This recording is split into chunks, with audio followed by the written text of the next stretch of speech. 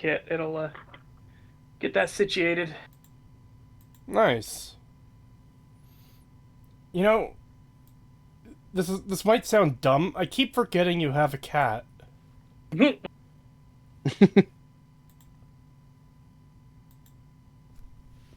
Yeah.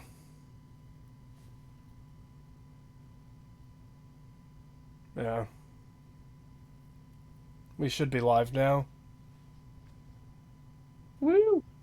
Woo! Man, I'm still feeling really tired and I don't know why since I actually got pretty good sleep last night. I got decent sleep last night. I've been trying to fix my sleep schedule. I've been staying up way too late, right lately. I Um, stayed up for like over 36 hours and then fell asleep sometime yesterday morning, slept all day yesterday, and then slept all night last night, all the way up to like 5 o'clock this morning. So I got plenty of sleep. I'm still shocked that to find out you stayed up 36 hours. Because the last time I had talked to you before yesterday, we had just finished watching a few episodes of Trigun, and I was going to bed, and you're like, yeah, I'm probably going to go to bed too. And I find Yeah, out, and no, then I you did. didn't. Nope, I didn't. I couldn't sleep. Wow. Yeah, I've been having trouble sleeping a lot lately until just this morning. Hmm. Or yesterday, I mean, yesterday morning. Um, 8 Australian dollar from DailyOcon. Oh, thank you. Hey Stag, y'all watch Pippa Dat Wizard Game streams and seen Pippa's birthday stream with the Kung Fu Panda PP somewhere in it? Oh I Um, didn't yeah, see. I the saw fucking I saw the first Hogwarts stream from her, and that's it. I don't know if she streamed it a second time. If she has, I haven't seen it, and I haven't watched a birthday stream. I've only seen the clip of her reacting to Ken Ashcorp's birthday song, which is fucking yeah. hilarious. That's all Yeah, I've seen too is the Ken Ashcorp thing. That was pretty you're funny. 4 years old now. But yeah, it's a pretty relevant thing to bring up because I was actually planning on talking about Pippa in the intro along with Pikami. Mm. Because, ooh boy, do we got some stuff to talk about with that. So, as some of you. Preemptively, I was gonna say I'll preemptively say it. They deserve it. Oh, yeah. 100%. You'll understand what I'm talking about here in a second, chat. If you don't know, Yeah. So, as many of you may already know, Pikami came back from being MIA for 3 weeks. So she finally came back, and she came back to announce that she is quitting VTubing and is going to basically delete all of her social media because of the bullying she received for announcing she wanted to play the game. Keep in mind, she didn't even play Hogwarts Legacy. She just said she wanted to play it. And that was enough for fucking Twitter and all the fucking trans people on Twitter to go after her, dox her, and send her death threats. And yeah, her having trauma from being bullied in the past, yeah, she couldn't handle it. So she's giving up. And they're celebrating this. They think it's a good thing that they bullied an innocent person who has trauma off the internet for wanting to play a fucking wizard game. Yep. They've even gone as far as to say that her leaving proves that she was wrong, and that since Silvervale isn't doing the same thing, it's proof that Silver hates trans people and that she needs to be bullied more. I didn't hear the bully more part. Jesus Christ. Yep. Yeah, they're basically saying they need to try harder with Silvervale, which is ridiculous. Let's see what else was there. I have bulletined. Oh yeah, it's also not enough that Pikami is quitting and closing all of her social media accounts. They are now trying to smear her as a pedophile as well, based completely on nothing, by the way. There's literally, they have no proof of any of this shit. It's literally just, oh, well, she's also a pedophile, so you should hate So No. it's Their fine. their proof is even more fucked than that. They did a translated, badly, mind you, conversation out of context and tried to say they're talking about little kids. And it's like, no, she's talking about her character. You dumb fuck. Here's an Oh actual yeah, translation. yeah, I But no, saw of course they that. don't like that. Of course they can't stand that because troons are allergic to anything resembling reality. Yeah, so they're trying to smear her as a fucking pedophile based on bullshit out of context thing that was about her own character, not even like kids or anything. Just because like it's like she's already quitting and leaving the internet, but no, it's not enough. We also have to make sure that people think she's a pedophile, which is super ironic given the fucking group we are currently talking about and how most of them tend to be pedophiles and openly Yeah. defend pedophilia. But when it's somebody we don't like, we'll make sure to accuse them of being of one, meaning they Well, you know know that being a why that pedophile is wrong. Yeah. And they want to demonize them to their potential defenders, right? That's why they Yeah, do it. which is, Because but it's just funny to their me. group would be all about kitty diddling. That's what all they are. They're fucking sicko disease pieces of shit. Yeah, Well, exactly. That's what I'm saying. It's worth noting we're not talking about all trans people. We're talking about specifically the crazy activists. Yeah, we're talking about Specifically- the Twitterite fucking trannies. Yeah, because that mainly distinction the- absolutely needs to be made. Yes, mainly the like trans community, not individual trans people, but like the trans community as a whole, It's as pretty in like the majority. Basically, the hive mind part of it, just like the LGBT stuff. It's like there's good gay people, so, obviously it's like I'm gay and I completely have the different opinion of all these activist groups and stuff. Yeah, I'm Once you enter the like I said, the main problem is the activist group stuff. Yeah. So, but I just find it hilarious that the same people who defend pedophiles will accuse other people of being pedophiles as a bad thing, meaning they know pedophilia is a bad thing, but then they defend it anyway. So, yeah. And then they have the nerve. These people have the fucking nerve after Pikami announces that she is giving up, quitting VTubing, and leaving social media. They are still saying, oh, well, we're the victims because Pikami leaving will cause people to unjustly target us. We're the victims. It's like, fuck you. You're not the victims. You never were. You're the goddamn bullies. You're the ones who attacked people. You did it first. It's 100% your fault. None of this would even be happening if it wasn't for you. So shut the fuck up. You deserve it.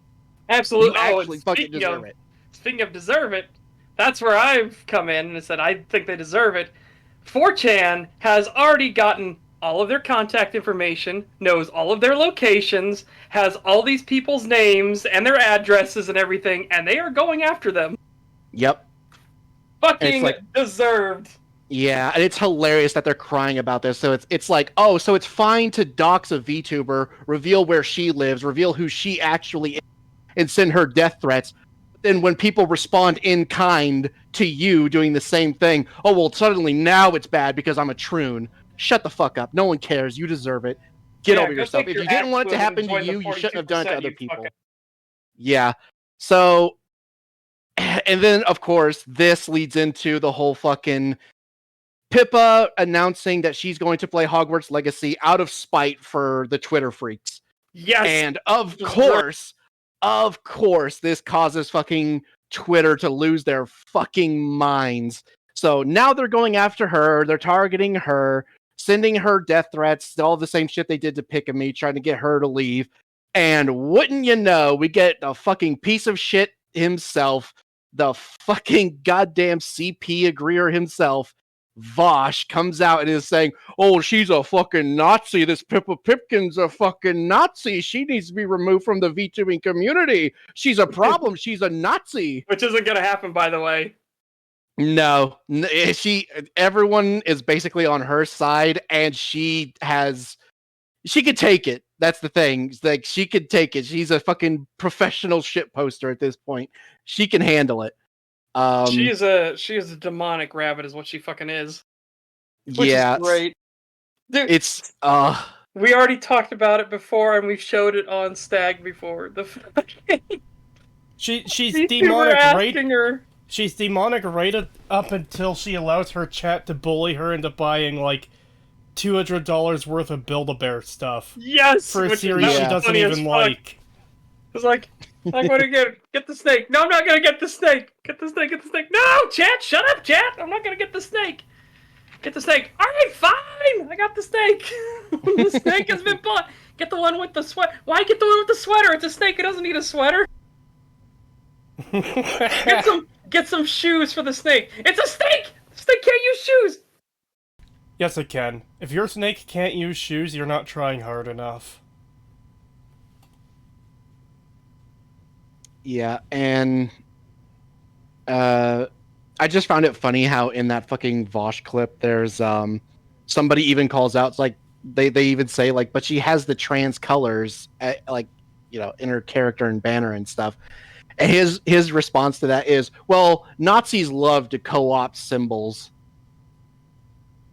I'm sorry, what? You think a fucking out Nazi would fucking co-opt the trans flag? What the fuck is wrong with you? You fucking retard. Co-op symbols. Oh my god. He's so fucking stupid. He's actually retarded. And of course he bases this on nothing. Like, one of the things he cites as proof that she's a Nazi is that her chat sometimes says oy vey. Yeah, he says people saying oy vey is proof that they're fucking Nazis. God damn. He's a fucking retard. I fucking hate him.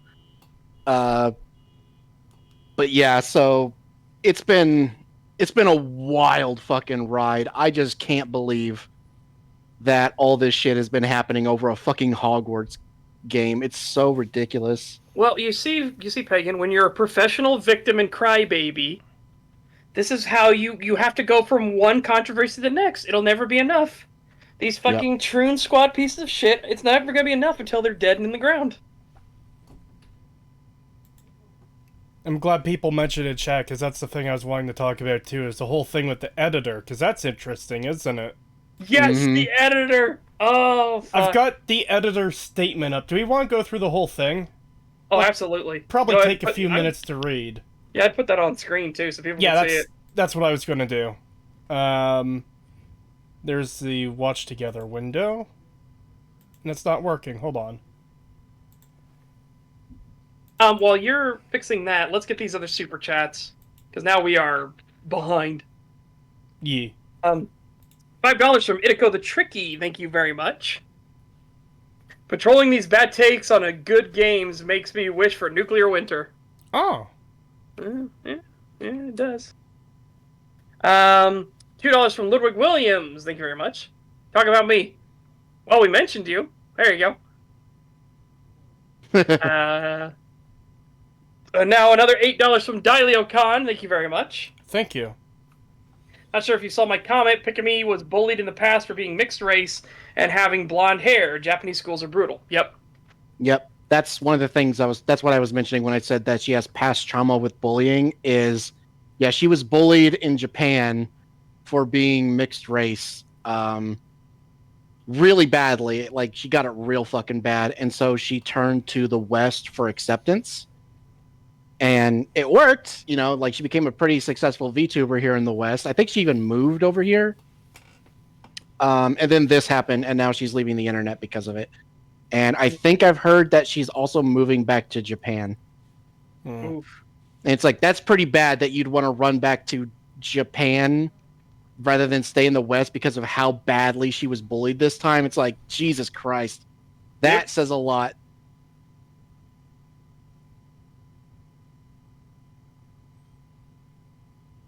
And Duncan McCockiner posted in chat, this thing show like it's I've seen it going around a few times. It's basically showing how a lot of these crazy activists will move the goalposts and justify it. It didn't happen, and if it did, it's not that bad. And if it was, it wasn't a big deal. And if it was, it wasn't my fault. And if it was, you deserved it. Yep. Again, they're just a fucking disease on this planet. That's all they are.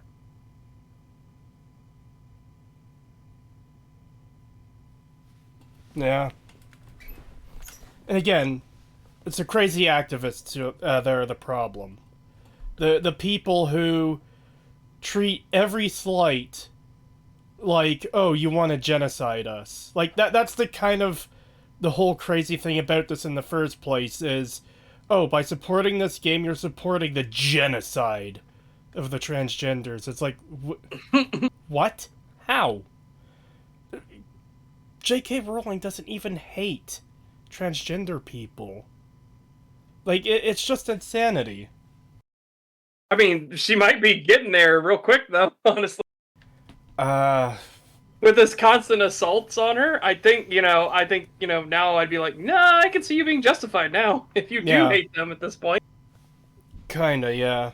Because this is part of the problem too, is, this whole behavior from the crazy activists is what's gonna hurt trans people more. Because Oh, of course. people are gonna point, to this as, oh, this is an example of why all trans people are bad, not just the activists. And that's going to hurt the people who, again, aren't the activists, are just normal people who want to live their lives. Yep. Yep. So, And unfortunately, the community at large, like the trans community, the problem is, it's like you can argue that sure some of the people that bullied Picame off the internet are the problem, but then this same group, the trans community as a whole, there's been what I've seen maybe 4 or 5 people denounce it and say that it was bad out of the whole community. Out of the whole fucking trans community on Twitter, I've seen maybe 5 fucking people in nearly like 3 dozen threads. So at least several thousand comments I've read, and out of all of that, I've seen maybe 5 trans people say, "Yeah, maybe that was a bad thing. Maybe we shouldn't do shit like that." That's the fucking problem. Is you don't have enough people in the trans community denounce this shit. They don't police their own community. They don't do anything. They well, don't it's call this shit out. part of the problem might be that their community is taken over by the crazy activists, where if you step out of line, you're a monster. It's almost the whole uh, cult-like mentality where um, they I think I've talked about this before, because this is kind of the whole SJW thing from a few years ago, too, the cult-like mentality thing. It's like, oh, we're your friends. Your old friends, they're problematic. You need to cut them out of your life. So we're your only friends, and if you don't do what we like, then we'll all essentially blacklist you, get rid of you, so you have no one left. And they hold it over, like, it could be a situation like that.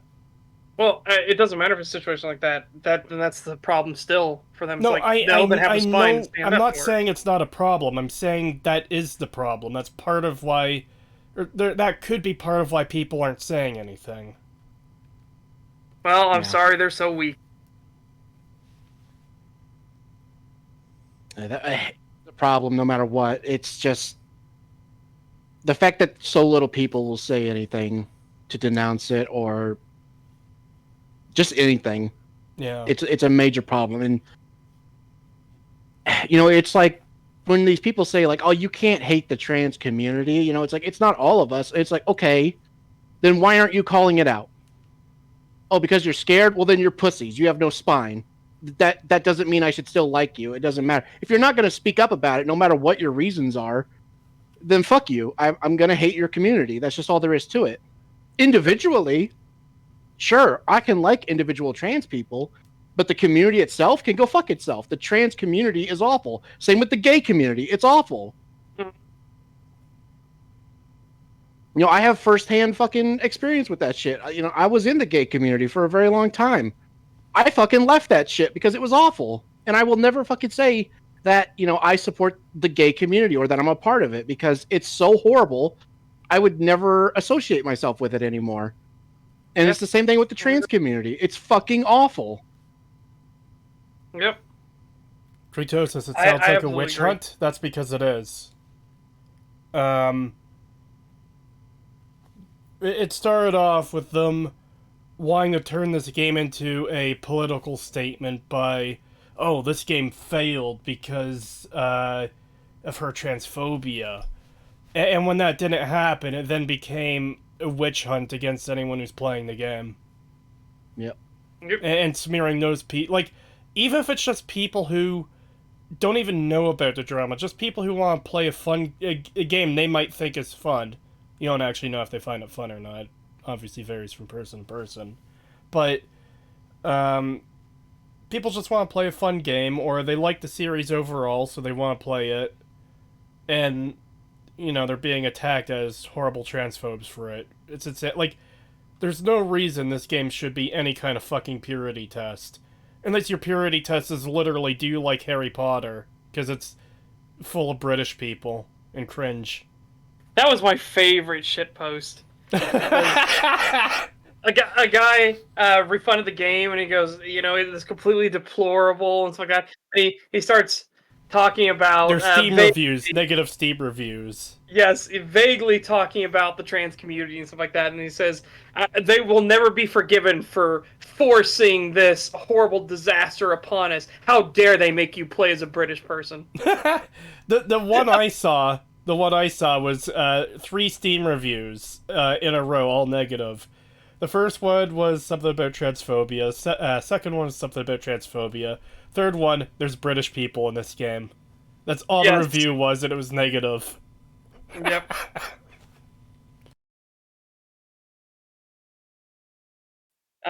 $2 from Ludwig Williams. Thank you.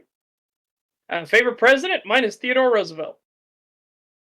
Yeah, Theodore Roosevelt was a pretty fucking badass president. Yeah, it's hard to think of a better one than him. Yep. My favorite president is the 49th president. Do you know who that is? There isn't one yet. Okay. I was gonna say, if that's the joke. Okay, fair. Anyway, should we get into this editor response? Yes. So, rumors started going around several days ago that Jim Sterling fired his editor. And I think this was confirmed by Jim on Twitter. And there's apparently a big Patreon post where he mentions that the editor was abusive or something. Which, okay. Yeah, again, Jim's gotta be, gotta play the victim in this somehow. Well, yeah, Jim Sterling seems like he's always seemed a bit scummy to me. And he seems like the kind of person who can't take personal responsibility for stuff. That's just the impression I've always gotten. He's always seemed like every problem I have is someone else's fault. Yeah. And this is just more of that.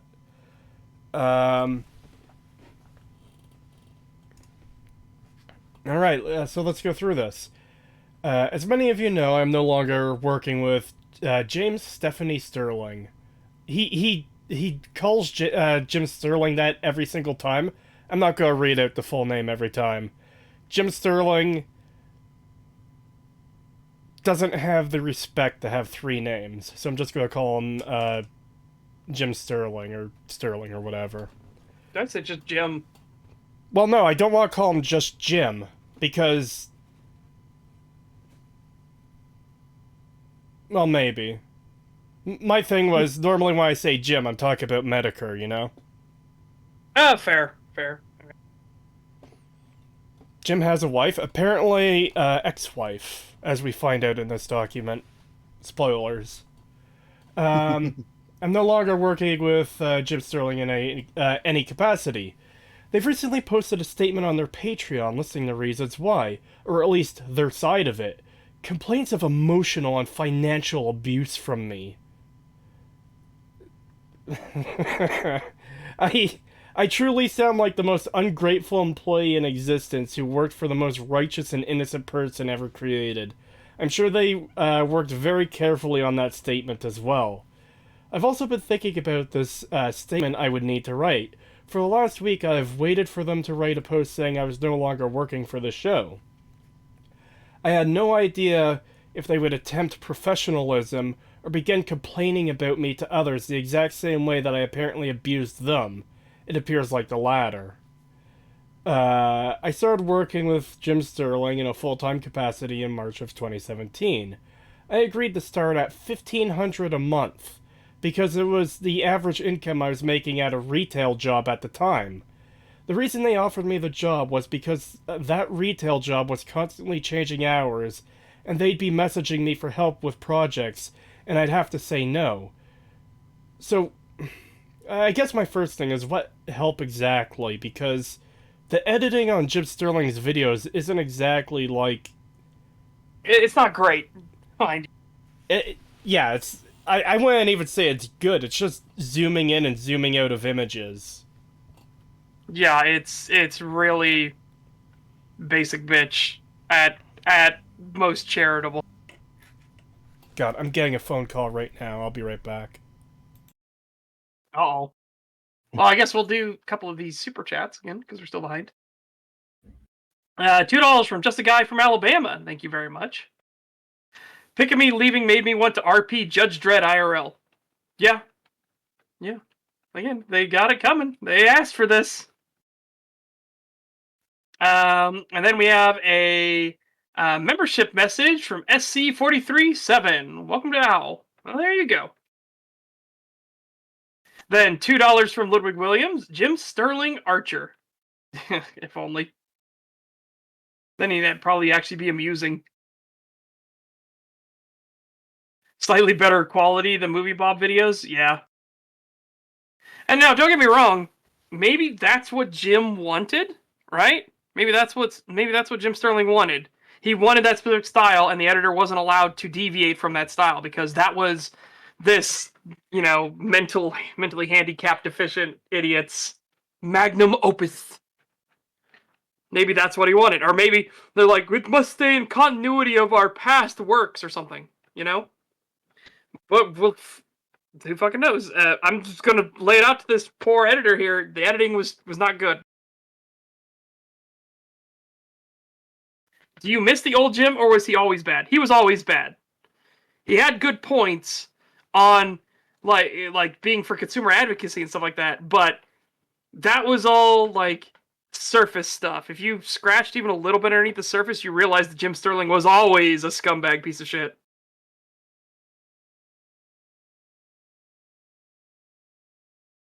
And don't get me wrong, as much of a scumbag piece of shit he is, I'd still side with Jim Sterling when it came to the digital homicide thing, because that's just fucked. Yeah.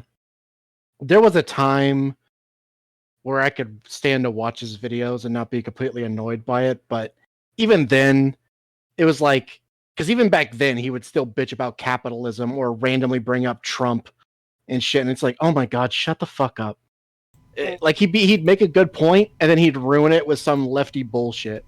Yeah, it's annoying to hear, like, genuinely good points like, hey, loot boxes are bad, they're addictive, they're manipulative, blah, blah, blah, blah. And then have it, like, not even missing a beat go straight into, this is a problem with triple capitalism. Like, shut the fuck up. Not everything is the fault of capitalism, you fat cunt. Yep. Yeah, Digital Homicide was the developer that sued him, yes. Oh man, that reminds me, the fucking capitalism thing. Since I don't know if we're ever gonna cover the video or not, I just want to bring up one thing from a video that was suggested to us. I will say this very quickly, Pagan. I do not have it in me today to do an entire Jim Sterling video, especially when this is going to be one of the most unhinged Jim Sterling is ever going to be. Okay, so do you think maybe that will be the one that we're going to cover, or do you want to do one of the other ones I listed? We can... I'm not actually sure, because, any of those 3 videos you shared and one I shared look like they might be good to cover. Yeah. So yeah, you can mention your thing. I just wanted to mention quickly that I do not expect to get through this video. Yeah, okay, so basically, one of the suggested videos was about Fallout 76, which is why we potentially might not cover it, because we haven't played it in a long time. But I Well, did watch the video, and did- from what I saw, Did I tell you the horrible news I got? oh What's no, that? what? Fallout 76 was a part of a humble choice, so I have it again. Oh Where- yeah, where's- yeah, you mentioned that. Where's my fucking noose so I can hang myself right now? Yeah. Well, basically, this video is about 76, and at first it does kind of a good job of going into all the problems of 76. It gets pretty in depth about it. But then he tries to defend it, and one of the things he defends, which pisses me off so fucking much, is that he brings up how the dev team was, not treated very well, and there was crunch time, and it got pretty bad. And his response, then he goes into like saying that he wants to support the game for, like to help the devs and stuff because he thinks they deserve it, which I don't think they do. But he then says, but I also don't want to support the game because it would just encourage this kind of behavior to force crunch time on your devs. And then he follows that up with, but I don't blame Bethesda for that. That's the fault of capitalism. Capitalism causes crunch times, not Bethesda. That is Fucking insanely what? retarded. That is That's a insanely mental retarded. That's a mental take for sure. Jesus Christ. Yeah. Don't blame the fucking company that literally did the thing that you're complaining about. No, blame capitalism as a whole, which has nothing to do with fucking abusing workers. Like, in fact, it's illegal under capitalism to abuse your workers. But no, fuck it. Just blame capitalism for something Bethesda did and then say Bethesda didn't do it. Even better, capitalism proved him wrong because the game didn't do well. Yeah. So, like, Jesus Christ, it didn't make a ton of money. Yeah, exactly, which would decentivize that sort of thing. So he's just flat out fucking wrong. It just doesn't make any sense. He's so desperate to make fucking Bethesda seem like the good guys that he will literally defend them when they like force devs to go like to do crunch time and shit like that and try to blame capitalism for it. Like, what a fucking idiot. Oh, and this was Shoddy Cast again, by the way, that you're talking about, which... Yeah, man, that was Shoddy I do Cast. not like Shoddy Cast. I don't either. People keep saying that, oh, no, he's a good guy. He's one of the good ones. I have not seen anything good from him. Yeah. Every time we get like recommended a video or I check him out on my own, it's never a good video. It's always some bullshit where he's filleting Fallout 4 or Fallout 76 and just making the worst fucking takes you've ever heard. Shoddy Cast is not good. Please stop saying he's good. I do not agree with you. Yep. Same thing with Mr. Matty Plays. He fucking sucks. One of the fucking... I will kind of sort of jump to his defense here. Apparently he has changed a bit over the years. Apparently he, like, just so people know, this is the guy who once said that it's insulting to say Fallout 4 is a bad game or something like that. Mm-hmm. It's a video Rags responded to when it first came out, because this is way back. This is the people love to hate Fallout 4 video. Apparently he's not that bad anymore. I will say that. How recent would you say that he has changed? Like, the past 2 years is what I... Like, I don't watch him or his content, so...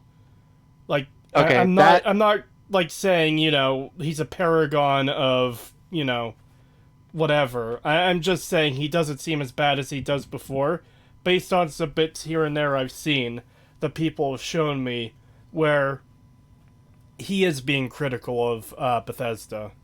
Okay, so that aligns with the thing I was about to bring up because it's specifically...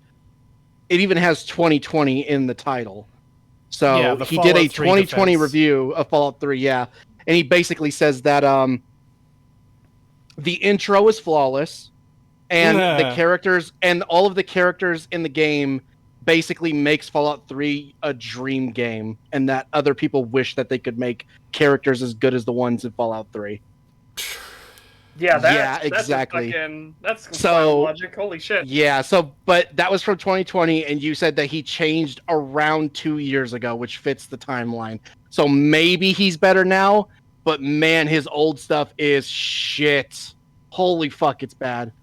Some people in chat are saying that he still isn't great, he's still meh, he still has shill energy.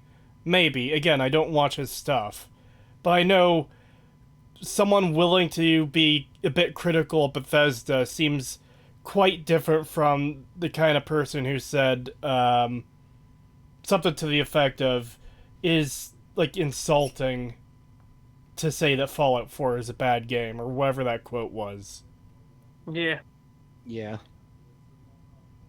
All right. Well, would you like to finish the letter, and then we can get back Oh, to I've the barely super stuff? started the letter. Yeah. The reason they offered me the job was because the retail job was constantly changing hours, and they'd be messaging me for help with projects, and I have to say no.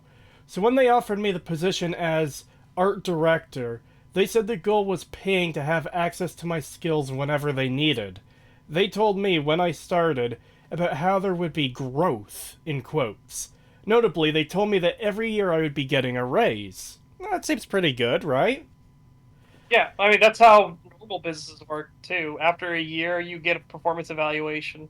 I guess it changes once your salary. Once your salary, you have to be the one that really goes after the raises, which shockingly also explains why there's a big disparity between people's pay, because there are some people that just aren't a fucking go-getter. But no, normal like retail jobs here. After a year, you get a performance evaluation, and then you'll get a raise between what certain minimum to certain maximum. Yeah, we didn't grab all those super chats, did we? No, there are more and more coming in. That's why I was saying, do you want to do more of this? Because there's more and more coming. Alright, there's that. Did you get the Pizza Tower one? No, I haven't done that one. That's the one I'm on right now. Okay, $2 from Chris Ellinger. Thank you. Hi, Stag Crew. What are your thoughts on Pizza Tower? No idea. Never played it. I remember. I've seen bits and pieces of it, and I've seen Space Station 13 has brought a character from Pizza Tower into the game. Oh my god. Of course Yeah, it did. yeah, and he freaks out, screams, and runs around, and if he hits people, it flattens them and does a bunch of damage, and he like slams into walls and stuff like that. He's very, very hard to control. The only thing I've seen of Pizza Tower was like 3 or 4 years ago when Vinny Vinesauce was playing like the demo for it. Yep. $2 from Ludwig Will. Oh, sorry, Pagan. Your thoughts on Huh? Pizza Tower? I don't know what that is. Alright, $2 from Ludwig Williams. Thank you. Favorite South Park character slash episode? That is a fucking hard one. Yeah, I'm not Yeah. sure what would be my favorite. I do think Cartman is probably my favorite character just because he's just hilariously evil. Yes. Yeah. It's between Cartman and Kyle, because Kyle is funny too for me. Well, they're all fun. No, but I mean, like, of that level, I love those things, and I especially love their banter back and forth between Kyle and Cartman. Yeah, I do too. I think they have the best banter between each other. I fucking love when sometimes Cartman is right about Kyle. Like the Yep. fucking water park episode where fucking Cartman keeps saying like, "Give me your Jew gold. I know you have it. All Jews keep it around their neck and shit." And he's like, "You're a fucking piece of shit, Cartman. Like Jews do not keep gold around their neck." And then at the end of the video when they're getting rescued, fucking Cartman's like, "You're not coming with us, Kyle, unless you give me that Jew gold around your neck." And he's like, "Fine." And he actually pulls out the fucking necklace with the Jew gold in it and Well, throws it to him. What's even funnier about that moment is Cartman is like, yeah, nice try. I know all Jews keep a fake pouch of fake Jew gold on them. Give me the real one. And then he has to give that up too. He pulled out the real one. Yeah, it's like, oh my god, that's so good. funny. Yeah, it's been a while since I've watched South Park. I really need to watch it again at some point. Yeah. I think, God, what favorite episode though? Oh 'Cause- god, that is hard because there's so many like I fucking actually amazing episodes. like the Game of Thrones episode. Oh, I don't think I've seen that. Must have come after I've stopped watching South Park. I Ah, saw that one. It's pretty good. yeah, because um,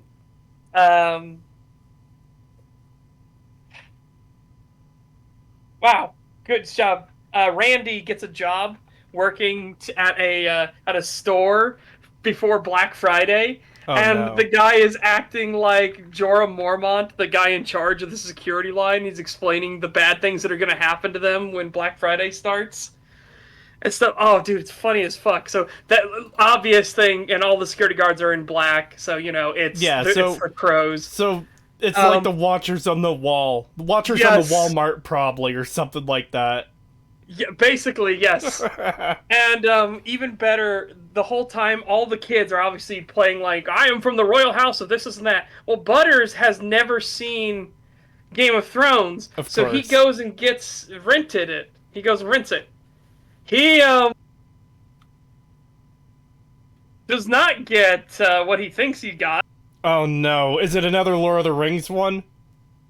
Wait, no, wait. Now maybe I'm getting Lord of the Rings ones confused. But I Yeah, remember you Butters are. did not. Yeah, Butters did not like it because he got pissed off that there were no dragons in the first season. He's like, where the fuck are the dragons? Yeah, I Oh, think so it wasn't wasn't okay. man. It's Yeah. been a while since I've seen the episode, so I'm trying to remember exactly. Wasn't the Game of Thrones episode the one where like they're also having like a console war, and then they all get disappointed by the end of it, where they're like, "Oh yeah, this one is the best one." Mm. Oh, this one's the best one. Yeah. I think I remember that. If I remember correctly, that's what the Game of Thrones ones was the console Yeah. war episode. Yeah, man, this is the hard part when there's so many fucking episodes of something, and they start blending together because they're Yeah. similar jokes. Especially since it's been so long since I've seen South Park, like years and years since I've watched it. So there's a lot of amazing episodes that I'm just outright forgetting. But Yeah. Yeah. yeah, it's South Park is a fucking riot. Yeah, Yep. one of the ones that always comes to mind to me, I don't know if it's my favorite, but it's definitely one of the ones that always comes to mind is the fucking change. Change, Oh, yeah, the please. homeless Oh, that people one is one. so good. Yeah, and he's like, guys, I just need to go give stuff. I don't have my wallet on me, but it's okay. I'll just go get my stuff. No, that's how it starts. And then Randy shoots him. Yeah. The guy leaves the thing, and he gets surrounded. And he's like, change. Oh wait, no, it was Randy that got surrounded. Yeah. Yeah. And then he gives them their money. He's like, don't touch me. Here's some money. Just go away. He's like, oh shit, I don't have enough money for the bus now. Can I get some of that back? Can I get some of that? Can I get some of that change back? Can I change? Change? Can I have some change? It's like, oh no. About $1.50. About $1.50. Yep. Oh god. And then Loch Ness Monster for Tree Fitty. I said, what you gonna do for Tree Fitty, Loch Ness Monster? Oh, it wasn't Randy, it was Gerald. I think it was Kyle's dad. I thought for sure it was Randy because it was supposed to be ironic that he murdered somebody turning into one of the homeless, and then that happened. I think don't remember. I think several people turn home. The one I remember the most from that That episode was is Kyle's dad. Everyone's like, it's Kyle's dad. the one I remember the most from that episode is when they're all huddled up on the roof and there's this new character we've never seen before that everyone's just treating as like a normal member of the group. And he gets a call from his wife that their house has been foreclosed upon. And then Stan's dad, Randy, for some reason I forgot his name for a moment, he points the gun at him and he's like, he's homeless now when anyone questions him. And like he's like, I'm still one of you though. And then it like he slowly devolves like, oh my god, what am I gonna do? What am I gonna do for money? I need some and then it stops. And then he eventually does say change. It's like fully devolves at the asking for change. And Randy just blows his fucking head off. Yeah. Fuck. Oh, did you guys mention what Setch did? It was Kyle. What was yours, Peg, and your favorite character? Oh, Cartman for sure. Hands down. Yeah. Yeah, Yeah. mine was Kyle or Cartman, and it's because of their banter between each other. $5 from just a guy from Alabama. Thank you.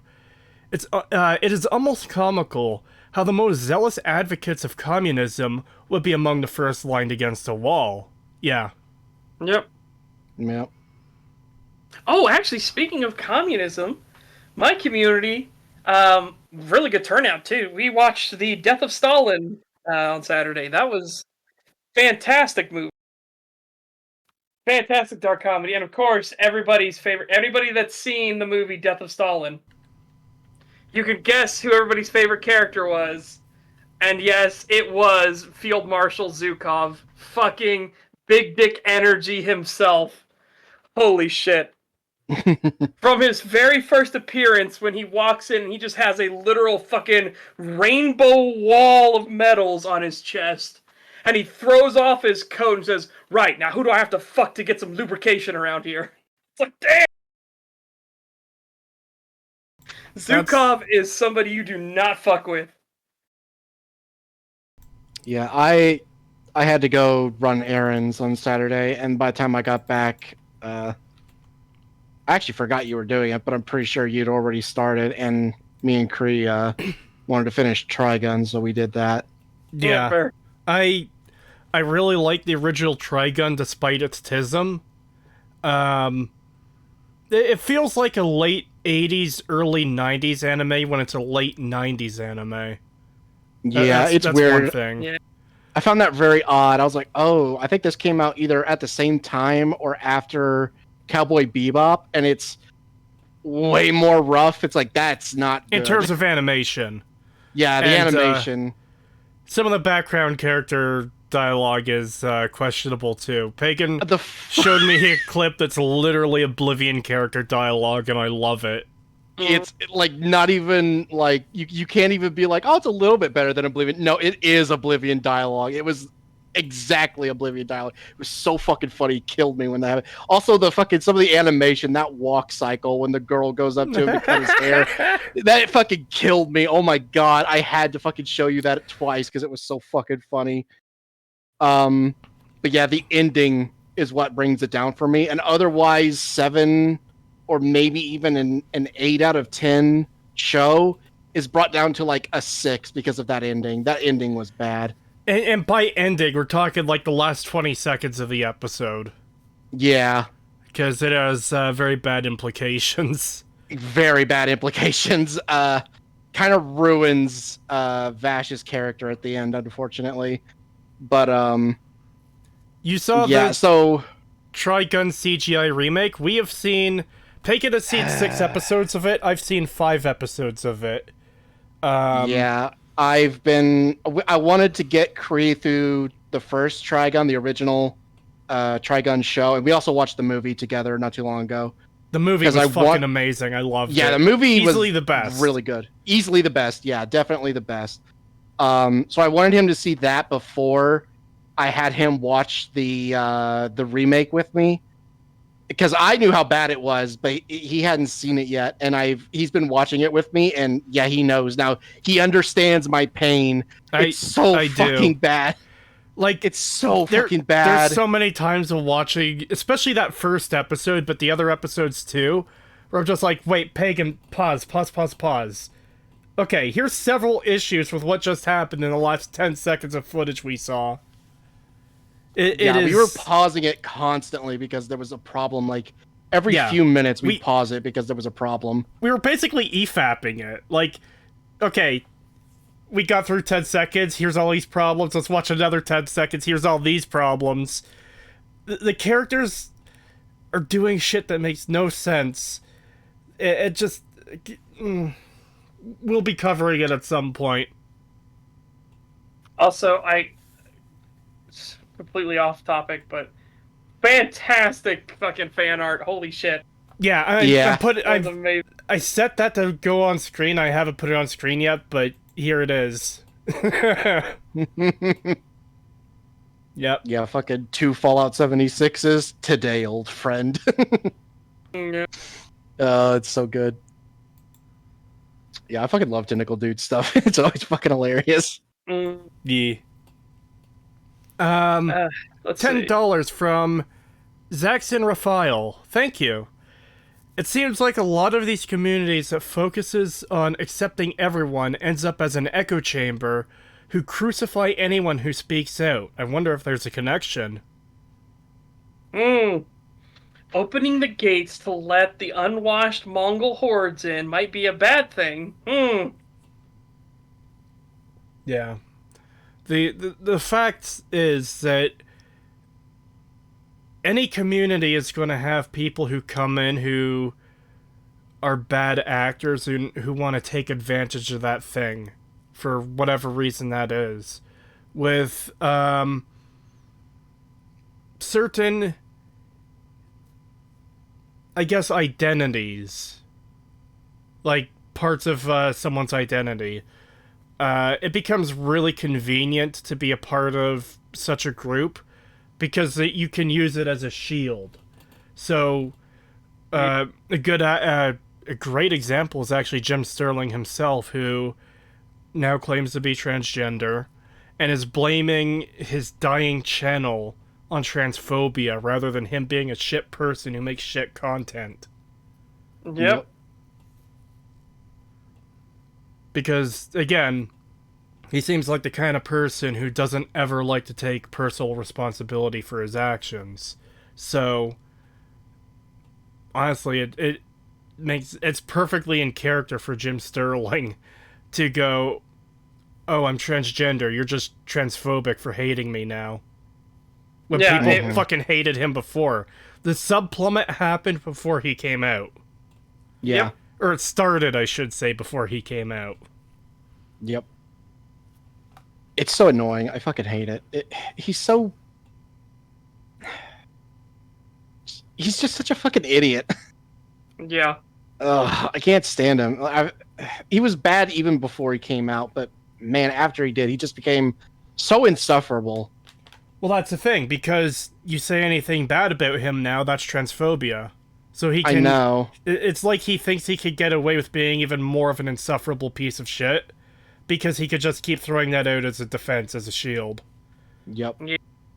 Oh, yeah, Tier Orbital, I completely understand you. He says, I criticized the new Trigun show, and people said that I did not understood artistic intent or some shit. Yeah, every fucking thing I have seen of the remake, it's just people praising it. It's just people being like, oh, it looks so cool. Ooh, ooh, ooh, so interesting. And I'm just like, Jesus Christ, you people have, like, no critical thinking skills at all. Oh, it's so bad. And fucking oh my god, I hate the way they portray guns in that show too. Like even fucking Kree, who's not like very gun literate, was getting Pointing extremely shit pissed out. off. Yeah, we were like drawing up diagrams for each other and stuff and being like, this makes no fucking sense.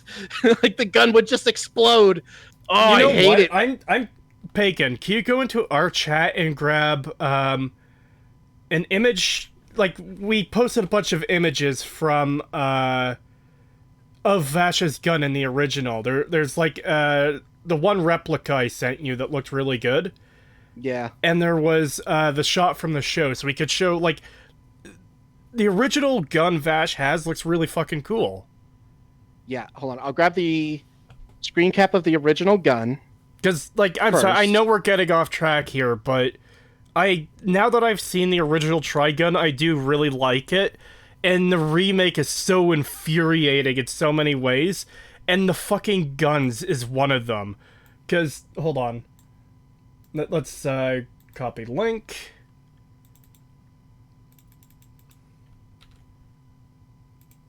This is a cool fucking gun. Like, it just looks good, especially, like, in the hands of a main character, you know? This isn't a gun some rando nameless bandit has in episode, 37. This is the gun you see all the time. And it looks fantastic. And what's even cooler is the fact that it's a rare gun that would actually work. Minus the hammer. I was just about to say. I was hoping. I was literally sitting here being like, "Please don't let Seth say anything about the hammer because I want to say it first." And he fucking says it. God damn it! I was gonna say the only issue that we have with this gun is the fact that the hammer is set too high. Yeah, it's gonna fire the top cylinder when this is clearly a bottom cylinder firing Magnum. Yeah, that's the only issue with this gun. Other than that, it's perfectly fine. Yeah, because And there then is actual designs of this in real life where they fire out of the bottom cylinder, and they do yes. it for a very practical reason. It stops, or well, it doesn't stop, but it negates a lot of kick up that you get on really powerful firearms. Oh, that's not the one I was talking about, Pagan. No, I know, but that is another example of a bottom firing Oh, revolver. with my Minus shitty the lines line. on it. Yeah, he drew a line on it because he was like trying to show me something that we were talking about. Because the way that the gun in the new one looks, which for one Can you looks grab like an a image of that? yeah, I'll have to look it up because we didn't post one in the Yeah. chat, surprisingly. But it looks more like a fucking shotgun, and there was something about it where, when we were looking at it, it didn't really seem to make sense. I will be right back 1 second. It turns out it's not as bad as we were originally thinking, but it's still pretty bad, especially considering what round it shoots. God, there's like no good images. Fuck. Well, I went into our chat on a different browser. I'm getting up the images of the shotguns I posted because, hold on. So, the problem with Vash's gun in the new version is that it looks like a shotgun like this, kind of like one of these very blocky shotguns. But it still has the revolver handle and like cylinder. Was forgetting that word for some reason. Cylinder. So it just looks really, really fucking dog shit, and I hate it. Yeah. God damn it! Will you just show the fucking gun? Are you having trouble finding a good shot of it? Yeah, I'm trying my best to find something. No, that's not a good angle. Give me the gun. Maybe I can find it if I do a quick Google.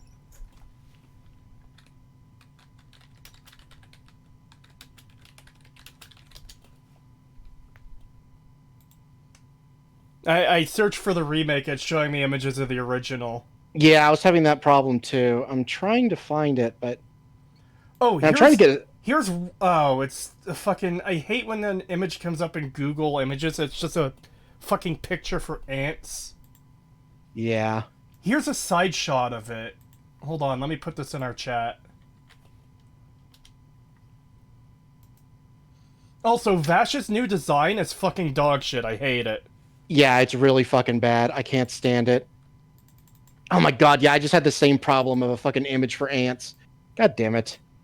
Like, it has the revolver cylinder and handle, but it has this gigantic block up front, and the barrel is in the direct middle of that. It's not at the top or bottom. Yeah, which is the problem I was having, because the way that it looked like it was coming out of the middle and the cylinder was lined up like it as if it was in the middle of this block, which means there would be no way to actually fire the gun. It would just fire the bullet into the metal and basically cause the cylinder to explode. But we looked at it more, and the cylinder is actually offset a little towards the top of the cylinder or of the barrel, so it actually would still be a bottom firing barrel, because it would come out of the bottom cylinder, the bullet would, and it would actually come out of the middle of the gun. It's just hard to tell at a glance. You have to really look at it, but it's still a fucking shit-looking gun, and the way he holds it and uses it in the show just looks so bad.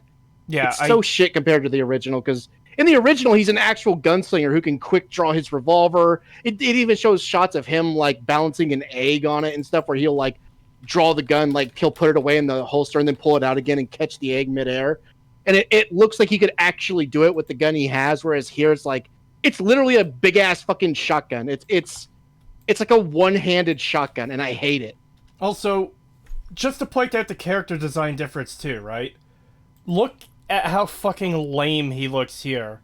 I said to Pagan when we were watching the other day, It looks like he's about to go on a fucking spree from gay nightclub to gay nightclub sucking dick. Okay? Yeah. Now look at the fucking original.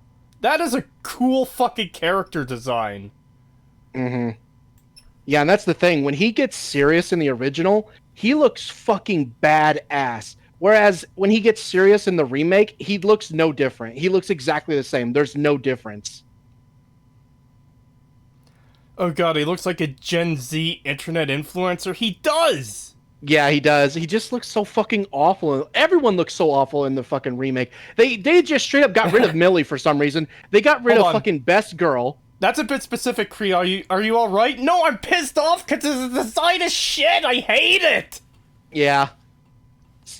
So they get rid of Millie, who is a really good character, especially near the end. Yeah. I won't spoil why. Kree knows why. She becomes really good in the later portion of the show. I mean, she's also really good at the beginning too. Bacon. What? Look at Tentacle Dude's comment. When I'm in a dick sucking competition and my opponent is anime reboot pro tags. Yeah. So Millie's actually a very important character, especially at the beginning, where it shows that because it's like you have two female characters who otherwise would be pushovers, and then you have the reveal that Millie is a fucking beast, and it makes you take them more seriously.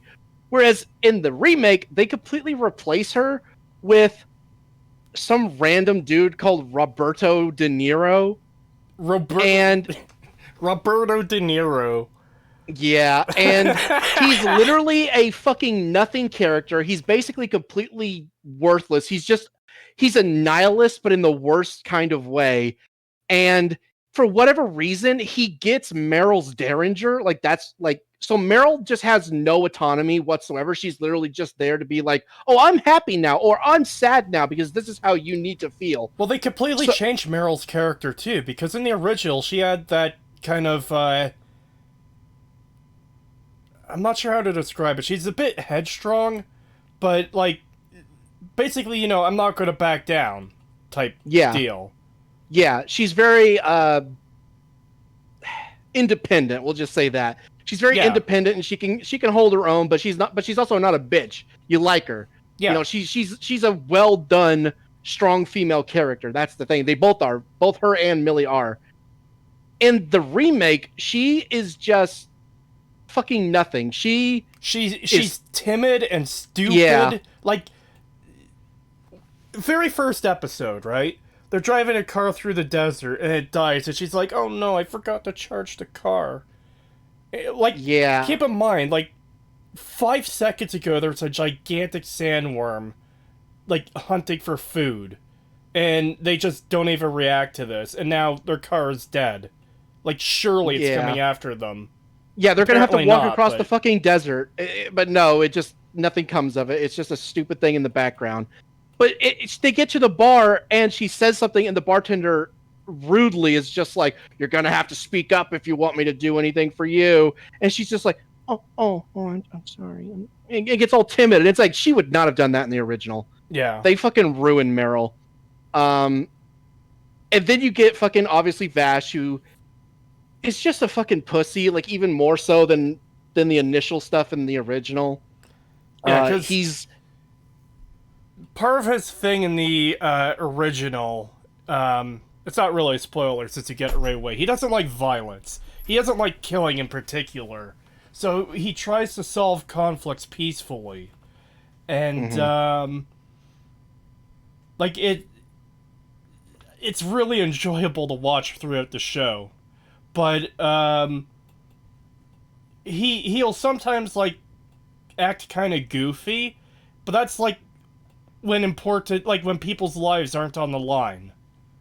Yeah, and then the moment where it's like, I need to make a decision, he becomes very serious, and you could tell that there's more to his character. There's something he's hiding, because when he gets serious, he gets kind of scary, and it's like, there's a past to this dude. Like, he acts goofy, but there's something wrong.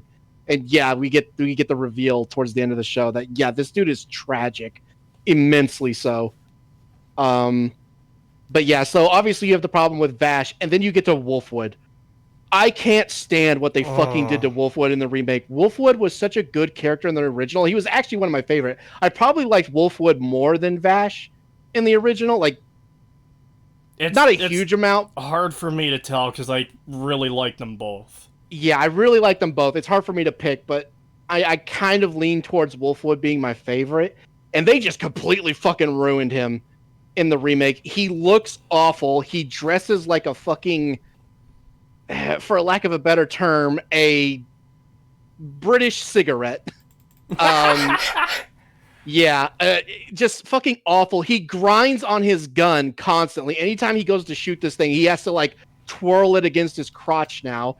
It is so overpowered that it should win every single fight they ever get in instantly. But of course, he barely uses it. I fucking hate it. It's so, and then they redid his backstory and just made him a million times worse.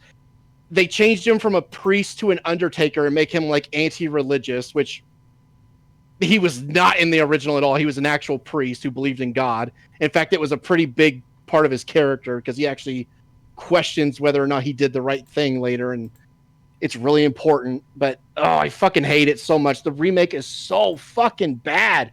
It's just so fucking bad.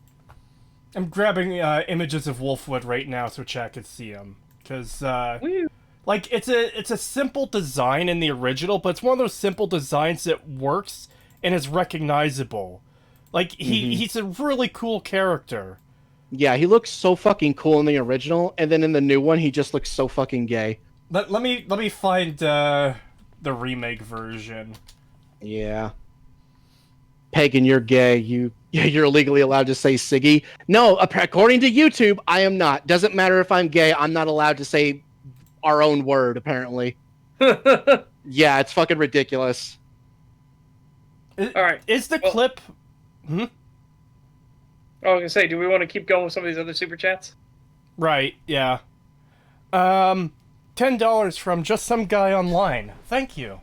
It upsets me that Jim said to try and defend the 76 dev team. I get they were a very, very inexperienced B team in Austin. Excuse me. But they were in over their heads. I do feel bad for them somewhat. I feel bad somewhat, maybe, but they still made a shit fucking game. It's like, crunch time or no, they were not skilled enough for this fucking shit, and they had some really bad ideas, so I feel bad that they had to go through crunch time, but at the same time, I'm not at all like I don't feel like their work deserves any kind of reward. Yeah. From the audience, I will say. 5 Canadian maple leaves from Adam Riley. Thank you very much. Shoddycast peeked at the lore videos for the Elder Scrolls. Never watched their Fallout lore. Haven't touched it since they sold the channel to the other guy. Oh, you found a model of it? Well, no, that's the original pig, and that looks pretty fucking cool. I think I would want to get that. Hold on, I'm gonna get this up on screen because no. Look, I like my dumb gay collectible bullshit, and like this would be fucking cool to have. Come on. I mean, I don't blame you. Let's see. We gotta break Cree of his collectible habit, and as well as the tabs. Keep your wallet in your pants. Look. I've got a really cool figure of Q. I've got one of Cisco on the way. I like getting cool collectible stuff. $2 from Ludwig Williams. Thank you. My favorite episode is Casa Bonita. That is a good one. What? Hello, welcome to Shitty Walk. Can I take your order? Oh God. Ugh. What? I think I just found a good picture for you to use. Let me see if it's... Oh, to show chat how he looks in the new one? Oh. Oh, God. They got some weird, like, sample... Oh, these are stickers. Oh. It's good enough. It shows them. Just ignore, like, the weird watermarks and shit over it. Alright. $5 from Just a Guy from Alabama. Thank you. Another funny thing is when communists talk about fascists, because it is a similar dynamic as those left versus right Twix commercials. Huh. Well, that's the part that's the problem, is fascism is a leftist ideology. It always has been. Fascism is a branch of socialism. Yeah, It's fucking insanity.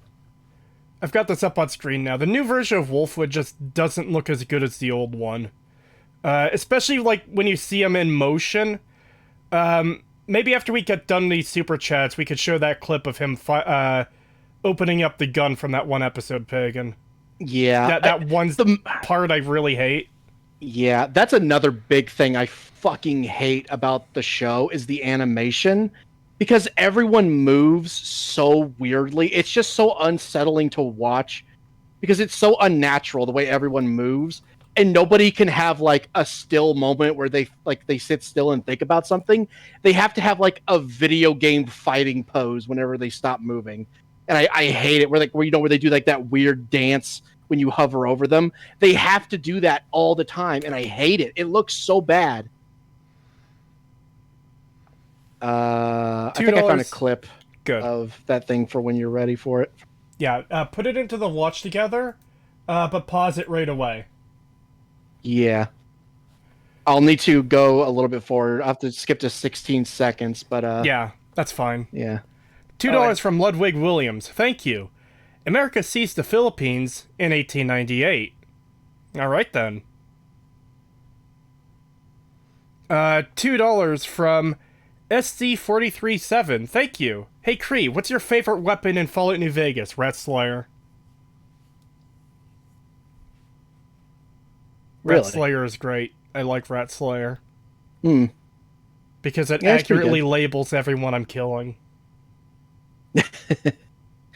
Oh man, mine's probably I'm a big fan of the Ranger Sequoia. It's hard. That and the Remington 870 hunting shotgun. Yeah, it's hard to compete with the 870. It just looks good, and when you see it, even an unmodded, even completely unmodded game, you just see your character with that. It just looks fucking good. Yeah, and it's hard to argue with that one. I like that one.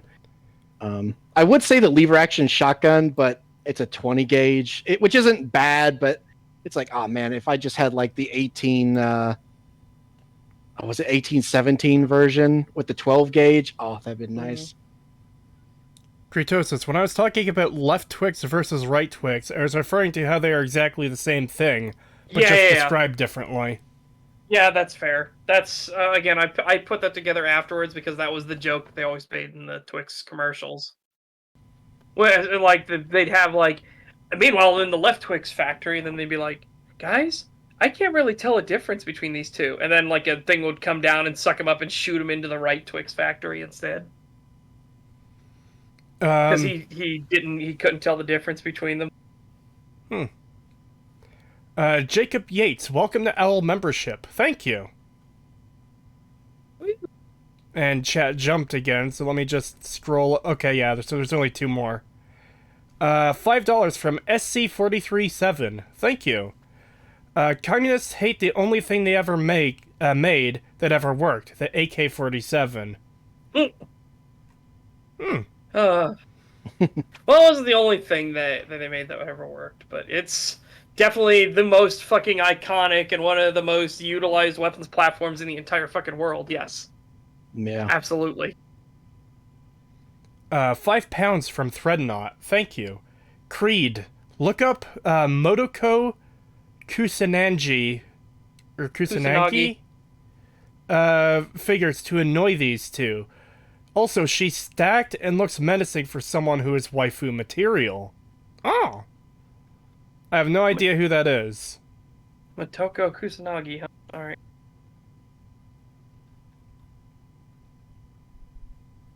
Anyways, chat, you need to understand how much I hate this animation.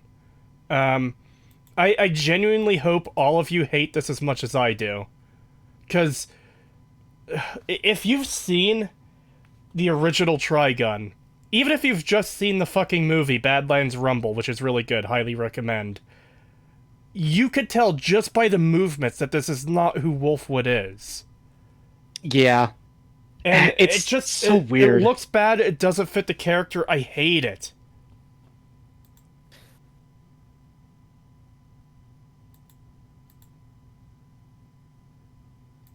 Like the whole that whole sequence, I fucking despise. Oh, it gets Um, worse. It gets worse. oh yeah, I've oh, I had it muted too. Should I have it unmuted? No, keep it muted. You don't There's no need to. reason. Yeah, you don't have to have it.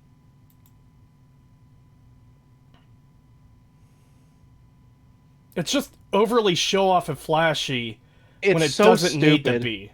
Like he was Yeah. never this show offy and flashy in the original. And that's the thing. In the original, they portrayed these things as having weight. He literally couldn't do this kind of thing in the original. He had to like heft it up and shit whenever he picked it up because Yeah. it was so goddamn heavy. Whereas yeah, so he here, wasn't fucking spinning it. yeah, and it was actually like a plot point that it was heavy because it was used as like a shield, and whenever he would throw it at people, it would like force them to the ground because it was so heavy. Dude You know, looks it's like a that was the dork. He point. is. Yeah, yeah, whereas here, all the guns, like that's the problem with all the guns in this show. There's fucking, especially Vash's. It's so much bigger now, but they still portray these things as if they're light as air, which Yeah. makes no fucking sense. They don't feel realistic at all. They feel so fake and artificial. I hate it. He had to lug it on his back with a strap. Yeah. Yeah, and I fucking love that line. You know, because whenever somebody would pick it up, you know, they like. I especially love that part where it ties back. But Yeah. you know, it takes like 4 guys to pick it up off the bus and throw it down to him, and he catches it, and he can hold it just fine as one person, but you can still tell it has some weight. Whereas it takes like 4 people to lift it, and they say, "Man, that thing's heavy," and he says, "Well, of course it is. It's full of mercy." And then, of course, we get that tie back later where. yeah. You know, Millie, well, you know, a character gives it to Vash and, you know, he comments on it being heavy and they say, well, yeah, it's full of mercy. I fucking love that. I kind of want to show them the shot of Vash shooting the rockets. Not so they could see the rockets blow up, but so they could get, like, the gun in motion. Yeah. Let me grab that real quick for you. Yeah, you'll probably be able to find it easier than I would. Mm-hmm. And like, here's part of the problem too, is Wolfwood is actually a perfect example of this. It's in name only. He looks barely like the original. He acts nothing like the original, and his backstory is like fucking 200% different. Like, it literally is name only. And I, like, what is the point of remaking this anime if you're going to change fucking everything about it to be completely different? Except for, like, yeah, basic, like, similar stuff. Because, like, the changes to Wolfwood aren't even the only changes. There are changes to the world that kind of break the world. So, again, without spoiling anything, most towns live off of a power plant that is made of ancient technology that can't be fucking remade. At least no one currently knows how to remake it. They only know how to operate it and repair it. maintain it. Maintain it, yeah. Yeah, they can't repair it. But these plants are basically gigantic light bulbs. Like, when I say gigantic, you can't move on your own. They make them so big in the original that as a target for theft, it is simply not worth it. In the remake, they're still kind of big, but they're small enough now that they could easily be stolen, to the point where one gets stolen 3 times in, 2 episodes? Yeah, 2 episodes. Like, there's literally a dude who, he's big. They made him significantly smaller in the remake for some reason. Like, but in the original, he was, like, Godzilla-sized, and now he's just, like, maybe 3 times the size of an average human. Yeah, he's pretty big, but, like, super big. And he carries it on his back with, like, no problem. And then, of course, you have the other one where the dude literally just flies in and takes it. Is nobody guarding them? Well, see, that's part of the problem, is a lot of these frontier towns on this planet, um, they don't really have a military. It's just, like, very much Wild West. Except for in the reboot, because Except for some there is a centralized military overlooking all of the towns and stuff now, so there should be some degree of like defense, but somehow in the remake, despite having a military now, they're actually worse off than they were in the original, and the original only had like your standard sheriff and deputies, like normal lawmen with like revolvers and rifles and stuff, and that's it. No body armor, just like, you know, cowboy outfits and lever actions and stuff like that. Whereas now they have like it's a military. They have body armor, like an actual military uniform that they wear that distinguishes them, like assault rifles and everything, and they're just completely useless.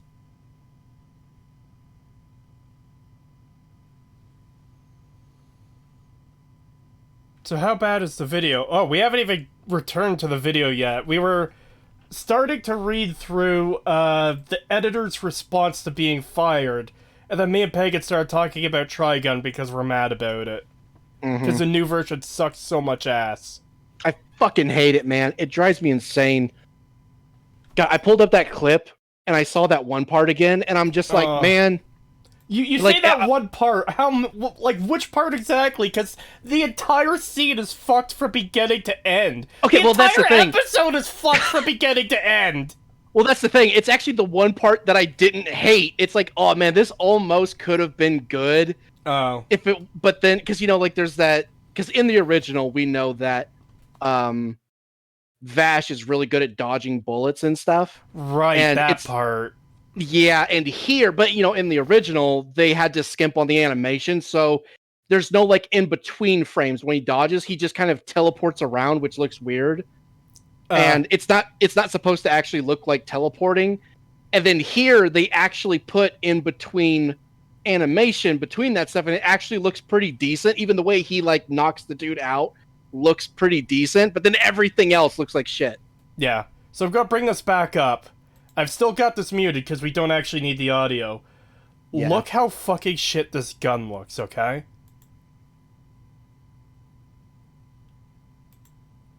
Pausing it for copyright reasons.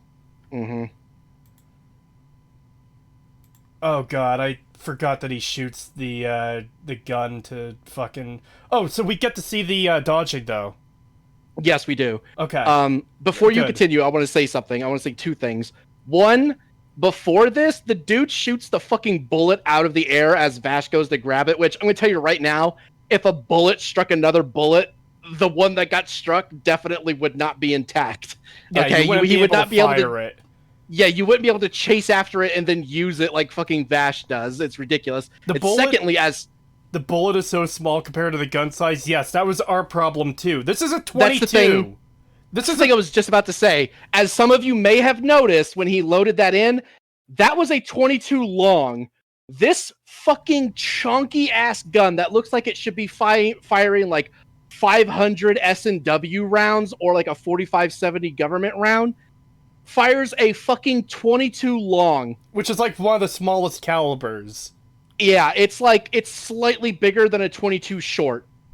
But even a 22 long is still smaller than a 9mm. So it's fucking useless as a gun, basically. And yeah, it's a 6-shooter the size of a shotgun that shoots a 22. Well, actually, technically it's a 10-shooter because there's 10 chambers in that cylinder. Oh, right, they changed it to a 10, so I forgot. In the original, it's a 6-shooter. Yeah. In the original, it's a 6-shooter. In this, they made it 10 rounds because it's a 22. So he has a little bit more rounds, but it's still fucking stupid. And we're about to see, like, one of the only good moments of this show when, like, with this dodging thing here, because it does actually look really good.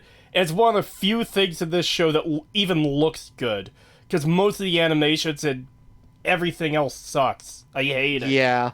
The dodging, like, yeah, that's the thing, because, you know, from the original, it's shown that he's good at dodging, but there's, like, no in-between animations, whereas here, it's like, oh, that actually looked pretty good. Like, I could actually see that's how he dodges bullets in the original. The problem is, immediately after that, they fucking ruin it. Yeah.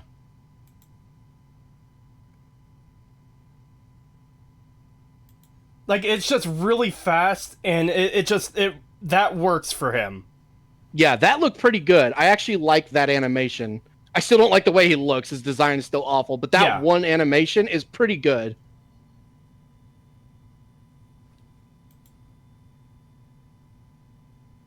All right. And I like that too. I like how he hits the dude in the back of the head with his gun like that. That looked pretty good as well. Right. But then we get this fucking shit. Numerous parts of stupidity. He just knocked this other guy's gun out of his hand. That gun might be useful when you're trying to shoot down a fucking billion projectiles out of the air. But what's even funnier is, like, they're standing on this big rock outcropping, right? Oh, there's still a little bit more to that. I still don't know why he doesn't get the other gun when it's going to be useful to, like, be useful to him. Yeah, he just ignores that gun, and then, for whatever reason, he runs over here to grab a rock. And it's like, you couldn't have done that where you were standing already? Why did you have to run over here to grab a rock out of the ground? I don't know. But it gets even worse because this fucking Babby fucking 22 round is supposed to shatter this rock into like 100 pieces and knock all these missiles off course from a single fucking bullet. Yeah, and that's the thing. If this wasn't a 22, if this was firing a larger caliber, like in the original, it's not confirmed, but it's believed that it's a 45 long Colt. So a 45 round, pretty decent. I still think the gun looks like it should be firing something bigger.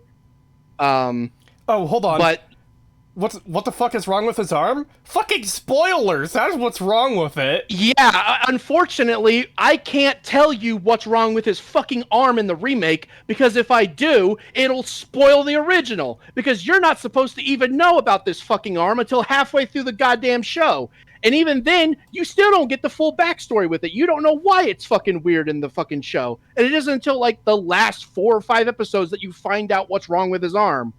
But in the original, they just spoil it immediately. Well, it's not quite the last 4 or 5. It's, they do show that one scene with what happens to it very quickly when we get the flashback with you-know-who. Yeah, you do get a little bit of it, but it doesn't really go into it until later.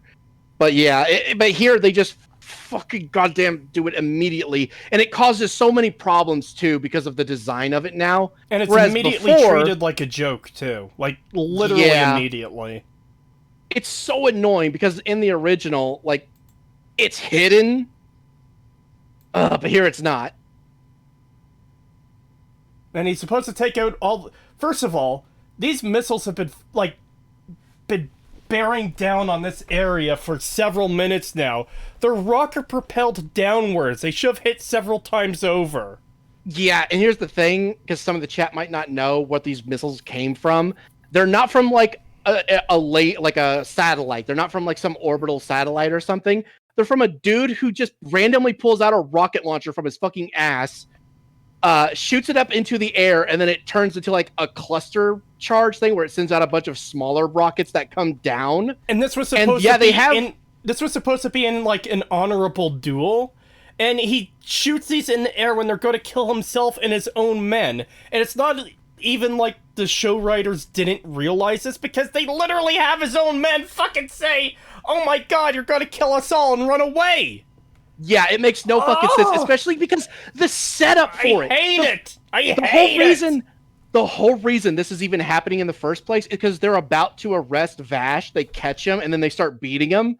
And the fucking Robert reporter, De Niro. Robert De Niro says, like, "Oh, well, we're going to report that you're brutalizing an unarmed man and that you're a coward. You should fight him in a duel to show that you're not a coward and that you're honorable." And the dude is so concerned about his like look and how he will be perceived by people that he agrees to the fucking duel.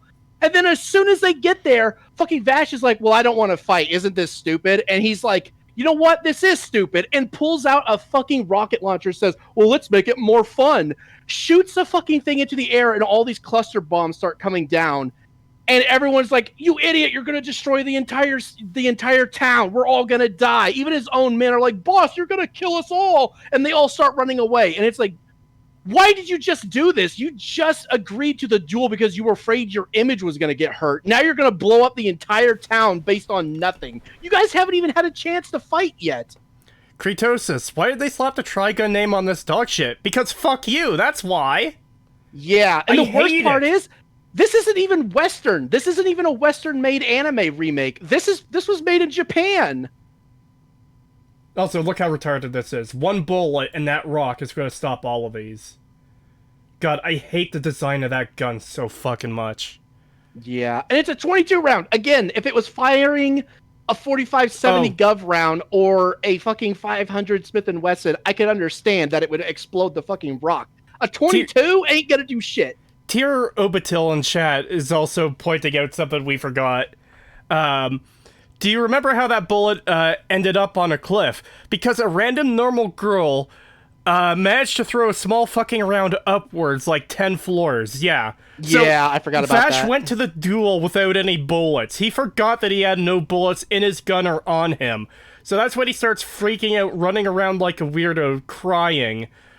Like, asking, does anyone have a bullet? I need a bullet! And, yeah, like, completely out of character for Vash. And, like, this lady who runs a bar who's apparently, like, who likes Vash. That's another problem. Everyone in this town just loves him by default. When the whole thing in the original is that his reputation is dog shit. Yeah, everyone hates him. That's the thing. There's only one town that likes him, and it's not even really a town. You have to watch the show to know. But, yeah, no, every town hates him. That's like the point. They think that he's a monster. Yeah. And the show goes, like, you know, it goes out of its way in the very first half. episode.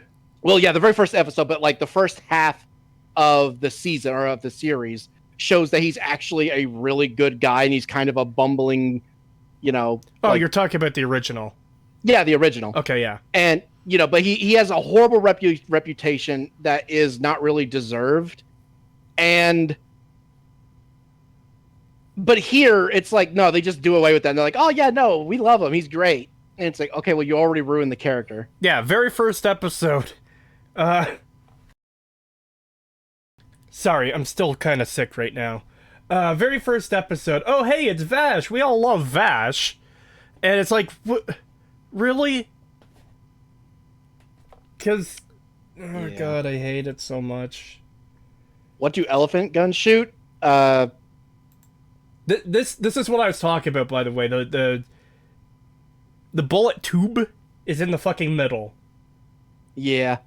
Well, somebody asked, like, what do elephant guns shoot? Well, depending on what elephant gun, like you were talking about, like the 700 Nitro Express, yeah, they shoot 700 grain rifle rounds, which is massive, by the way. That's fucking huge. You want something even bigger? And though it doesn't sound it, 5.75 Tyrannosaur. Yeah, you wouldn't think so, but yeah, it is. What do elephant guns shoot? Elephants, dummy. Yeah, 5.77 Tyrannosaur is fucking amazing. I saw something else in the chat, but I already lost it. Fuck. In the original, he was literally missing a piece of his pectoral muscle. He had a lot of, like, battle damage. Oh yeah, that's what they asked. Like, somebody asked, do they show his scars in the show? I don't know. They haven't showed it yet. Well, they might have shown it in the episodes we haven't seen yet. They might have in the episodes we haven't seen yet, but up to Paykin, episode do you want to watch 6, more they Vash do not. Stampede? Or, sorry, Trigun Stampede after Stag today? I was actually going to ask you, because I have to go to bed at least before around 11, because I have to get up early tomorrow. All right. So if you want to watch a couple of episodes after Stag, well, we can do that, but we need to do it before, like, 10 o'clock. Yeah, because this absolute dog shit is still going to be a palate cleanser from watching Jim Sterling. Yeah, unfortunately. God, I fucking hate this show so much, though. I hate it. I hate his design. I hate the design of the guns. I hate how, like, this is a 22 round that blew up that rock with enough force that the chunks of rock are damaging these rockets and blowing them up. Yeah, and this is contrived as hell. Like, in the original, there was a couple of moments where it's like, that was a little weird. And it wasn't even from Vash. One of the most, like, insane moments that, like, the protagonists pull off is the two girls where Millie, like, she opens her trunk, which has her gun in it. And it keep in mind, this is a huge fucking gun. It's massive. It's like a minigun. And it bounces off of the floor, flies over the dude who's holding them hostage, lands behind him, lands on the stock, which bounces it back through the air over his head again, and she catches it with her foot and shoots it with her foot and takes the dude out. And I'm like, fucking what was that? Like, that was insane. That was like one of the most contrived moments in the show, and this beats that out by a mile. Yeah. Because he takes out every single bomb with that rock and that 122 bullet. Yeah. And saves the entire town and everyone in it. Mm-hmm. I hate it. And then immediately after... Have I mentioned yet that I hate it? Because I fucking hate it! Oh, and then immediately after this, after he blows up these fucking rockets... Yeah, after he blows up these fucking rockets, he just saved the town again. This is the second time he has saved this fucking town. And remember, they already loved him before this even happened. Now they really like him, or they should, right? Yeah. Guess what they fucking do? They immediately turn on him. They immediately fucking turn on him because, oh, you have a bounty on you. You knew he had a bounty on him. You already knew he was worth $6 million. What do you mean? You should have taken him before. It makes no fucking sense. That's one of the problems with this show. They don't think things through. They're like, oh yeah, we'll make this town really like him. So therefore, when they turn on him when they shouldn't, it'll make no fucking sense. Because they already knew about the fucking bounty. Oh, it's so stupid. I hate it so much. Oh, fuck this show, man. It gets so much worse, too. I fucking hate it. All right, let's... Yeah, let's get back. Let's get back to reading... Okay, Huh? yeah, let's read the super chats. Are and the super chats all done? I don't know. They were, but then we continued talking about Trigun. Yeah. $2 from Silvis. Thank you. New bingo card block. Trigun tangent. Well, no, the bingo. No. The bingo spaces are things that are common elements. We've only talked about Trigun like 2 or 3 times now, and one of those was Pagan, like initially bringing it up a couple weeks ago. $2 from Ludwig Williams. Thank you. Thoughts on China between 1911 and 1920? No idea. I don't know what China was doing back then. I'm not a history person. Wasn't that around the time of like their Cultural Revolution? Oh. Is that what led to the Communist Party being in charge? Yeah, I believe so. Then Yeah, I think fucking so. hate it. $2 from SC437. Thank you. Hey, he found a cool bug. Not sure what you're referring to. Alright. And now that we've gotten Trigun stuff off our chest, let's return to this statement from the editor. From Jim Sterling's editor. Right, there would be growth. Notably, they told me every year I would be getting a raise. That's not how they came to word it over the years. Originally, I didn't even edit the Jimquisition and related podcast. I was asked simply to be on standby, and whenever they needed help with a project, I could jump on my computer and hop to it.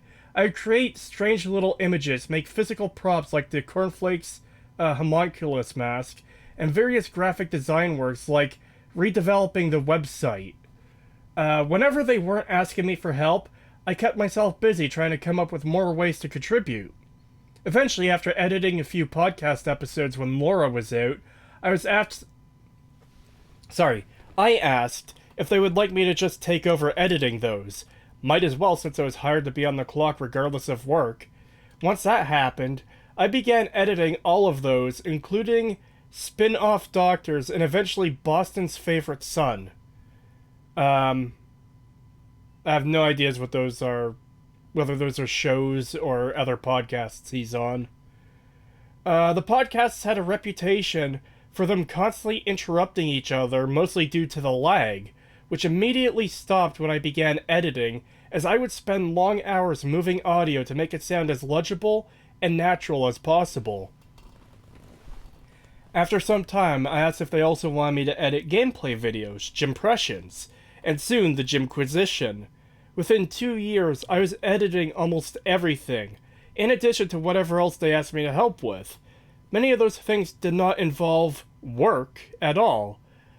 After their separation with their ex, I was frequently their go-to driver. I drove them all around the state and other states for wrestling shows, many of which I would also film and record for them. I would give them, I would drive them to doctor's appointments, getting their I did not mean to do that. Getting their citizenship completed, and more. I was getting paid for full-time hours, so why not? That full-time job, being described was that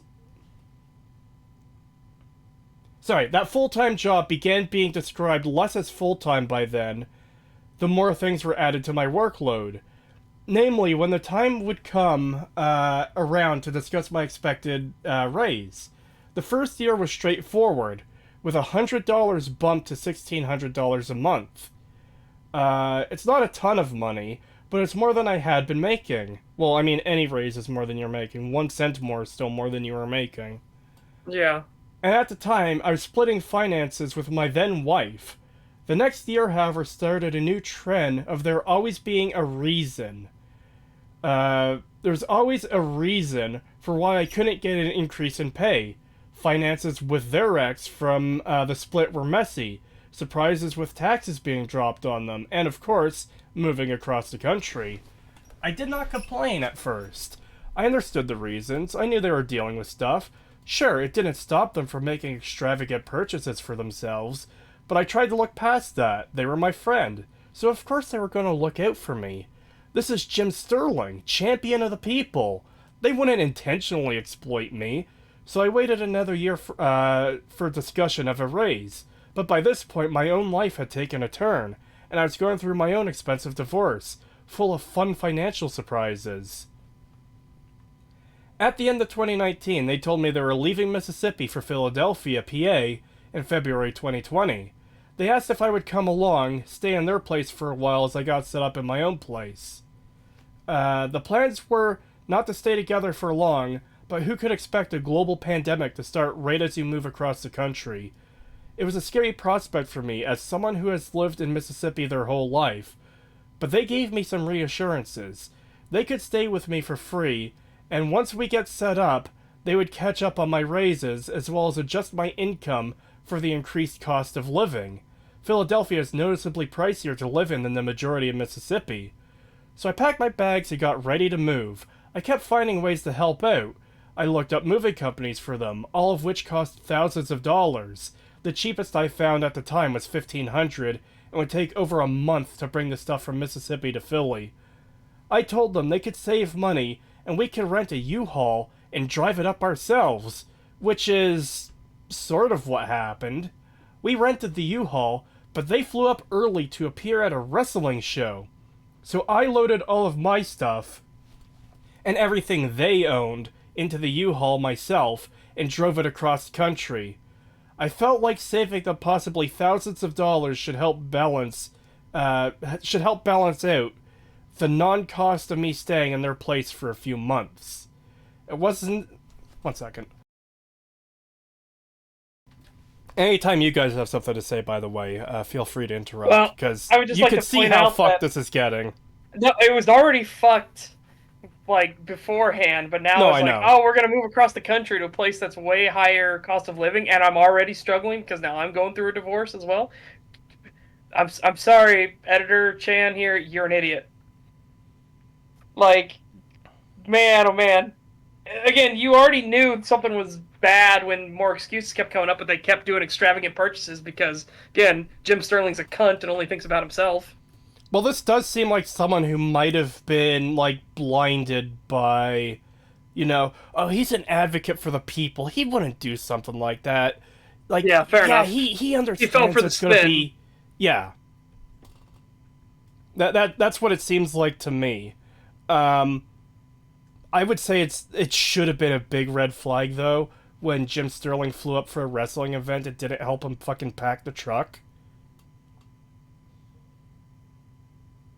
Like that just seems, you know. It wasn't until August of 2020 that I was finally able to move out, during which time we switched to a new apartment building since they had gotten an apartment without actually having checked it out and had many issues. Good job, Jim Sterling. Fucking fantastic. Which meant breaking the lease to move into a more expensive place. I managed to find a place that was not great, but it was cheap and I could afford it. Besides, they were going to increase my pay after all. Once I moved out, the reasons began again. They just couldn't afford it, after all. I had just moved into a cheap apartment that was still over half my income. Grocery and utility bills on the rise. There was still over half my income, grocery and utility bills on the rise, but they had financial issues. I was stressed out. I just signed a lease for a place and becoming increasingly low on money fast. My ex-wife was making sure every financial burden we had together went onto my shoulders if I wanted a simple divorce, and I became stressed out fast. I vented about it to a then mutual friend, someone I was told I could trust, repeatedly. I was freaking out about how I could afford to do this if I had made a mistake, and was just being angry in general. They proceeded to tell my boss everything I had told them. I was asked to come over to talk, where I Jesus was fuck mother in Christ. Holy shit. Where I was scolded for discussing this stuff behind their back. How dare an employee talk about their work life and pay? Am I right? God. They told me they would catch up on my yearly raises, and that be the end of the conversation. That was also the last raise I ever got. No more yearly raises, no cost of living increase. I got $200 more, and I should be grateful. After all, I only work 2 days a week. It feels like you have something to say, Setch. Holy fuck mother Christ. One, what a dirty rat think that piece of shit friend was. Yeah. Two, Jim, you're a complete and utter cunt. Like in every regard of the word. Jesus Christ. You are literally a subhuman. Holy shit. The dude who talks about consumer advocacy and shit, and then this is what he does in the background. Not just consumer advocacy, advocacy. Yes, that advocacy. Word. Yeah. But also advocates for workers as well, because that's one of the big things. The two big things I remember him talking about were microtransactions bad and crunch bad, underpaid workers bad, that type of thing. And these reasons are why the gaming industry is garbage. And here he is, being a fucking scumbag piece of shit to his own employee. Yep. Knew a guy that knew Jim Sterling in real life. Said he was a massive narcissistic jackass, so no surprise there. Yeah. Oh yeah, you could tell he was a narcissistic jackass from even his even his days at Destructoid. Well, that's the thing with Jimquisition too. It seems like he's trying to put on a character of being a narcissistic jackass, almost as cover for actually being a narcissistic jackass. Yeah. It's the mask literally being the face. Because it's the whole thing of, oh, it's just a character he's playing. He's not actually like that. Oh, no, he is. Yeah, no, that's the problem. He actually fucking is. God, remember when he fucking agreed with Adam Sessler, yeah, putting information out there. Yep. Yeah, people have the right to dox you and put your information out there, and he fucking agreed with that shit. Fuck you, dude. You're literally advocating for doxing. Fuck you. You deserve everything that comes to you, you fucking idiot. Yep. So you know what? You know what? He's such a pro advocate of it. All right, guys, you should dox Jim Sterling's Oh, address. don't, no, no, no, no, no, no, no. Yeah, don't actually do that, guys. No, I'm Don't. not saying. Again, I'm not saying that it's an actual thing to do. I'm just saying this is the kind of fucking delusional dipshit world that Jim Sterling lives in. If he's totally fine with it, then yeah, he should be totally fine if people do it to him. Yeah, I'll say, like, if he thinks it's so okay for people to just be doxxed, then he shouldn't complain when it happens to himself. Yes, Yeah. absolutely. That last thing came out of nowhere. See, apparently they decided some time ago that the only work I do was edit the Gymquisition and Podquisition, and suddenly, therefore, I was paid more than enough. I was not a full-time employee suddenly, but a part-time worker, an ungrateful one at that. And I want to break down that logic for a moment, since that is what they highlighted in their own statement. $1,800 a month for 2 days of work. Let's say on average there are 4 weeks in a month, so 8 work days a month. That's $225 a day, or $28.13 rounding up, an hour. The assumption is for an 8-hour workday. The assumption is for an 8-hour workday, though it was rarely only 8 hours of work. But let's leave it at that. $28.13 an hour is decent pay. The starting rate for a video producer is on average $25 to $35. So sure, not the 30 to 40 they claim, and that doesn't include that as an independent. Oh, and doesn't include that as an independent contractor. I had to pay my own taxes from that, but still, sounds good. If I was only working 2 days a week, see, if I was only getting paid for editing those 2 things and those 2 days, that means that literally everything else I did for them was unpaid. None of the other podcasts, none of the gameplay videos, and certainly none of the trips taking them everywhere in the past, those were all freebies suddenly. Because that's the thing that James Sterling didn't think about. I was either, 1, an underpaid full-time worker, $11.25 an hour, $1,800 for 4 weeks, 40 hours a week, or a decently paid 2-day worker who wasn't paid for a lot of their work. That hurt. I was already hurt by the betrayal of trust from a supposed friend, and even more so from someone I was ensured I could depend on when making the biggest change of my life. I pushed on. Even as my new life in Philly was getting complicated with new additions that added an assload of stress and brand new financial burdens, I didn't complain to my boss.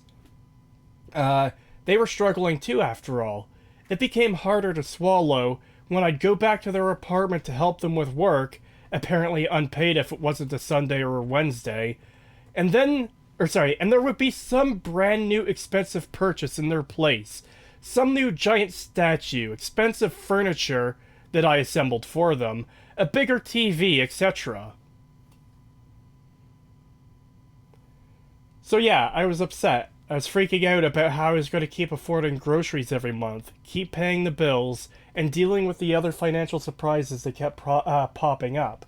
Every now and then, I would mention some new stress to my boss, and they'd say, "I'll send you a little cash to help out." I gladly took it because I had no choice, but I would prefer to be paid what I was promised. The message they got recently was from 2 ex-friends.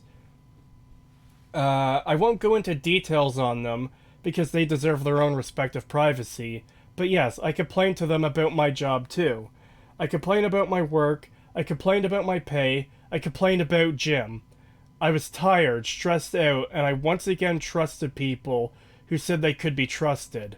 I learned after a while that they weren't the people I thought they were, and apparently, a year after us all blocking each other, they have decided to start sending messages to people I know complaining about me, and namely, telling my boss everything I said about them.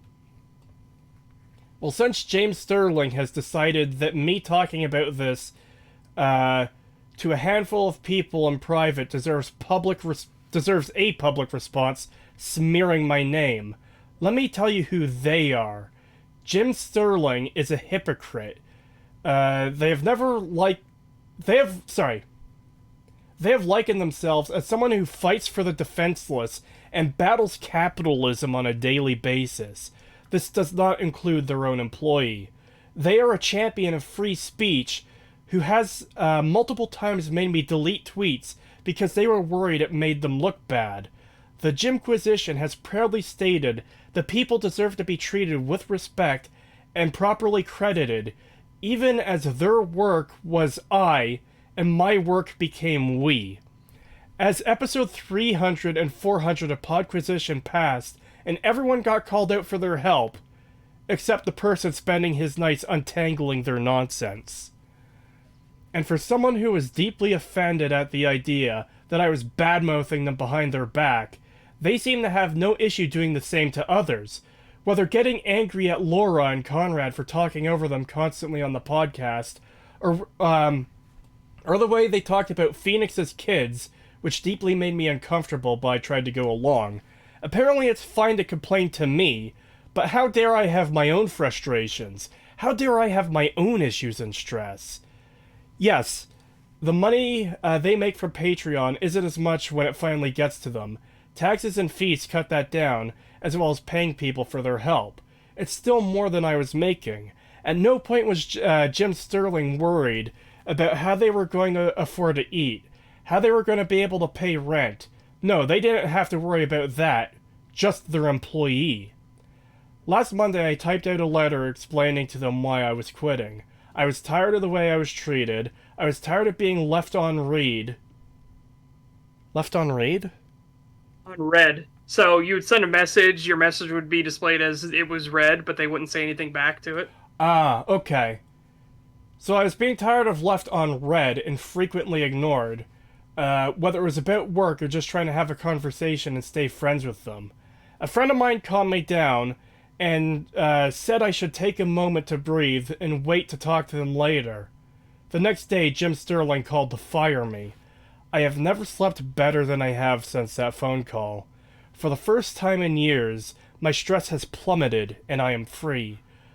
I've been staying with family recently after moving out of Philly due to rising costs, and I've been putting back the majority of my paychecks in anticipation of this day. I no longer have to deal with their anger management on sets, pouting, throwing things around if something broke the flow of filming. No more hearing them complain about how hard life is for them while they fill their house with toys and move countries just to date people. And yeah, that's countries. Just making sure that wasn't counties, because I usually skim those and fuck up. Maybe even best of all, I never have to type the name Bobby Kotick into a Google image search ever again. God, this is like the perfect microcosm of communism itself. Yes. Like, this literally sounds like somebody who fled from a communist country and is like telling people, like, hey, this is what I escaped. Please don't let this country become like this. It's like, this is the perfect microcosm of that, all condensed into one gigantic fucking man.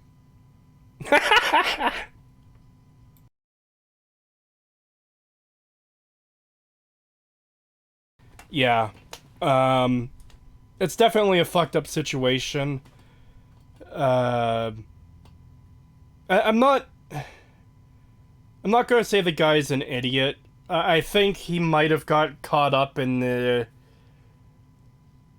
myth or legend of who Jim Sterling is. You know, he even mentioned it in his thing here. Oh, he fights for the little guy. He wouldn't treat me terribly.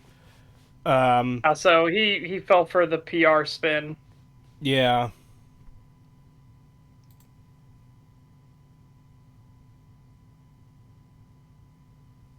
So that's yeah. The dude drank the Kool-Aid. Anyone can get screwed over like that. Yeah, that's fair. But you always got to be suspicious of things like that. And get it in fucking writing, an actual proper contract. Yeah, even if you, 100% trust the person, do a contract. I'm going to tell you right now, as Louis Rossman would say, you need this to be a contract. This cannot be a bro code or something like that. No. Because that is just a ticking time bomb for some event down the line. Do contracts. Like, Yeah. don't have your employees like need to report on their own initiative that they stayed overtime and stuff like that. This is what Louis Rossman was talking about. He's like, because you're going to inadvertently create a culture where the management will look down on people daring to say that they worked overtime because you just want more money, sort of thing. It's just gonna cause problems. Don't do that kind of shit. You get a contract, have everything down in writing and properly, like, keep receipts for everything, because that will just bite you in the ass every time. Yeah, but Setch, have you ever considered that Jim Sterling needed more boglins so he couldn't pay his editor properly? Have I ever considered that Jim Sterling was a self-absorbed, narcissistic, righteous dipshit? Yes. Oh shit, I meant to mute for that one. Fuck. Sorry. I thought I hit the mute button, I hit the unmute button. Anyways, we're 2 hours in, and I guess we should get to this video. Now, like I said, I don't expect to watch this full video at all. Because this is a 26-minute video, and we were like 5 minutes in.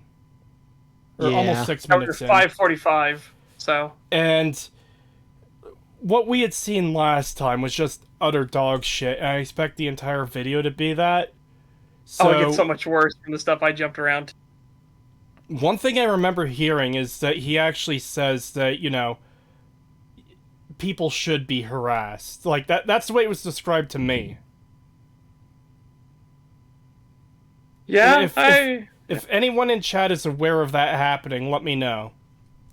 It wouldn't surprise me. Like, if you aware that happening, give us a time code as well, because I can't guarantee we're gonna finish this fucking video because it's super awful, and everything I've jumped to. We have some videos on backup, good. So what we could do is say, like, let's try for half an hour to an hour. Yes. To go through this, and we could jump about, skim about if we want, if it's getting repetitive from Jim. And, like, just do that, and then just, like, have a hard cutoff of an hour maximum. Yeah. Yeah. Okay. There we go. Alright, let's see what we got. So we want to start, where we left off, I guess? Yep. Alright. Let's do it then. Dog whistle. She claimed her liking of transphobic tweets was just her fingers slipping, honest, and now she's an ardent... God damn it, I can't trust you. Yeah. Because again, the tweets he showed on screen last time weren't her, like, saying anything horrible about transgender people. She even said she loves them. There's transgender people that she knows and loves that are her friends, so... Yeah. Support Joyce. While we're trying to get through to the decision makers, we have to try to limit the harm. And that means reducing or keeping down the number of people who transition. Every one of those people is basically, a huge problem to a sane world. Like, if you've got... She's not wrong, by the way. Yeah. Especially with how much this has been propagandized for the last couple decades. She's not fucking wrong at all. Again, yeah, there's so many aspects to this that we can go into. You have the health of these people, which we have seen is both typically mental and physical. Yeah, mentally and physically tends to do a lot of damage. You get high suicide rates. We get this weird shit where, we can't believe science. You have to believe our science, even though it's not backed up by any studies. So we can't even agree on, like, science, like, it's just weird where, like, you believe my science but not the actual proven science. Yeah, no, none of that. But also we can't agree on terms. We can't even agree on what men and women are. Yep. And trans people cannot procreate. I'm fucking sorry, they can't. Yeah. You can't have a insanity. majority of people be trans and then expect that somehow we're going to be able to carry on as a species. It just doesn't work. Yeah. Especially when it's been treated as the protected class. Like, holy fuck, people are jumping on board of it so they can get some of that privilege protection. Yeah. Like, fucking hell, in the fucking Victim Olympics. And again, it seems like the exact kind of thing Sterling would do. I don't actually believe Jim Sterling is transgender. I think it's a shield for him. That's what it feels like. Yeah. Mm-hmm. Yeah, it's because on par for him. Because he still isn't changing like most of the big aspects of his brand. It's still the Jimquisition. His channel is still called just Jim Sterling, isn't it? Or did he add a middle name to that? Yeah, you might have added Stephanie to Jim Stephanie Sterling. I don't know though. Or you might now say James Stephanie Sterling, because that's what the editor was saying the whole time. Yeah, I don't know. Hold on, I can... It doesn't sound like he's changing his voice, though. He's always sounded like this. Yep. Yep. Okay, if I look this up real quick. Also, Jim uses they pronouns, so he isn't even trans. Yeah, so he's part of the new gender. Well, no, that's not fair, because he went by they before, because he accounts for 2 people in white. Oh, nope, I just looked it up. He just released a video an hour ago, and yeah, his channel name is still just Jim Sterling. Oh. So he hasn't even updated it, and he gets mad when people don't call him by his preferred name when he still uses his dead name as his channel name. Yep. What a cunt. Yep, absolutely. Oh, you called me Jim Sterling? You're a fucking transphobe, but also at the same time, that's literally what my channel is called, and I haven't changed it. Yeah. What a fucking idiot. No. It just doesn't seem like he's fully there. Or well, it seems like he is fully there in a sense that he knows exactly what he's doing, and it's just a criticism shield. That's all he wants it for. Yeah, that's he's not being. I mean. Yeah, he's not being genuine about it. Creetosis, would you DMCA someone if they make a Creetosis / STAG abridged to cut the tangents out and just keep the video responses? I don't want people doing that. That's still taking, like, it is editing the videos, but it's still keeping, like, the heart of the content, you know? I just be weird about it, because it's like, why? It's like the tangents are what make things fun, at least for us. Yeah. Because you need a break from the fucking clown logic you hear. Yeah, but not just that. Again, my problem is that it's still, it's not clip territory. It's not like, you know, like 10 minutes of a episode where it's like, hey, this is a conversation I like, and posting that. It sounds like, well, exactly as it's described, cutting out the tangents, keeping the majority of the actual response to the video and posting that as its own thing. And that's still going to be, like, very lengthy, and that's someone going to be making money off of, you know, our work, our show. Yeah, because literally... Because at that point, how are you transforming the work? It'd still be 60% of the streams at least, yeah. And that's kind of what I'm getting at. Yeah.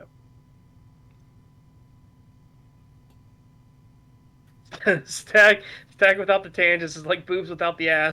Oh. If you had Stag without tangents, I would be like Pim from Smiling Friends at the end of episode 1. Alright, well, let's get back to Jim thinking that this is somehow like some crazy controversial thing. It's like, no, it's not. Especially because this is the day and age where they're trying to get children, minors, people in elementary to fucking transition. It's like, fuck that. Yeah, and without even going through like the proper procedures that they are supposed to follow. Like, it's already bad enough that they're doing that, but then they also won't even follow the fucking protocols that they are supposed to have in place for that shit. It's like, Jesus Christ, you're already doing something terrible, and now you're doing something even worse on top of that by not following your own fucking protocol. Fucking hell. Yeah. But no, we're just supposed to be okay with it. Fuck that. People are transitioned, whether they're happily transitioned, whether they're unhappily transitioned, whether they're detransitioned. If you've got people who've dissociated from their sex in some way, every one of those people is someone who needs special accommodation. Every one of them is a difficulty. Yes. That's is not absolutely wrong. true.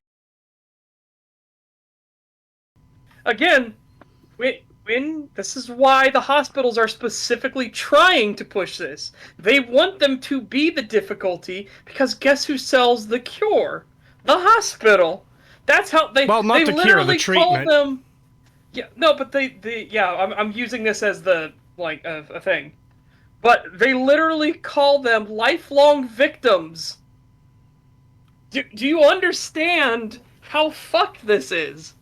The hospitals are sprouting this pseudo-nonsense bullshit science because it will make lifelong victims they can rake money out of. That's what they want. Lifelong customers. Yeah. Yeah. Even trans people describe being trans as difficult. What's even more insane about this is like people are like, oh, well, what about all these countries that have socialized medicine, stuff like that, free healthcare, and stuff like that. They're making their bank. I guarantee you, those hospitals are making their bank. It may not be coming from you directly, but it's going to come from you indirectly. Yeah. Because they still have to pay for that shit through taxes, and they can hike that shit up pretty high. Yep. And then, of course, you have all the downsides that come with that, which is, long wait times, being outright denied treatment because, there just simply isn't any room for you. Yep. This procedure's too expensive, and the taxes just don't cover it. Sorry, you're shit out of luck. And in Canada's case, we could just fucking kill you. Yeah, 2 doctors agree, and then, you can be put on the list. Yeah, 2 doctors agree that you're just not worthy of being kept on, life support or anything. We could just kill you. Yep. Yeah, no, fuck socialized healthcare, okay? It's not good. Can our current healthcare system in the US be improved? Yeah, sure. Absolutely. Should we switch to a purely socialist healthcare system? Hell no. Hell no. I don't actually know if we've missed any super chats. There's one, I scrolled up, there's a $2 one we missed from Ludwig, so I'll grab that. $2 from Ludwig Williams. Thank you. This is top hat and monocle behavior. Oh. Yeah. Working in the factories with the children. $5 from Ludwig Williams. Thank you. Fallout 3 is one of those games I know is bad, but still get the urge to play it. I'm playing it on my Steam Deck right now. Yeah, that's fine. Yeah. I'll, poke at it from time to time. I usually don't have the patience to play it for more than an hour, unless I'm doing something video-related with it. Yeah, I kind of get that way too, where I'm like, you know what? I kind of want to play Fallout 3 again. I just feel like it, and then I'll play it for a couple of hours, and then I'll get to a part in the game where I'm just like, oh yeah, this is why I don't play this game, and then I'll turn it off. Yeah. The other insane thing is for me, I'll play fucking idle games. What is the point of an idle game? It just kind of sits there. Why are you playing it? Oh, let's fucking do it.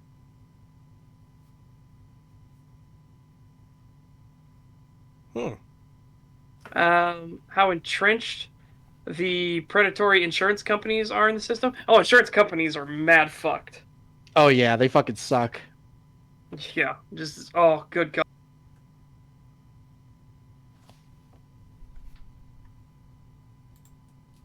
Oh dear. That's someone J.K. Rowling agrees with, platforms, is a friend of. Indeed, the people Rowling champions are fucking monsters. Here's G... So, does she agree with that exact statement? And do you Yeah. have proof that she agrees with that exact statement? Because right now, this is just coming across as guilt by association. Oh, she's Yeah. friends with this person. How dare she be friends with that person? It's like, yeah. But also, what was wrong with what she fucking said? Quite literally. I think it might be the interpretation that all trans people are bad. Because I could see them coming to that interpretation by what was said there. Every single one of those people is a problem. But, I'm not even sure if that's what... Well, she was saying the context was that they need special accommodation. Yeah. And they do. Yeah, it's not saying that these... It's not saying it's a problem these people exist. It's not saying we need to get rid of these people. Yeah, it's just saying that you need to make sure that the person actually genuinely 100% wants to go through with this. They haven't been coerced in some way to do it. Yeah, and that's the other part of this. I think maybe this is why Jim Sterling in particular is so vehement at defending this thing and calling everyone a transphobe who disagrees, because it protects people like him who seem to be using it as a shield rather than genuinely identifying as transgender. Yeah. Because this is like... what he's defending here is that weakness for the overall identity to be exploited by people who would use it as a shield. Yeah. And I mean purely as a shield. I mean bad actors who don't actually identify, but are claiming they do. Well, what have we seen recently? Right? The prisons? We've seen the... No, not just the prisons. But we've seen the fucking weirdo squad. Why can't I think of their name? The male, super, like, creepy fucking weirdos. What are they fucking called again? Jesus Christ. Male feminists? True, but not who I was thinking of. They're the... Oh, god damn it. Descriptions. Basically, they're the ones who, they think that they're superior to women, but they can't ever get a date, and that makes them more angry because they can't... Incels! Thank God! Incels? Yeah. Got it, yes. Incels. We see incels are now claiming to be trans because it gets them girlfriends. It's a trend now. It's what they're using so that they can get some. It's like, oh my god. Yep, and again, Chthonian, or is that how you said? Yeah, Chthonic Garden literally says what it is, transmaxing. That's what the term for it is. What's like min-maxing in an RPG? Yep. Oh my god. How? It's the same reason why there are male feminists.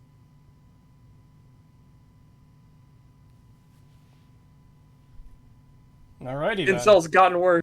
Yep. But yeah, that's what we're talking about. Bad actors. They have no intention of actually transitioning. They're using it so they can get laid.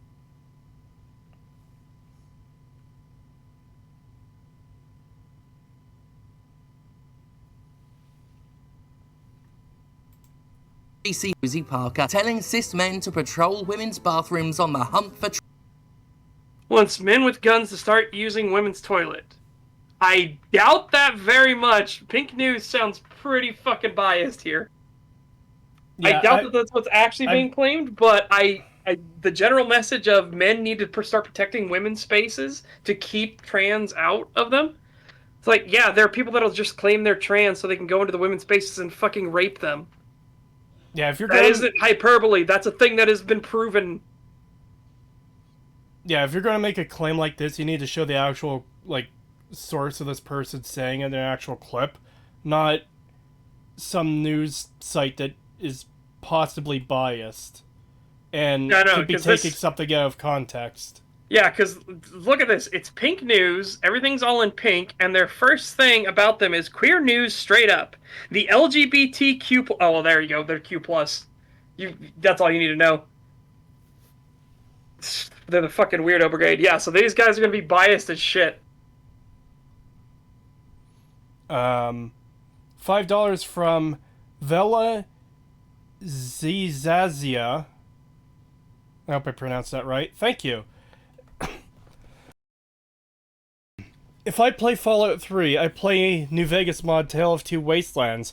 Also, yes, Setch, I love idle games. I think I just like big numbers get bigger. Oh. Oh, that's a common thing that happens. It's why Korean RPGs are usually so fucking absurdly ridiculous. Like at level 1, you'll hit an enemy and you'll see that you've done maybe like a tenth of the enemy's health bar, and your damage number will come up and it's like 2.6 million. It's like, what? And that's so that later on when you level up, it'll be like 256 Googleplex. It's like, Jesus Christ. But yeah, no, that's a genuine problem that a lot of those games have, where the damage numbers are just absurd. Or, to be less hyperbolic and more what actually happens, you'll fight a starting enemy and you'll like hit them for 1,000 damage or something like that, and it's like, why don't I just hit him for 1 damage? And that takes a tenth of his health instead of 1,000 damage that takes a tenth of his health.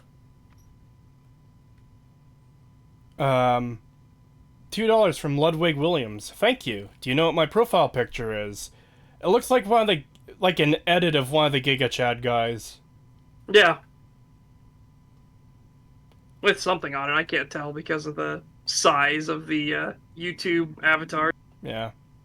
$2 from Zeta Ridge 7. Thank you. We as humans are forever doomed at this point. No. I don't think we're doomed. No, I don't think we're doomed. I just think we're gonna go through troubles again, and then things will get better. And then, once things are better, we'll get the usual fucking weirdos and like, oh, things are good right now. So I don't have to work or, do anything or be a use to society. And then things will get bad again. It's just a fucking roller coaster cycle. We're doomed if we're at either extinction levels of population or so much human population on the planet that, like, it's, there's no resources for anyone, essentially. Is Emily gonna show up in the stream? That was the plan, but she might be busy today. Yeah. I don't actually know. Yeah, they're online at the moment, but they're currently set to busy status, so we'll just have to see. Yeah.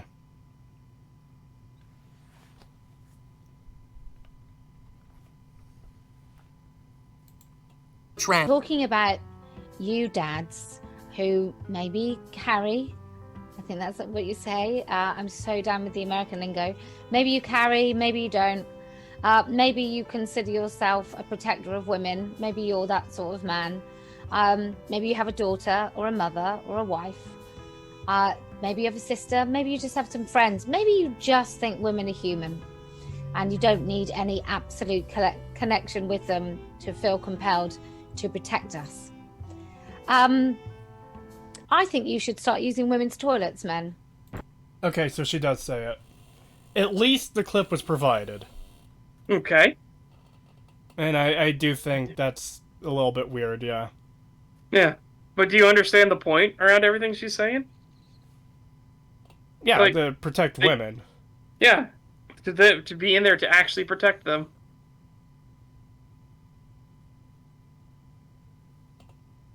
But it still is, it is weird. I do disagree Absolutely. with it. Yeah, it is weird. I don't think men should be in the women's restroom. But Yeah. her whole speech was about protection. Protecting. Maybe you protect your sisters. Maybe you protect your mother. Maybe you protect your daughters. Or maybe you just protect female friends.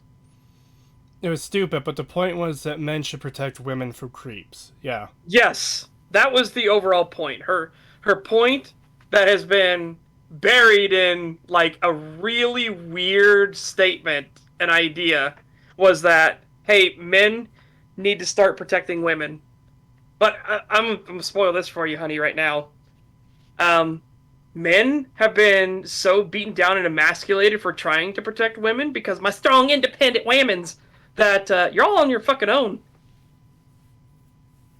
Yeah, it's gotten so bad that men can't really do anything at this point. It's kind of up to the women at this point to solve some of these issues because men can't do anything because we will just be fucking lambasted for it. So Have you Yeah, guys? that was the fucking Jim thought nonsense that happened Yep. recently. I was Uh-huh. just about to mention that exact thing. So you guys have seen the videos where the gym thoughts are getting fucking pissed off that guys are coming over and like offering suggestions or offering to help. Then there's a Yeah, 'cause video it of a looks like they're woman trying struggling. to do some exercises with that bar with the weights on it, Yeah. where she's lying down, and then it's too heavy for her, and it like lands on her neck, and it's like, oh, that's not good, and she's like struggling to push it off, and she can't get it off her body. She does get it off her neck, but like it's Yeah. on her chest, it's on her belly. She just can't get it off her, and no one is helping because, well, why would anyone help her when you're a horrible sexist woman hater for offering help? Yeah, and again, this girl here, I'm pretty sure this was a particular one that was notorious for this, is a fucking misandrist. So it's like, no, yeah, no, wouldn't help at all.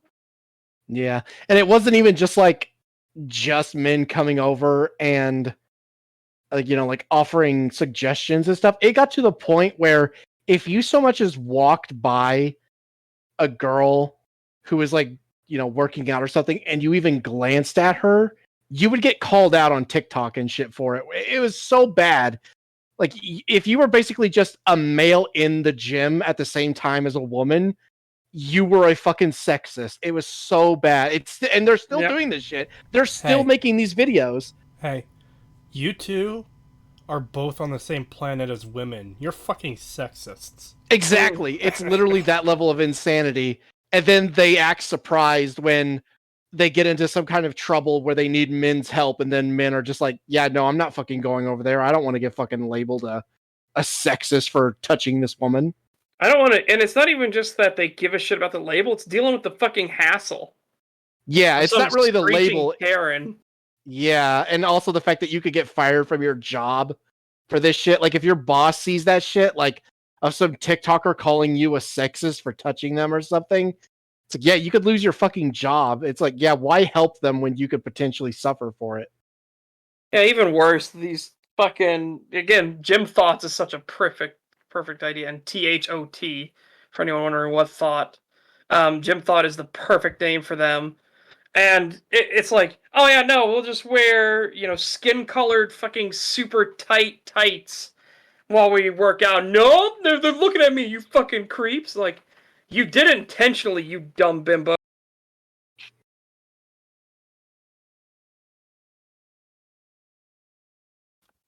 Fucking hate it. Yeah, thank God gyms are starting to push back against this nonsense. Actual gyms, not stuff like Planet Fitness. Planet Fitness is a fucking scam. I will only say use Planet Fitness if it's your only option, but otherwise, no. Planet Fitness is designed to keep you going there forever and make it damn near impossible to actually cancel.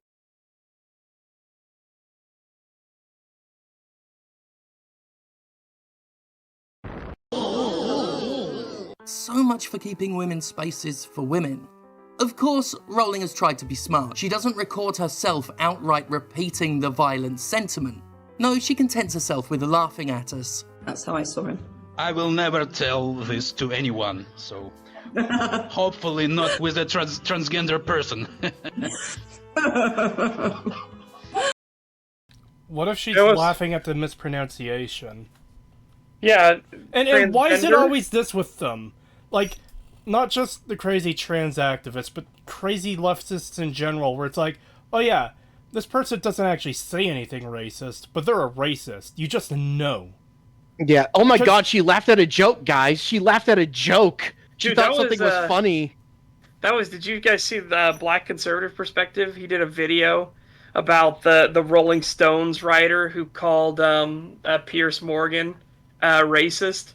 And then he goes, I didn't say you were racist. I said you were making racist remarks. Fucking, he's like, okay, what were they, motherfucker? Speak up right now. Receipts, you piece. Of course, the guy couldn't keep doing it. He's like, are you trying to stop a black man from speaking? It's like, piss off. You dumb fucking racist cunt. Yeah, I fucking hate these people. Just fuck off. She laughed at a fucking joke. She didn't even fucking say anything bad about transgenders or anything. What, am I not allowed to laugh about like a straight joke or something because I'm gay? Shut the fuck up. If it's funny, I'll laugh at it. I don't give a fuck. No, you don't get it, Pig. If someone said transgender and she laughed, that means she wants to exterminate all the troons. Yeah, clearly. It can't be anything else. Clearly, if she's laughing at a joke, she must be fucking evil. God, take the fucking stick out of your ass and quit being so fucking retarded. Jesus Christ, Jim. I fucking hate these people.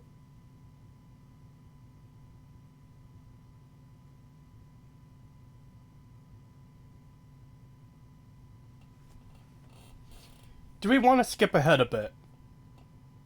Does anyone in chat have the time code if it exists? Because, again, I've heard a rumor that Jim Sterling approves of people going after people who play Hogwarts Legacy. So, if that does exist, because I don't know if it does. If it does exist, does anyone have the time code for that? Also, $2 from Ludwig Williams. Thank you. Thank you. Gargantuan melons, huge jugs, massive knockers. Well, that's the first ingredient to a good waifu. Great big tracts of land. Oh my god, these people, Pagan? How dare you? Fuck off. In fact, I'm going to say this. I think these people just exist to make everyone else's lives harder. Yes.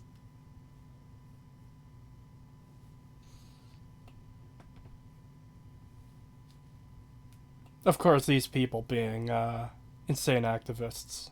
Yes, the fucking goddamn lefties. Yeah. Anyways, do we want to skip ahead a few minutes? Yeah, I don't know if anybody has the time code. Hopefully we won't miss it. But I guess let's skip ahead. You do the skipping, Setch, because you're probably more accurate at jumping ahead than I am. Well, such a psychic, so he should be able to land on literally everything we need to. Hang on a second, hang on. I'm about to bring us to some retardation in 3, 2, 1. Alright, let's see what he says here. I'm complimented by sweet old ladies who like my boots. I'm hit on by lesbians in Leeds. People in general say nice things about me, and I feel more comfortable saying them back. Mostly. So, egotism. Yes. Feeding into your narcissism. Got it. But I guess let's continue here and see where this is going, because we're missing some context here, but here we go.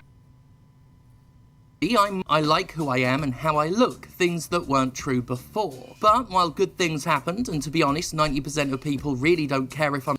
I just want to say, it is hilarious that he says he likes how he looks and immediately shows a picture of a fish monster. Yes. That's actually pretty fucking funny.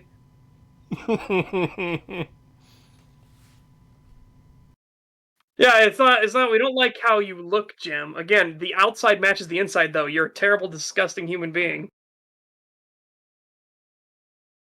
It's like, it's you, the entity, the being that is Jim Sterling. That is a terrible piece of shit. Yeah, and you the thing changing is, your gender or your outsides ain't gonna change that. And the people who are probably complimenting him are either other trans people who don't pass, who feel the need to compliment him to feel better about themselves, or it's literally just people who don't want to be called a transphobic and get torn apart by the mob. You know, it's like, I highly doubt there's any genuine compliments to you. Well, what if it's a situation of not just... It sounds... The way he said it there, it sounds like people are coming up to him and saying these things. What if he's saying, how do you think I look?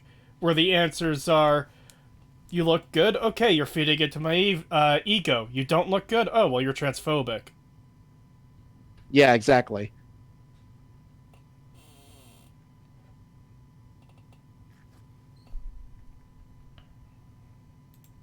I'm trans. There are negatives. It's no secret what it did to my career. Oh, shut up! You were going losing down the subscribers drain before this. Yeah. Yeah. You're just such a fucking insane activist who won't shut the fuck up. Yep. Yeah, your fucking goddamn channel was dying long before you fucking came out as trans.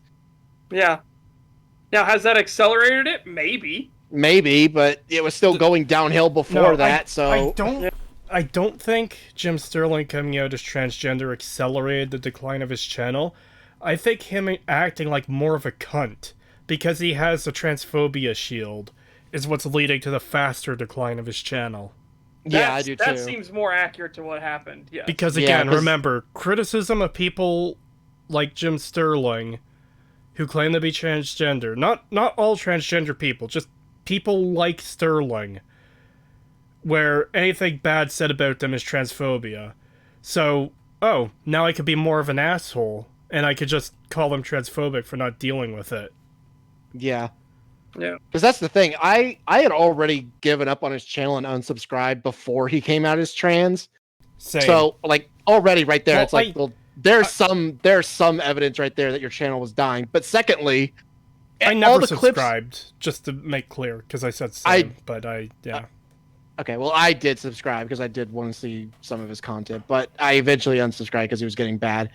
And then from what I saw after that, like the few times I would check in after he became trans, like I didn't even care about that thing. I didn't even care about that. I didn't even pay attention to the fact that he came out as trans. It was just the fact that every time I would check in, he was such a fucking unbelievable asshole. I just couldn't fucking stand to watch it. I was like, God, you were acting like such a fucking prick. Fuck this, I'm out. I didn't even care about the trans thing. I couldn't have fucking cared less that he was wearing a wig. I didn't even fucking think about that. It was just the shit he was saying and how fucking, like, unapologetically how insufferable he was. I was like, fuck this. Why the hell would I watch this? And as Thief says in chat, he made the privilege goggles video long before being trans. Yeah, he made a whole video about why VR is bad because it discriminates against the fucking crippled, and that VR headsets are privilege goggles because they exclude people with legs that don't work or with no legs. Yeah. It was shit like that made me leave. His Last of Us 2 video was the last straw for me. Yeah, I can imagine that being the last straw for a lot of people. Oh yeah, I could definitely imagine that. Because he was just contradictory in that, where I think that's one EFAP covered, but I vaguely remember him using Abby's schedule as a defense of her muscles, but at the same time saying, why do you care about her schedule, when people pointed out that parts of it were inconsistent. So it's valid proof that's defending the thing, I believe, but it's invalid when you're using it as an argument against the game. Okay. Mm-hmm. Yeah. Oh, this fucking super chat. Uh-oh. Bintastic 197 with $5.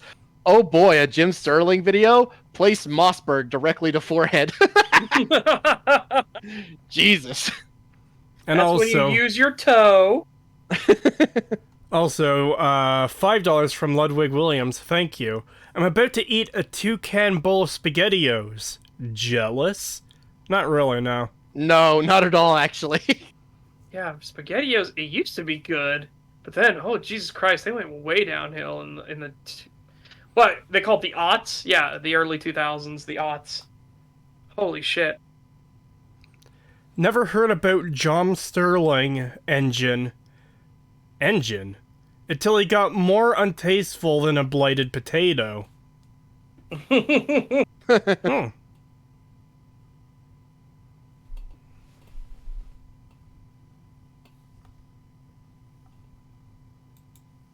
The way in which I'm criticized changed. Suddenly I was diagnosed by commenters as mentally ill, my age comes up a lot now, and my writing is tone policed, accused of being rude and screeching where it was.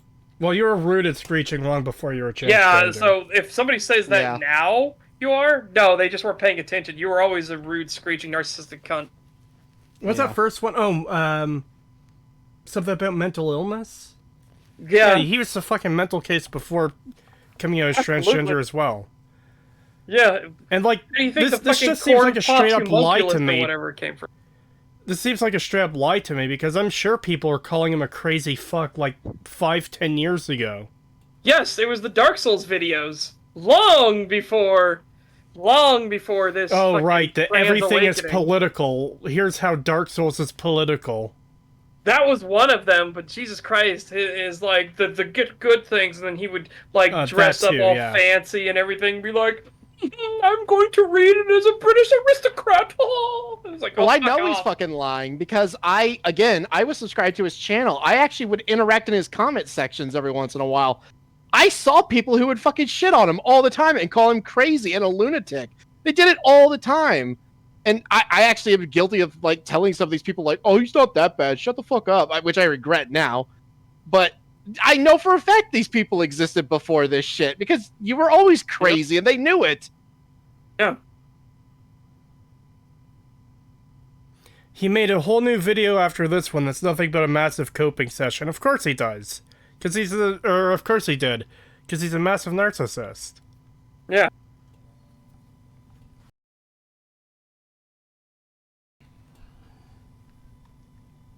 Can we go back to complaining about Trigun?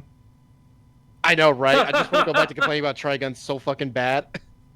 Hold on. I want to check something. Has he said anything about, like... So, keep in mind, this fucking whole, like, Hogwarts Legacy thing and all the shit that it's caused, like everything that Twitter has caused, has gotten so out of hand, it's basically becoming, like, the second Gamergate. Yes. Like, it's quickly working up to that level of, like, insanity. I'm curious if he's actually said anything about like these people getting run off the internet.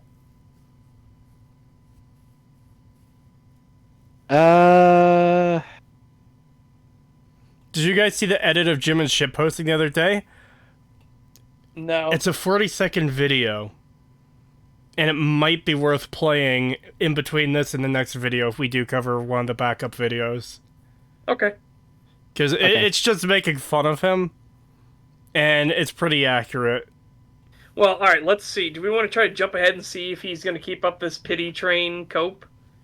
Sure. How far do you want to jump ahead? We're 10 minutes in, and we haven't seen him actually talk about the game yet. Yep. Let's jump.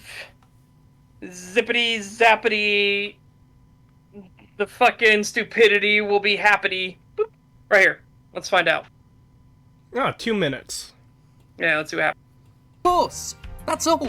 Those of you actively trying to harass me over it aren't the Nope, he's still doing the cope. Alright, hang on, alright. Magic finger! Oh, hey, there's a game on screen. Oh my god! Hold on. Is this a show where they talk about games? Yeah, hold on. Holy shit, there might be a game here. Let's go back slightly. Oh no, I can't be associated with any, like, gamer stuff, because, man, I didn't know we were covering a show that talks about games. Hang on a second. Hang on. Oh wow, it's only 16 seconds. I'm gonna play it on stream for you guys. No, not on stream. He says the gamer word. Oh, yeah.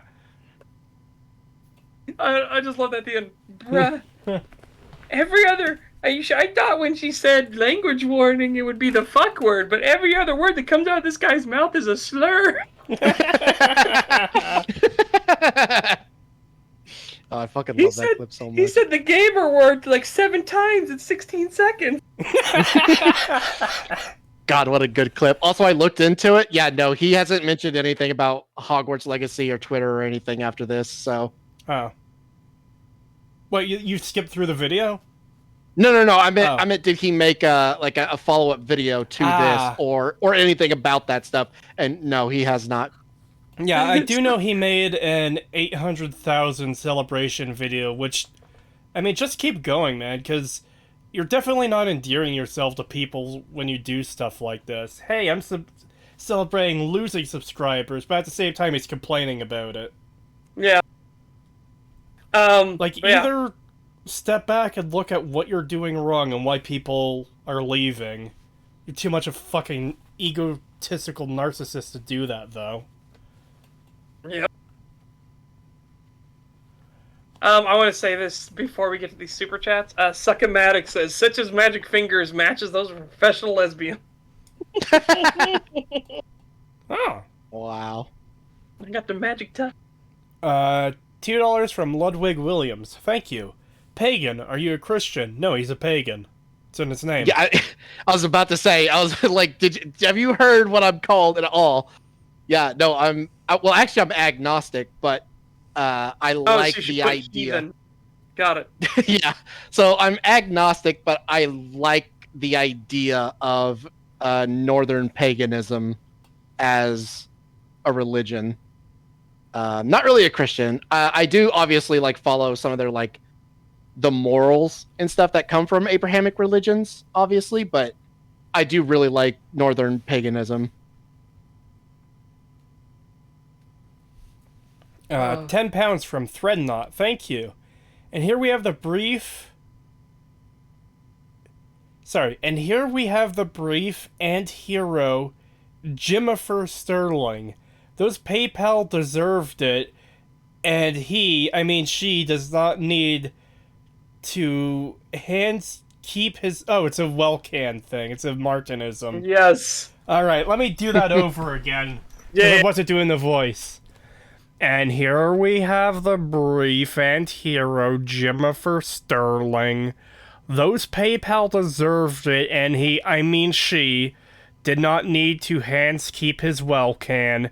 Creed is being mean to my Wi-Fi.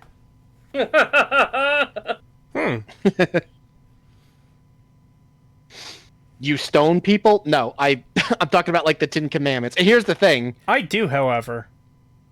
Yeah, but here's the thing. So the moral system that we have today, even if you're not religious, is still derived from Abrahamic belief, is the thing. Yeah, but I push back on that slightly. I gotta agree more with logic on this, is that you don't need the Abrahamic religions to be like, killing somebody else is bad, stealing their stuff is bad. Yeah, no, of course not. Of course not. I'm just saying that the way that we see it today and the way that we follow some of these things today, and obviously not even just those, but like some of the other ones like adultery and stuff like that, a lot of that comes from Abrahamic religion. Yeah, fair. Like, I'm going to give them some credit, even though I'm not a Christian and I don't really particularly like the religion as a whole. It does have some good ideas. It does have some good moral stuff to it. I'm gonna tell you right now, having grown up in a Christian household the thing that I noped out pretty early, but the thing that made me super hard, like, get a fucking parachute and dive out of the airplane, even though I'm terrified of heights, was the laying of hands, right?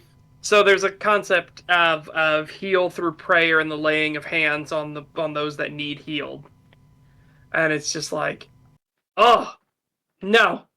Oh yeah, I'm out, dog. Bye. Yeah, I fucking hated that shit. I've told a little bit about my story about how awful my father was to me when I was younger, and just damn it, thief.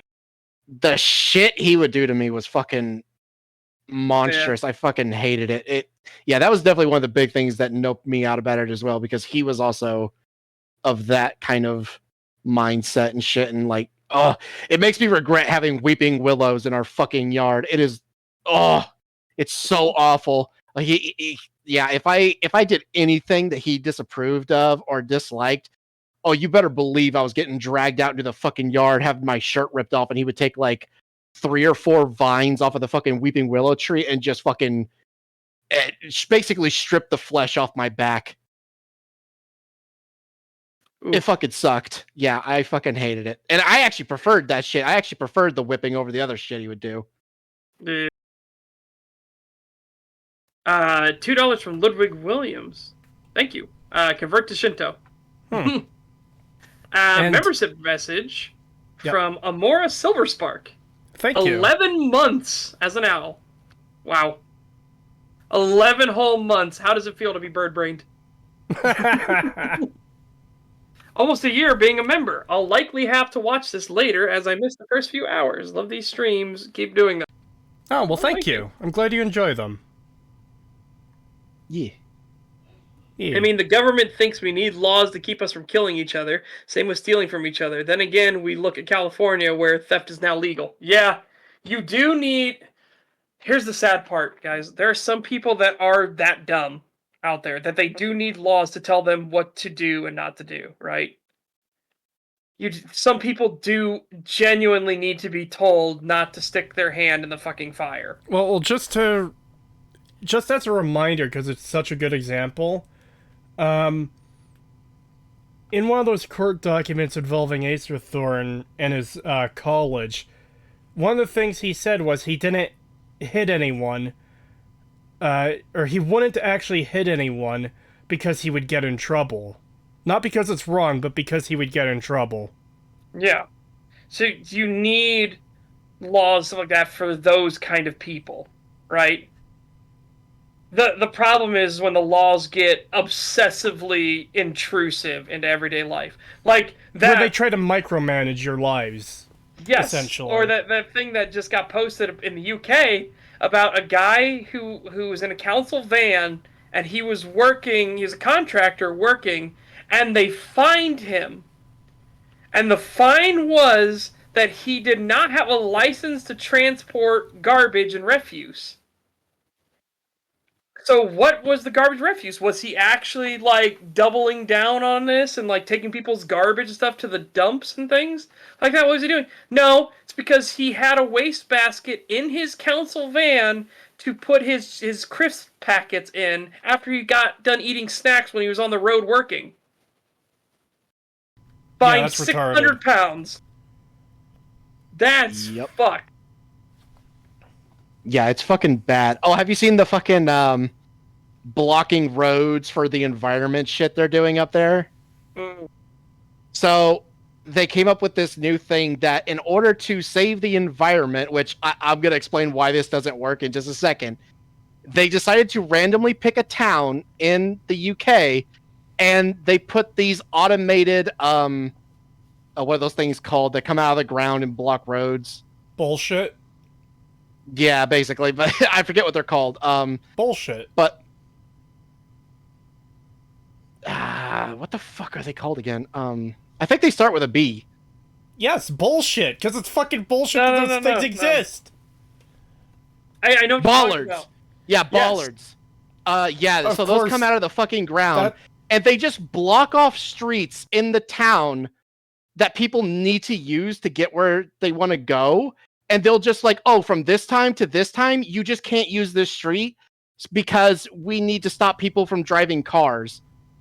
And what this has caused is either people plowing through these bollards, or even worse, they take the long way around, meaning they have to drive for longer, which is actually pumping more CO2 into the air and actually making things worse. Yeah. And did they ask these towns that they were going if they wanted to do this? Did they even notify these people that this was going to happen? No, they just did it because because we're the government. We could just block off your fucking road so you can't get to work on time and you have to drive the fucking long way around, actually causing more harm to the environment. But we don't fucking care. Yeah, fuck the UK. It's unironically a fucking fascist state up there. It's fucking shit. You can literally get arrested for thought crimes so long as somebody says that they were offended. Yep. It's ridiculous. And then you have to pay a fucking fine for it as well. It's just absolute nonsense. Fucking backwards logic up there. I fucking hate that. The UK could just fuck off. Yep, absolutely. It's why it pisses me off so much when people from the UK try to weigh in on American politics and they somehow think that they can call us stupid. And it's like, motherfucker, you guys literally live in a tyrant state. Shut the fuck up. You can't do anything without a license. You get fucking your roads blocked off for fucking environmental reasons. And then you could get arrested for saying stuff on Twitter. Oh. Yeah. You know what? This is a hilarious thing. So I've watched the new season of Clarkson Farm. For anyone that doesn't know, Jeremy Clarkson, after the whole Top Gear fiasco and everything, and he retired, he went back to his He went back to other stuff, and now he owns his own. He had his own farm for a while, but now he decided he was going to be the one doing the farming. We need to watch more of it, by the way. We absolutely do. It is fucking hilarious because he's not doing it intentionally, mind you, but he's a fuck up. He's incompetent when it comes to farming. He's really bad at it, but he's not trying to be intentionally bad at it. He just is bad at it. But he's genuinely getting better as it goes on. Season 2 is funny as fuck, but he gets into a thing where he gets a bunch of cows because he wants to be a dairy farmer too, and he has this whole plan, and it fits perfectly. It's actually a really good idea for him, but there are badgers, and badgers carry TB, and TB can infect the cows, and if the cow gets infected with TB, you can't use the cow, you can't use any of the meats or any of the products from it, so the cow needs to be euthanized. So Jeremy Clarkson asks the obvious, well, can we get rid of the badgers? No, you can't get rid of the badgers. It's against the law. Why is it against the law? Because they're a protected species. Because there are people that would go around just killing badgers in horrific, horrible ways. Yeah, but the badgers aren't a protected species. They're an invasive species, and they're causing huge, like, hundreds of thousands of pounds of damage every year to farming. Can we not get rid of them? No. But, yeah, and so, like, Clarkson is, like, about to go mad. He's, like, losing his mind of how stupid this is. So people accidentally hit badgers all the time now to try to get rid of them. Yeah. Well, accidentally, Cree. Since it's on topic, get fucked, Hufflepuff.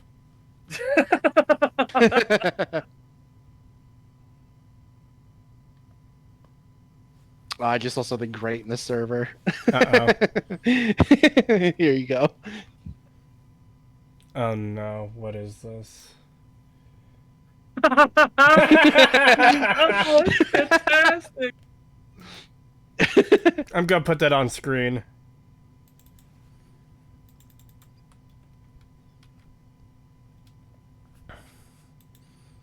Oh god. How big is this image? Fucking massive.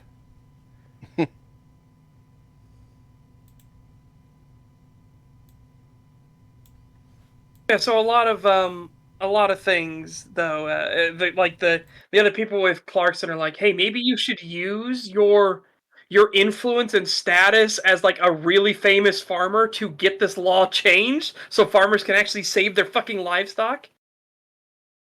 Because he pointed out there was a dairy farmer who was nearby, and she lost half of her fucking herd. They had to put down half the herd. That's 60 fucking cows. Just dead. Jesus. Gone. Can't use any products from them. Nothing. Now, when you say TB, do you mean like tuberculosis, or is it a different TB? It's bovine TB, but it is tuberculosis, yeah. So, is there not like a treatment or a cure for it then? Nope. Oh. And Which that is ruins- surprising because TB in humans is treatable. It's a curable disease. Yeah, it's that bovine TB. ruins It's the not entire same cow. one. Yeah, because the milk becomes infected, the meat is infected. There's nothing you can do about it. Jesus. If badgers carry bovine TB, that means badgers are bovines.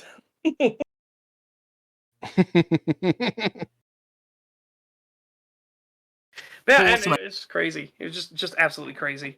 Like that these type of laws exist. Yeah. All right. Maintaining a good enough relationship with publishers to keep having access, they've plenty of reason to go soft on big name games. I left The Escapist in 2014 because parent company Defy Media refused to publish my review of Assassin's Creed Unity and jeopardized their relationship with Ubisoft. I'm famous. Is that why? I hate The Escapist magazine in general. They're fucking leftoid weirdos as well. But I don't know. I can't trust you at all. Yeah. Like, I literally can't trust you at Yeah. all. What did your review say? You know, what did they say? Do you have documentation to back this up? Probably not.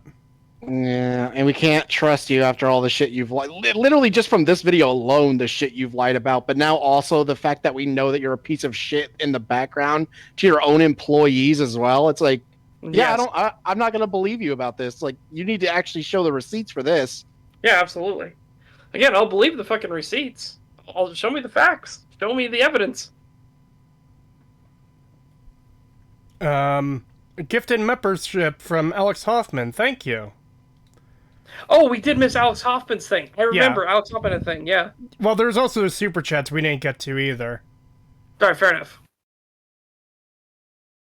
Yeah, Alex Hoffman membership message for 4 months. Oh, thank you. Hi, Tops. How am I amazing and beautiful? Looks at Pagan creators. I'm doing pretty good, honestly. I got a pretty good night's sleep. I got some work done on a thing in a game that I can't talk about because it's not decent.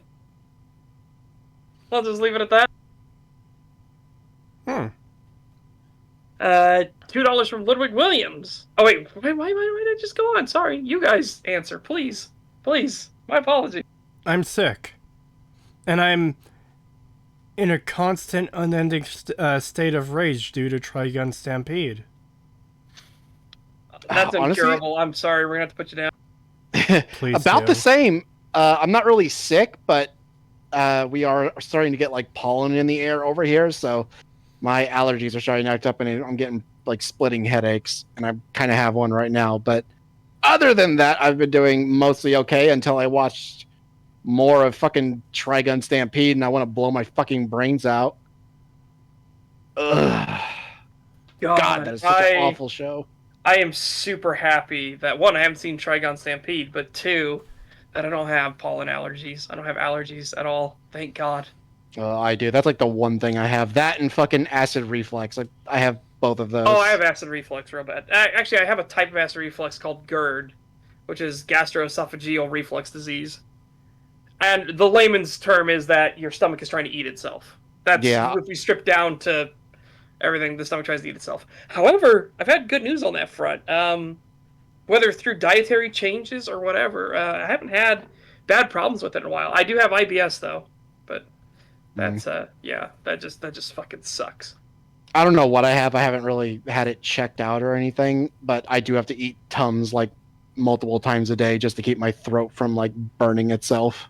Oh, I do keep Tums with me though at all times because I will have those moments where I'll get a bout of like lot of really hot. It's funny because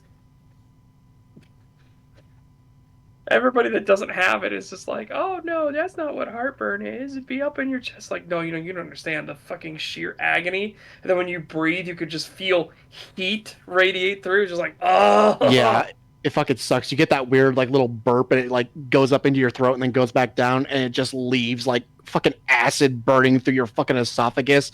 And if you breathe, it's like fucking acid, or it's like fucking lava just heating up in your fucking throat. It's awful. It hurts so bad. Isn't the stomach always trying to eat itself? That's in truth, yes, but you're supposed to have a lining in your stomach, a mucus lining and enzymes that are supposed to keep the actual acidic nature of your stomach acid from eating into it, but oh my god. Yeah. I've even tried eating like very like base foods and stuff where like, it doesn't have a lot of acid to it or anything, like any kind of acid, just to like try to cut down on that, and it still doesn't go away. Like, it doesn't matter what I eat or drink, it just always happens no matter what. It fucking sucks. Especially if I don't eat. Like, if I don't have anything to eat and my stomach gets empty, it just starts fucking ripping itself apart. Yeah. $2 from Ludwig Williams. Thank you very much. Do you know who Scott Greer is? No. I do not know offhand. The only Greer I know is the creepy face man who sues people. Yes. Yeah, I was about to say that sounds familiar, but I think maybe it's because of the fucking Creepy face man. butthead dude. Yes. $5 from just a guy from Alabama. Thank you. Setch, what do you think of a Warhammer Fantasy anime similar to the Castlevania anime? Ignoring Games Workshop. Games Workshop bullshit and assuming that the animation looks good. I think that'd be the hard part would be to ignore the Games Workshop bullshit, right? Because they would likely want to meddle with it. But I would be down for a Warhammer Fantasy anime in the vein of Castlevania. Castlevania was pretty good. I don't know the lore all that well to the Castlevania games, but it was a pretty good show, honestly. I would be totally down for that. I wouldn't know who your title characters you would follow. Like, God, you could go Goblin Slayer like dark with that really fast though. To make people realize what's going on. Start with the idyllic village. Maybe have it already have some problems and stuff like that. You know, a little bit of problems here and there. Maybe there's some bandits like that. They kill a couple people or something like that. But then a character comes back to the town, and now you see it literally being like raised by like chaos marauders or something. That would be fucking brutal. Pagan, you should see a doctor about that. Well, I've brought it up with my doctor, but they're always just like, it's just normal acid reflux. A lot of people have it. Like, just take Tums. So, yeah, there's not much to it. And I saw a couple people say, like, I might be lactose intolerant, but I can assure you it's not that. In fact, drinking milk tends to really help it a lot. So, no. I'm not lactose intolerant. I don't get, like, stomach pains or anything from drinking milk, and drinking it usually actually makes my my acid reflux go away for a little bit. Yep. So yeah, no, definitely not that. Pagan is actually an alien in disguise. Yeah, me and Setch are both fucking xenomorphs. Yep. You guys just don't know it. Ultimate Agent 25 says Yahtzee's the only person keeping Escapist afloat at Setch. Yeah, I know. But Yahtzee has moments of just pure fucking clown logic, which is really sad because he has moments where he's spot on as well. It's a coin toss? What the fuck? It's a coin toss with Yahtzee. Oh god. Xenomorphs with fedoras. No, fuck you. God, I can't tell you how tempted I am to post a picture of myself wearing my slouch hat, but at the same time, I'm like, I don't want to dox myself. Yeah. I mean, one day I might do a face reveal, just not yet. $2 from Ludwig Williams. Thank you. How much money do you think I've given you? I don't know. A lot. Probably like around $300 or $400 at this point. Yeah. Anyways, well, I realized when I was speaking, I said toin, and then I was like, what the fuck? Why would I say toin? And then I realized I was going to say coin toss, and I was like, so it would have been toin toss? What the fuck? Anyways, it has been about an hour. But let's do one more play, then skip ahead. Okay.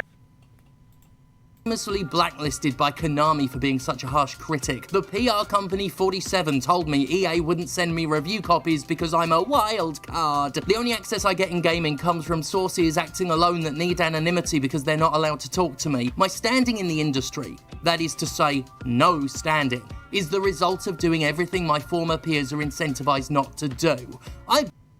Okay. Bullshit is what I'll say. I will say... are not a martyr. You are not the one fighting against everything. Yeah, no, he's not a martyr. Actually standing up and doing this shit, that was total fucking biscuit, not you. Yeah, no, this dude was not a martyr. He was not fucking paving the way for better stuff or anything. He's a fucking idiot. I will give him, though, that there is a pretty good chance that EA blacklisted him because he shit on EA constantly. That was his fucking moneymaker. That was like the one thing he knew he could shit on and not get shit on. He did the same thing to Ubisoft and the same thing to Konami. Yeah. So I could totally see them blacklisting him. And he only went after Bethesda after they were not people's darling anymore. Yeah. 25 Polish zloty from Tomasz Gratz. Okay, one second. Gratskielski. Oh, God. Oh, Hey, thank you. Stag crew. Been enjoying your content lately while playing Morrowind. Tamriel rebuilt his base. Oh, nice. Yeah, I've been Nice. messing around with Tamriel Rebuilt. I like it. Oh Yeah, God, absolutely. Rest in peace, Total Biscuit. I just realized what an unfortunate initials. TB. Oh shit. Yeah. Yeah. What an unfortunate initials. Yeah. But yeah, rest in peace, Total Biscuit. The world needs more people like him. Yeah, it does. Totally based.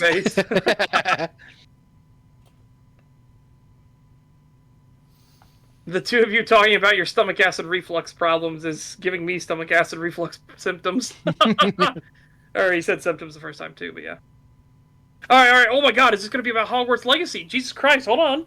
Yeah, that was a good jump. Yeah, here we go. Not to praise myself, but... Yeah. See what happens. Just rewinding it just a tad. Yep. Can't think you have our backs. I can't feel safe with you. And sorry, but you don't get to feel hurt by that. Wait, is this for people playing the game? Hold on, we need to go back. We need to rewind because we need to know go back a little bit further. Yeah, what is the context for this? Because I swear to God, if you played this game... Based! Holy shit, J.K. Rowling. Fucking hell, that tweet...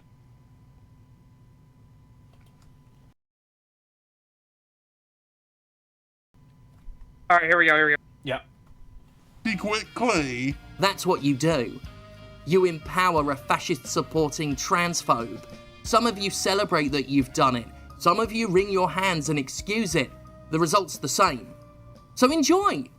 Not a single one of you are under any obligation to refuse this game. I'm not demanding it of you, and I'm not gonna say... Yes, you are, you dumb cunt. You literally are! You're trying to pressure people into not playing it by guilting them, by saying, oh, this hurts me personally. Yeah, you just fucking said that people shrug it off and ignore it. Like, so if somebody plays the game, you are accusing them of being a transphobe who ignores your blight. Shut the fuck up saying, oh, I'm not forcing you. You literally are. You're literally calling people transphobes if they play the game, no matter what they believe.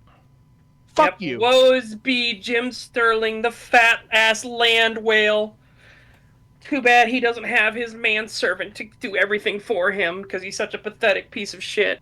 And of course he's not even going to fucking bring up the fact that all they did was purchase the license to use it in their game. She doesn't actually get direct funding from this game. She makes almost nothing off of this fucking game. She gets more in Universal ticket sales than she does from this fucking game. You goddamn moron.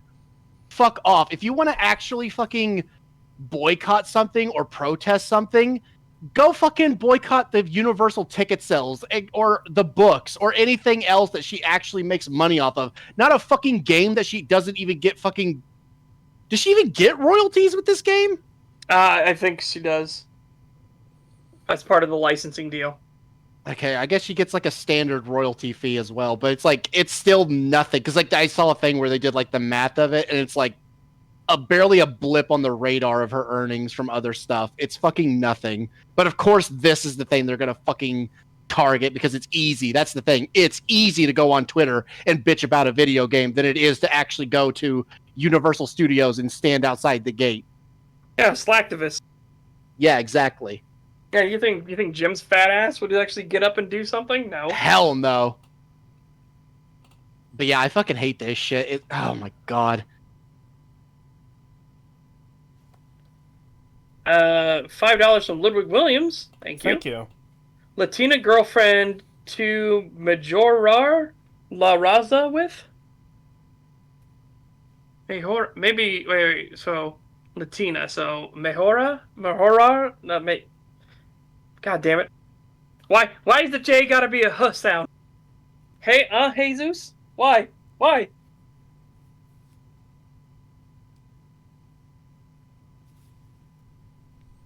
Granted, then you can ask Germany why it got to be a yaw sound.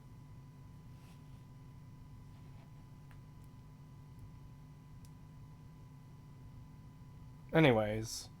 Yep.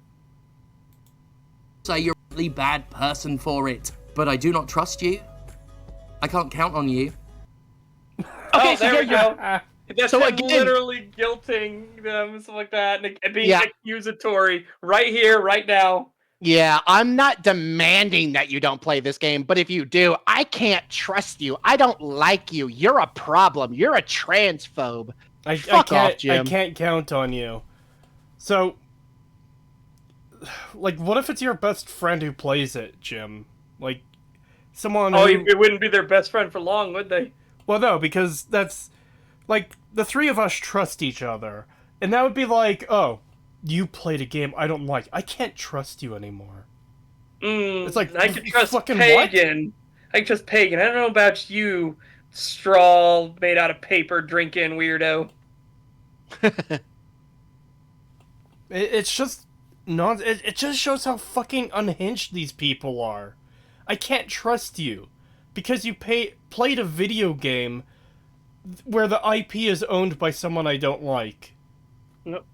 Yeah, exactly. And Bezin's right. Hogwarts Legacy became a purity test. Yeah, we talked about it on my stream before, too. Yeah, and it never should, like... It...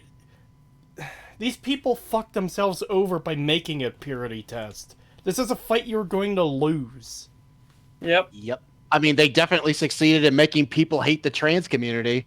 Because, god damn, I don't know if you've seen the people on Twitter and especially 4chan right now. People are fucking pissed at the trans community.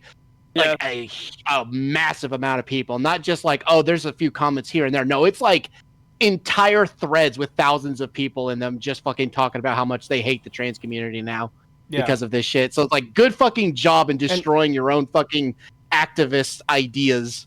And that's the problem, too, and I think I mentioned this last week we were covering this video, but by Jim Sterling and people like him acting like insane fucking weirdos like this, by turning this game into a purity test, it's going to hurt, like, transgender people who aren't fucking crazy. Yep. Yeah, all they managed to do was to hurt their own fucking cause.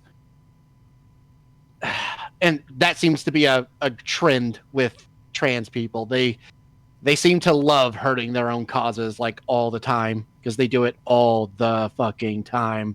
There's a reason why Dave Chappelle has a joke about how you got the L's and you got the G's and you got the B's, but then you got the T's who every time they take a step forward, the T's always take them 2 or 3 steps back. Fucking, yeah, true, honestly.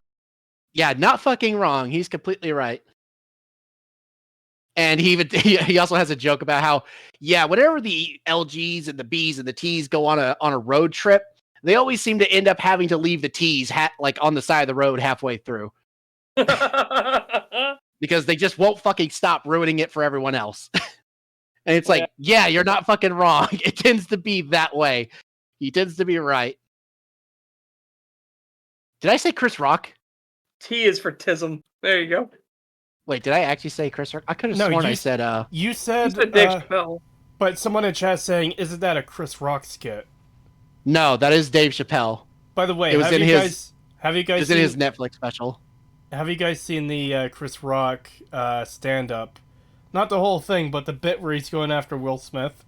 I haven't seen it, but I heard he went after him savagely. Oh. I have not. I don't watch Chris Rock. Neither do I, but Ryan Kindle did a video on it. I can show you guys after the stream. Because he shows the clips, and it is fucking brutal. Oh boy. Yeah, I want to see this. Yeah. Can't relax. I can't feel safe with you. And sorry, but you don't get to feel hurt by that. You get to enjoy your media product. I get to remember every digital storefront that took a Hogwarts sponsorship, every games journalist that promoted it, every platform and company that embraced it. And I get to remember that when Pride Month rolls around and the performative allyship begins. Oh my god. I'm going to tell you right now, as somebody in the LGBT community, can we get rid of fucking Pride Month? Yeah, seriously, fuck Pride Month. I hate that shit. I completely And agree with especially the fucking pride parades where they're just doing it in front of kids all the time. yeah, that Being shit is degenerate disgusting. fucking weirdos.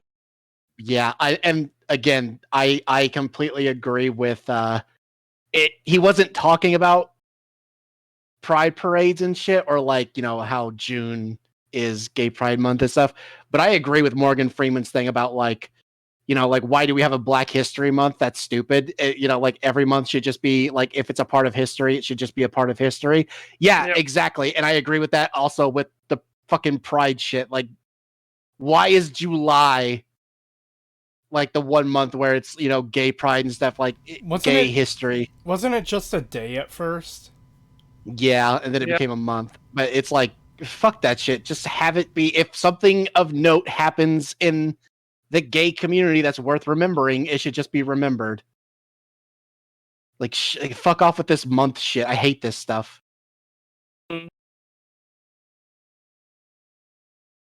But yeah, fuck you. We Oh, read no. the same comment at the same moment. The L in LGBT stands for lizards. I'm glad that LGBT has snake representation. Oh, But fuck you, fucking Jim, saying like, well, I'm gonna remember this and you're just gonna remember having your entertainment. No, because you won't let us have our fucking entertainment, because you fuckers have to come into our goddamn chats and streams and fucking send death threats and dox people. Fuck you. Pigamy doesn't get to remember enjoying a fucking game. She didn't even get to fucking play it. All she did was fucking say she wanted to play it, and she got chased off the fucking internet because of fucking bullies like you. So shut the fuck up with your, I'm the victim. You guys just get to play your game. No, fuck you. You idiots attacked people who were completely innocent and did nothing wrong and literally fucking chased an innocent girl off the fucking internet. Fuck you. Go fuck yourself. Hang from a fucking rope, you fat piece of shit. yep, well said, and I would second that motion. Yeah, no, I'm genuinely pissed. This is probably the most pissed I have ever been. I fucking hate this shit. People are actually getting their fucking lives ruined because of this shit, and they have the fucking gall to say that they're the victims, that they're the ones who are going to be traumatized, that they're the ones who are going to be hurt by this. Fuck you. The protected class is claiming that they are the victims.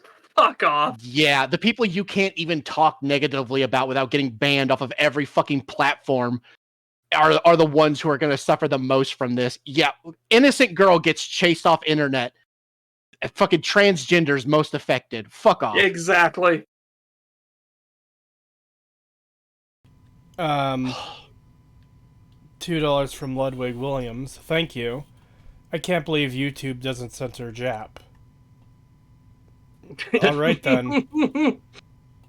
Yeah, because that was a racial slur for a while. Same thing with Kraut. Kraut was a racial slur for a while. Really? Yeah. Again, it was ways to dehumanize your enemies, right? Yeah. So Jerry's for Jerry Can, Kraut, stuff like that. It was just a way to make them lesser. I am glad that I've seen some trans people on Twitter call this shit out, but the problem is it's a small handful. I've seen maybe 5 out of thousands of people. And it's just like, Jesus Christ, that is fucking sad that only like 5 or 6 people out of thousands of comments have actually called out any of this shit. I absolutely agree. Do we want to skip ahead again? Sure, because right now he just admitted how much of an authoritarian fascist he is. Let's jump here. When I can stream without harassment myself, when I can post a selfie without being called a man or getting some other... You are a man. You literally are a man. You have a fucking penis. You have XY chromosomes. He's also asking for something that's impossible. Why I could stream without getting harassed. So first of all, you're enough of a cunt that you're never going to get people who are like... You're never... This... Cree, this might be the magical area. Hold on. This might be the magical Oh, what we're looking for, yeah. Yes. Hold on, I'm gonna go back. Yeah. Here we go. I think it's it. I think we're in the magical moment. Cis feelings aren't our responsibility. It's so telling that the God. only real coverage of alleged harassment in games media this week has been about cis streamers getting upset at some mild pushback. It's Mild Mild Fuck you. pushback? Motherfucker, they We doxed have them. the documents, you dumb fuck. Yeah, we have all of the receipts. 4chan has been fucking archiving everything. We know everything that happened. They got death threats. They got fucking doxed. People know where they live. They know their real names. They know what they look like now. There They are got people fucking going after doxed. their family members. Fuck off. Yeah. They came into their fucking streams and just spammed the chat with death threats and how horrible they are and how they're transphobic and shit when they didn't even have anything to do with the fucking trans shit. They didn't even talk about that crap. Yep. They just said they wanted to play Harry Potter because it was a part of their childhood. That's it. And that's all it fucking took. Hell, fucking Pikami didn't even get the chance to fucking play the game. She just said she wanted to play it. Fuck off. This fucking mild criticism, mild pushback. Fuck off. It was anything but mild. They bullied a girl with trauma and chased her off the fucking internet. She quit her fucking career over this shit. Fuck you. Also, God just damn it. the phrasing that, it's not our problem when it's your people doing it. Yep.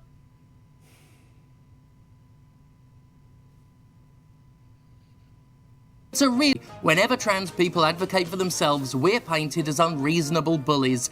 It is unreasonable to It is demand unreasonable, people to you not dumb play a cunt. game because you don't like the person behind it. Yeah, this is insane. How the fuck can you possibly argue this shit? This is actually But when you're ridiculous. mentally retarded and have an IQ in the double digits like Jim does. And you're this fucking egotistical. Oh, you can't play this game because I'm uncomfortable with it. Yeah. I'm What going to go an into your fucking insufferable chat and say subhuman you're piece a of shit. horrible person and that I hope you fucking die, and I'm going to send death threats to your fucking family members. Oh, but that's not our problem. Oh, we're not being bullies. Yes, you fucking are. That's literally fucking textbook definition of bullying, you fucking Meanwhile, idiot. we have this fucking gaslighting, horse shit, peddling piece of shit. This fucking jackass who's gonna try to guilt trip everybody. His fucking fucking emotional manipulation nonsense. Jim, with all fucking sincerity, Jim fucking Sterling, you man pretending to be a woman, go jump in front of a fucking truck. Yeah, seriously, I'm going to follow up that sentiment. Just neck yourself, man. Just end it. Do us all a fucking favor and just go fucking kill yourself.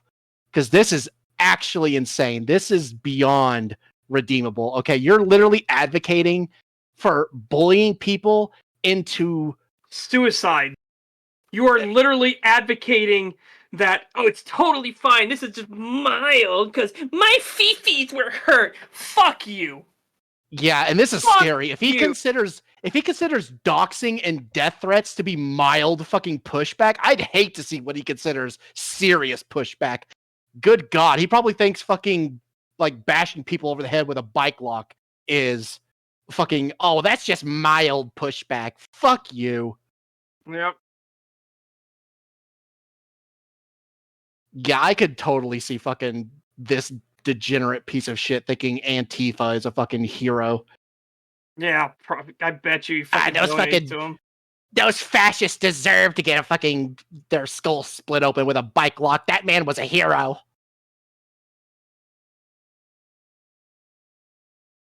Jesus Christ. Fuck this.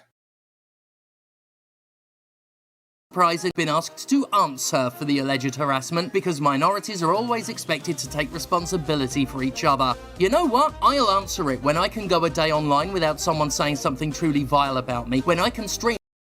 Well, you That's know what? awful. Maybe people wouldn't say vile things about you if you didn't act like such fucking cunts all the time. Maybe if you didn't target and harass people and literally send fucking death threats to people over wanting to play a fucking video game, people wouldn't have mean things to say about you.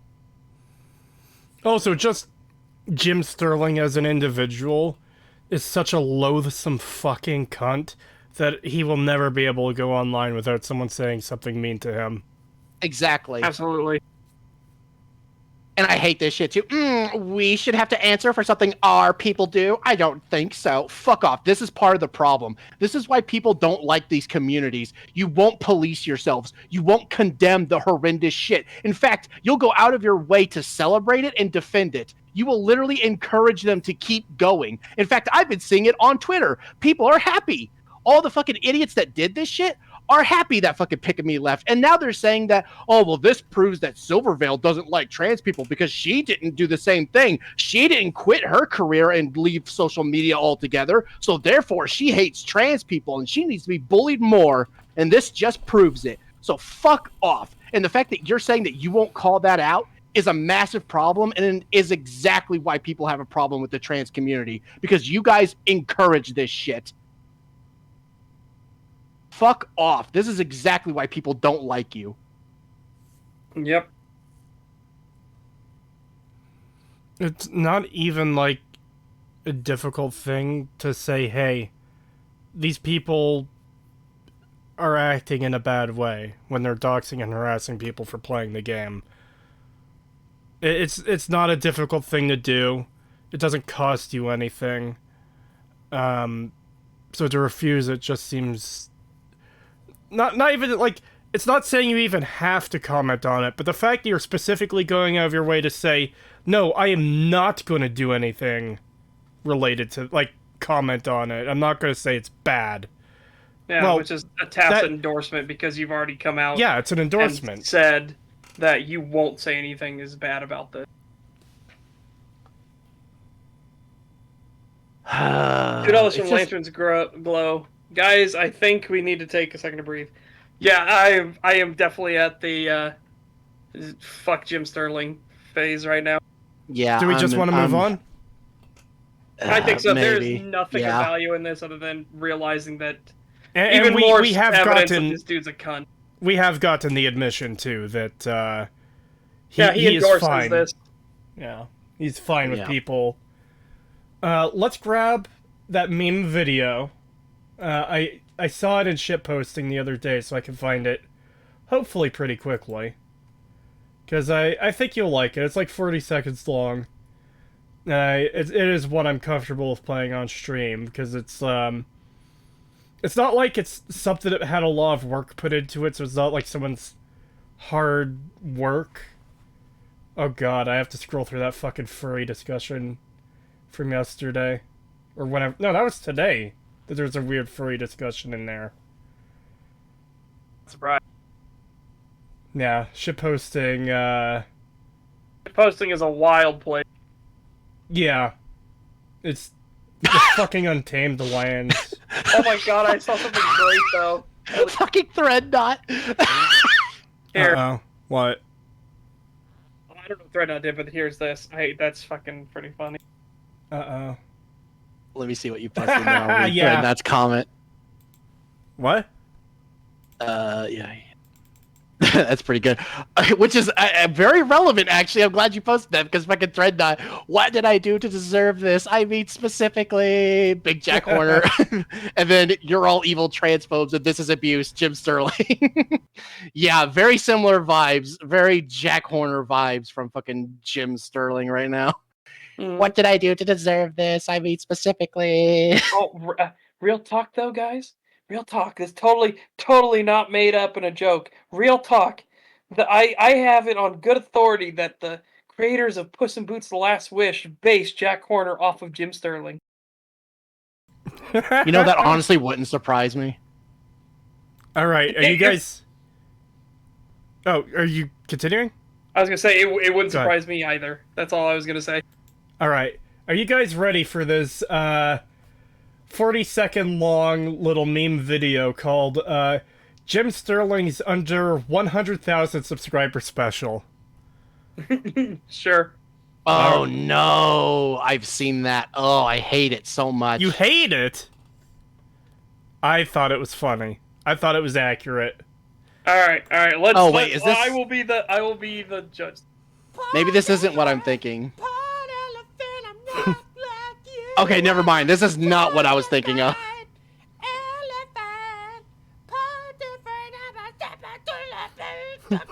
It was such a lovely day until I walked upon a Muslim. Do you know what you do to women across the world? Shut the fuck up, I'm taller than you and 400 pounds on you. I could rape you easily like Activision. Just another Konami loot box of false allies!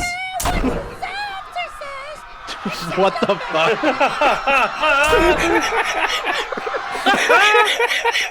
Okay, I have not seen that. I thought you were gonna play the other thing. I thought you were gonna do Jim Sterling's video about his fucking subscriber special thing. No. That's what he said. After 100,000. All the screams at the end is what really fucking gets me. Yeah. Holy shit. Wow. $10 from Ludwig Williams. Thank you very much. 3 cold slices of Little Caesars pizza, a hamburger, a bag of Poppables, 2 packs of Welch's fruit snacks, and 2 bottles of Mexican Coke. I'm eating like a king. You guys are missing out. I thought you were eating 2 cans of SpaghettiOs.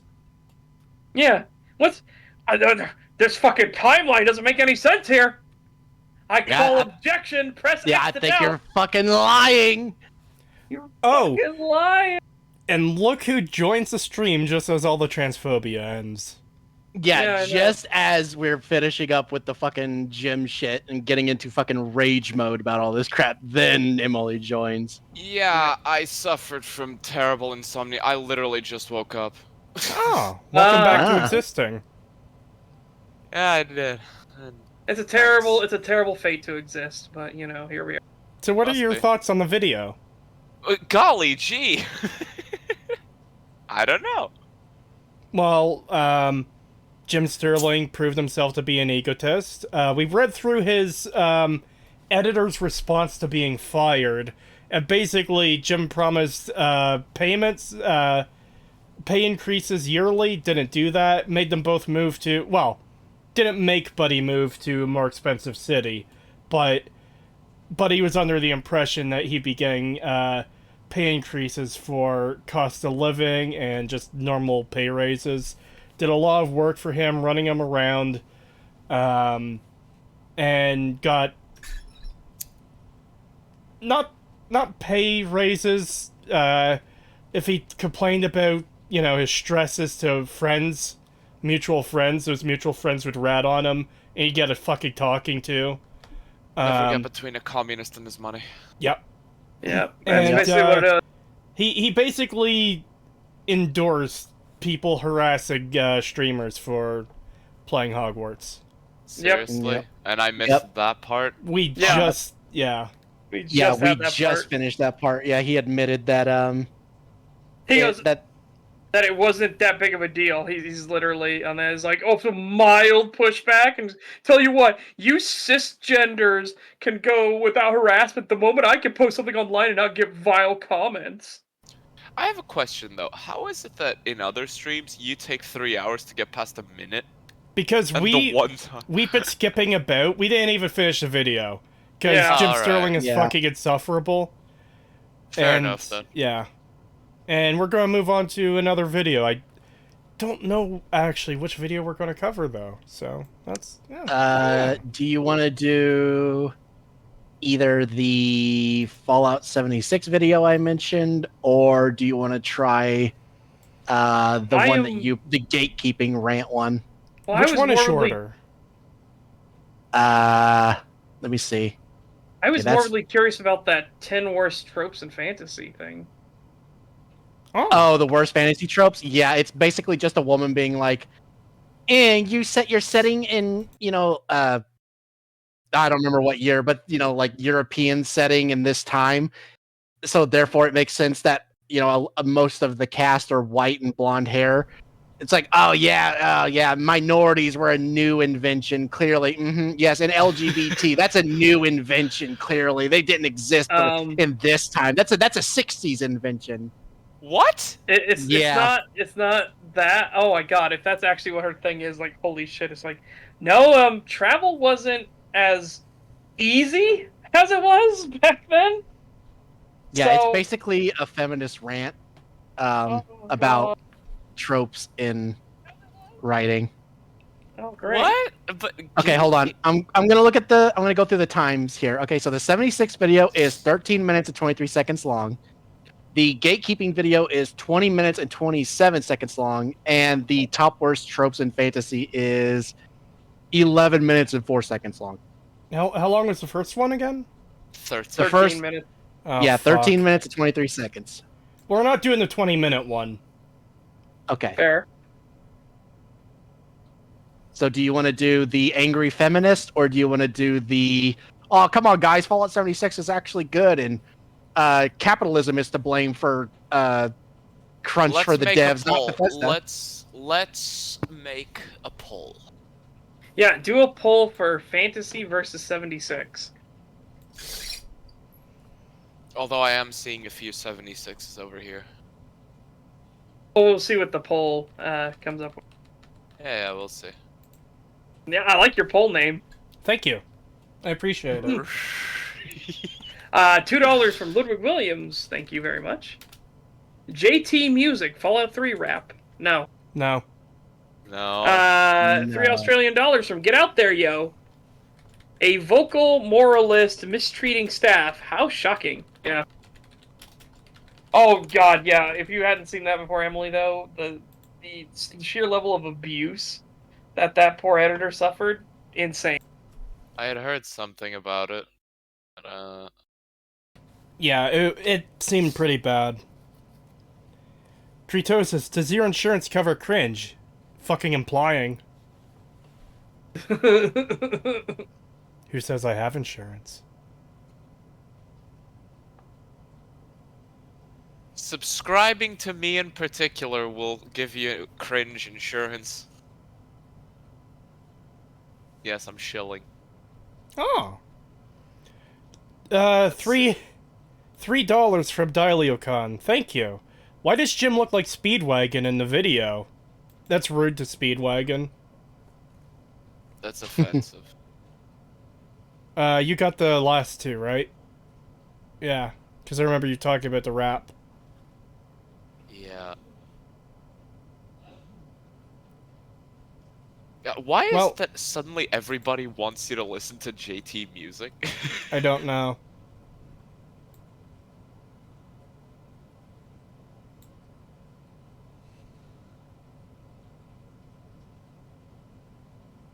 Immunity by exposure. Fair. What? What? Do you guys hate us? What the fuck?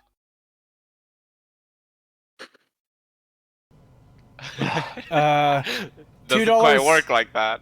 $2 from Ludwig Williams. Thank you. $2 from Creetosis. Thank you. You know, I've always wondered why I've never seen someone super chat that in any of the other streams I watch. Yeah. What if I super chat but call myself mommy? You'll have to say it out loud. $2 from mommy, thank you.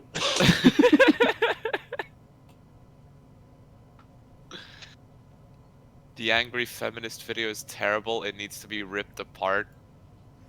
It was pretty bad from what I saw. That one is winning. It doesn't have as good as a lead as it did at first, but with 73 votes, it's at 55%, so I guess we're going with that one. Look, I was actually kind of hoping to get away from the fucking politics shit. I don't like the politics shit either, but this works out because we could contain all the politics shit in this episode, and then we could go back to normal talking about Fallout and video games and other stuff next time. Yeah, True. yeah, fair. On Dragon Ball Z. We'll try.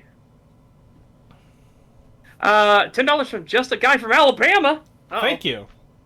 Wow. This knowing better guy has made an amazing video about Christopher Columbus that is very nuanced take about an overly maligned historical figure. I wonder what his other videos are like. Oh no! I don't know who knowing better is. I don't know who that is either, but I just find these setup amusing. Let's find out who this is. Knowing better, Columbus. Oh no. All right. Video's up. Everyone's in the watch together. Yeah. You guys ready for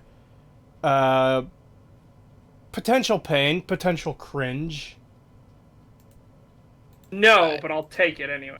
All right. Oh no, let's- I'm suffering from terrible insomnia again. Oh. Yay! Hooray! We got rid of the friend. We got I hate you guys so much. for the briefest of moments. We got rid of the woman. I like how she's not even responding to that. Yeah, I don't have any counter to your celebration. Let's go. You know, it's a great way to start off covering a feminist video by saying we got rid of the woman for a brief moment. Yeah. All right.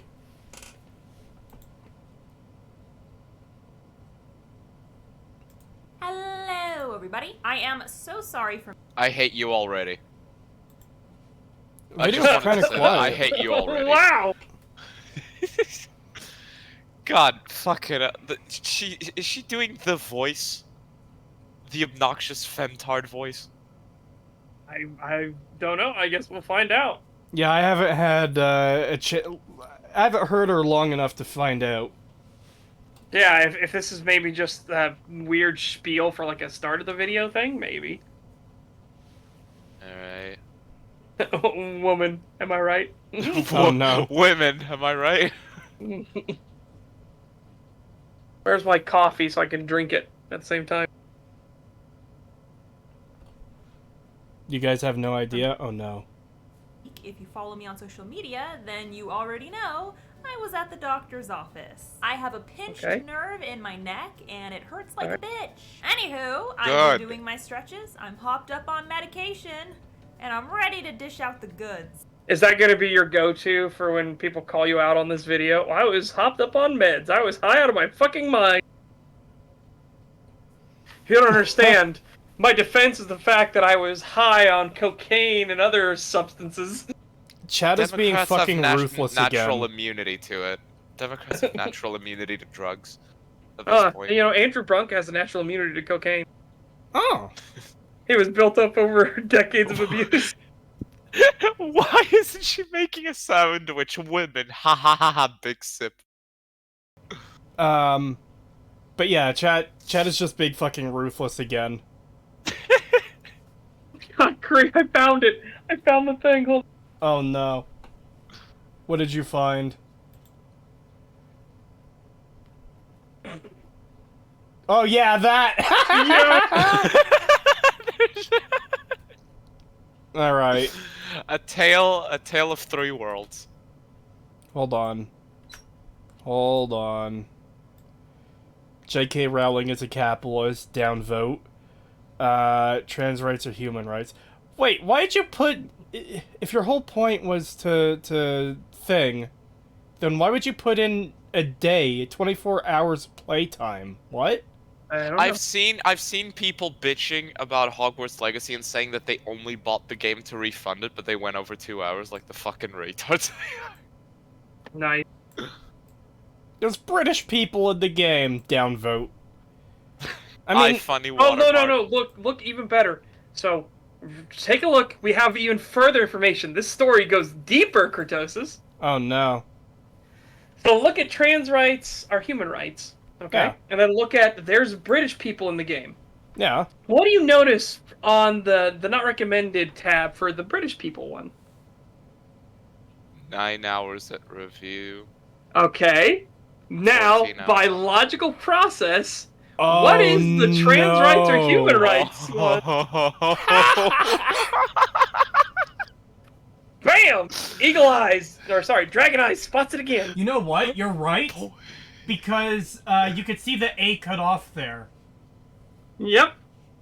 Fucking Oh my god. spots it again. Oh my god, I'm so good at this. iFunny watermark? I have a magic power that can fix that.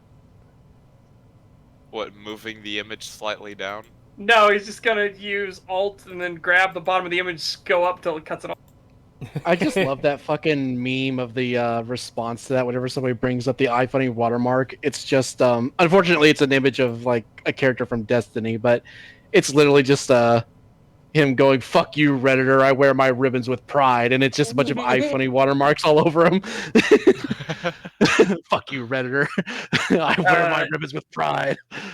$2 from Bentastic197. Thank you. Begone, thought. Oh no. $3 Okay, Australian dollars from Get Out There, yo. Thank you very much. This video is why Void Psyduck was screaming. Oh no. Chat is being mean. We don't know that she's gonna be like that.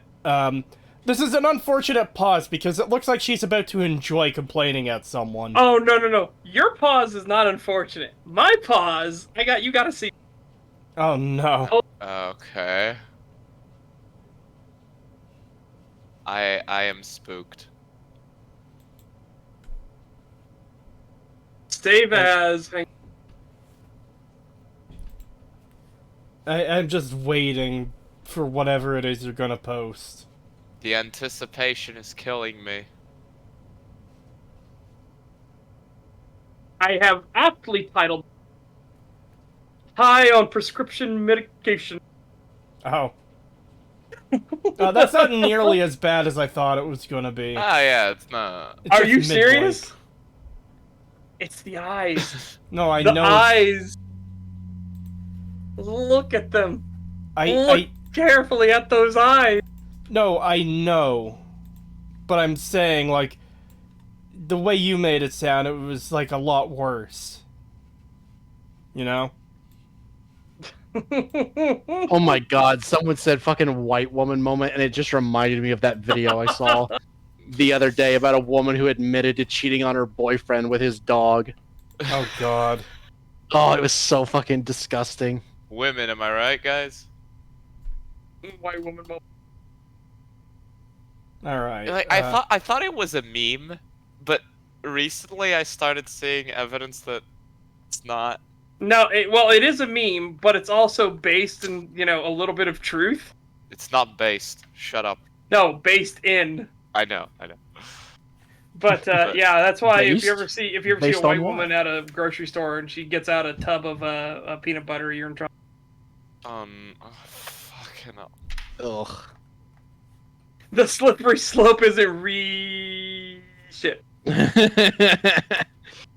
We went from Empress Irene of Constantinople to white woman fucks dog. Fuck. Yeah.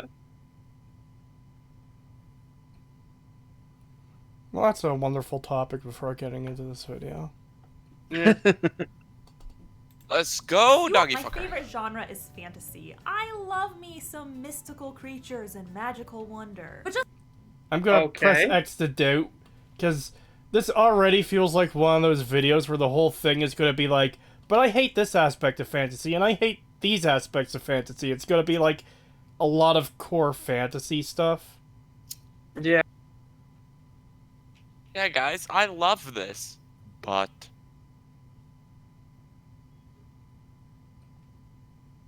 don't tell me she has a dog. I'm gonna go on her channel and ask her if she has a dog. No, don't. No. She has 270k subs. Oh no. just because I love a genre doesn't mean I think it's flawless. Let's be real, the fantasy genre's a mess. Hold on. Can a genre be a mess, though? No, not really. I don't think so, at least. I'd say it depends on the type of genre. I think isekai is a mess because of just the way that it's presented. It as a genre in and of itself. Killed and you get transported to another world that has alternate powers, and usually magical powers. You become someone special when maybe you weren't before. And then a lot of those tend to devolve into massive harems and orgies and shit like that. That's funny. It is weird and a little creepy how every single one of them is basically like, I was a loser, got killed, now I'm in a good world with magic and stuff, and I have a big titty harem, like, just out of the gate. But that's not all isekai. No, it's just a lot of them. Then, And there's really bad ones, too, like Trapped in Another World with My Cell Phone or something like that. Oh, yeah, that one's really bad. I wouldn't necessarily say that's a genre problem, but more of like an individual creator problem, where a lot of people are like, oh hey, this is my fantasy world where my self-insert got truck-cooned into this magical fucking universe, so I'm gonna do fantasy fulfillment to give myself a harem of waifus.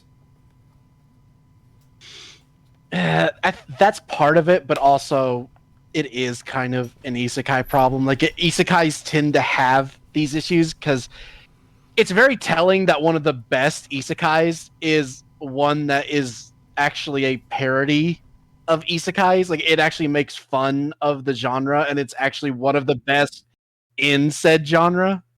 Mm. So it is a bit of the genre itself. Yeah, but I mean, you could easily have like 20 new properties that are isekai that don't have those problems that come out like next week, you know? Fair, but I suppose it has the problems at the moment.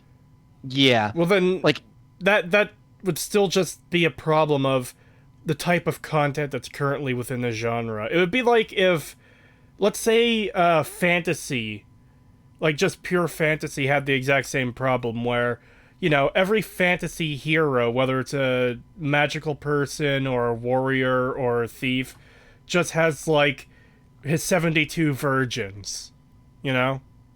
Like every fantasy thing has that. Would that be a fantasy problem, or would that be a problem with those particular works that are doing that, even if there is a lot of them? What do you mean I don't get 72 virgins, Creetosis? You know what? That's fair, because I will say one of my favorite genres is post-apocalyptic stuff, and a lot of post-apocalyptic stuff tends to be not good. So that's a fair assessment. The other thing too is if we're basing it on like something that's bad, like the end. One sec. There's literally no entry requirement to creating fiction, because person watching this stream right now, those of you in chat, or those of you who are just listening and not chatting, any one of you could go right now and start writing a story in any genre you want, and like it could be the best thing ever or it could be the worst thing ever. You're adding to that genre, so literally any person could go out and write a story right now that's fantasy, sci-fi, post-apocalypse, modern, or isekai, that's just like total fucking garbage. And if you get enough people that are making total fucking garbage, then you could say, oh, it's a genre problem that there's this much garbage. You know? I see what you're saying. Yeah. Yeah, I get it. It's more the trend is the problem, not the genre itself. Yeah. Also, there's a comment I just want to grab that says, most of the critique videos you cover are fiction, Creetosis. True. Yeah, people are asking what is the best isekai that I'm talking about. I'm talking about Konosuba. I've also heard that Overlord is really good, but I haven't seen Overlord yet, so I can't like definitively say if it's good or not. But I've heard it's really good, so maybe that one too. But the one I have seen, which is Konosuba, is really good. Oh, god damn it. And there's a reason it gets a lot of praise. That's just funny. This is funny. For chat, today I learned that in 2002, a researcher found that the average 8-year-old British child can identify 80% of Pokemon, but only 50% of common wildlife species. This was then responded to. Common wildlife species don't normally yell their names at you. That is one thing that's always bugged me about the Pokemon anime. I prefer the games how they make a noise that isn't even their name. It's just like, yeah, this is a wild animal, so it's making a unique growling sound. Oh my god, a bit off topic, but since this is the fucking politics episode anyway, did either of you see that thing about it was some sort of like interview where basically the person that was getting interviewed said that we need to do away with farming? I've seen someone say that. Yeah, like farming is destroying the world or something like that. Yeah, it was like farming is bad for the environment, so we need to farming needs to stop to save the world. Which what a fucking statement. Like yeah, everyone in the world needs to starve to death so we can save it. How much do you want to bet they like avocados? Probably. How much you want to bet they like eating food? Yes. I mean, that's all you have to say. How much you want to bet they like eating food? Yeah. Literal fucking Hunnick point of view. Yeah, I didn't like how in the games later made Pikachu say its name. I hate that too. Because you have all the Pokemon in the games making, like, whatever cry or growling sound they have. And it sounds like wild animal stuff. But obviously fictional wild animals, right? Then you have Pikachu that comes in just as Pikachu. It's totally inconsistent with everything else, and it's just fucking distracting. Especially when I'm pretty sure its other forms don't do it. They like it because Pikachu.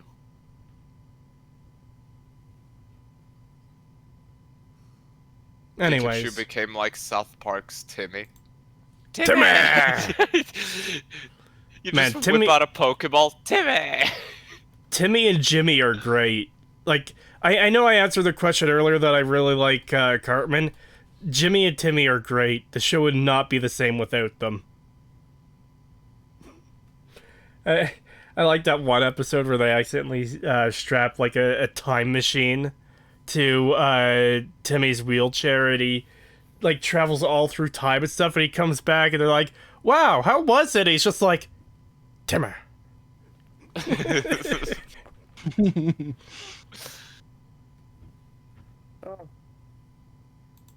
The bad, we're forced to stomach this crap. The good news is, I get to bitch about it. I'm breaking down the top 10 fantasy tropes I absolutely despise, and yet writers keep pumping them out again and again. Okay, so just because you don't like them doesn't mean, like, people shouldn't write them. Maybe there's a reason for it. Maybe that's something the writers wanted to do. Who are you to say they shouldn't?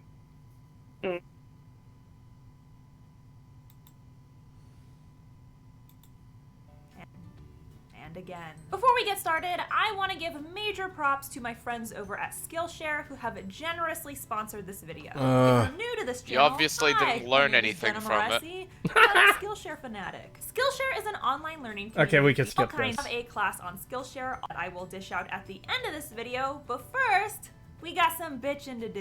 Here are the 10 fantasy tropes that make me shrivel up like a flaccid dick in the ocean. Number 1, the useless teenage chosen one. I don't really have an issue with a chosen one or characters who are born into a position of power. I have a problem with whiny children who are arbitrarily thrust into positions of power.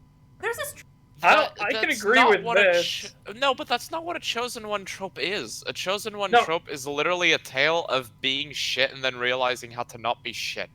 No. Because the trope, I think of it like this. All right. I've got an example. It's not quite a choice. Okay, yeah, that's good. Korra from Avatar: The Last Airbender 2. You know, The Legend of Korra. Holy shit. The Avatar, you gotta deal with it! That she is a chosen one. But she's a fucking whiny, obnoxious, egotistical narcissist. Yeah, but she's also already good at everything from the start. Yeah, it's kind of the problem. Yeah. she's still a chosen one, though. That doesn't make her not she's literally the avatar. A chosen one isn't necessarily shit from the start. That's the hero's journey.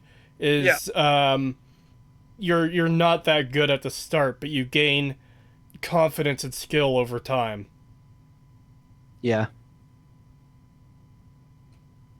I actually agree with this part. Challenge. It depends. Because I need to hear her context of what a chosen one is to her. But in general terms, I can agree with this for now. Yeah. Didn't she say useless teenager? I don't think and that Cora tends to counts be here what a lot of them are, well, especially in. I don't think the Cora example would work here, though, if it's useless, because she obviously already knows how to control all the elements. But she is useless. Yeah, it doesn't matter. Entirely useless. Watch that show. She is a lodestone on everything. Yeah, it doesn't matter that she knows how to do everything at the start. She's still useless because she's so fucking incompetent that it doesn't matter.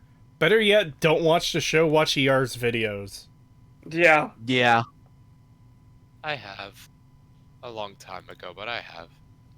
I want to add in that my other problem with this is when children are given more, like,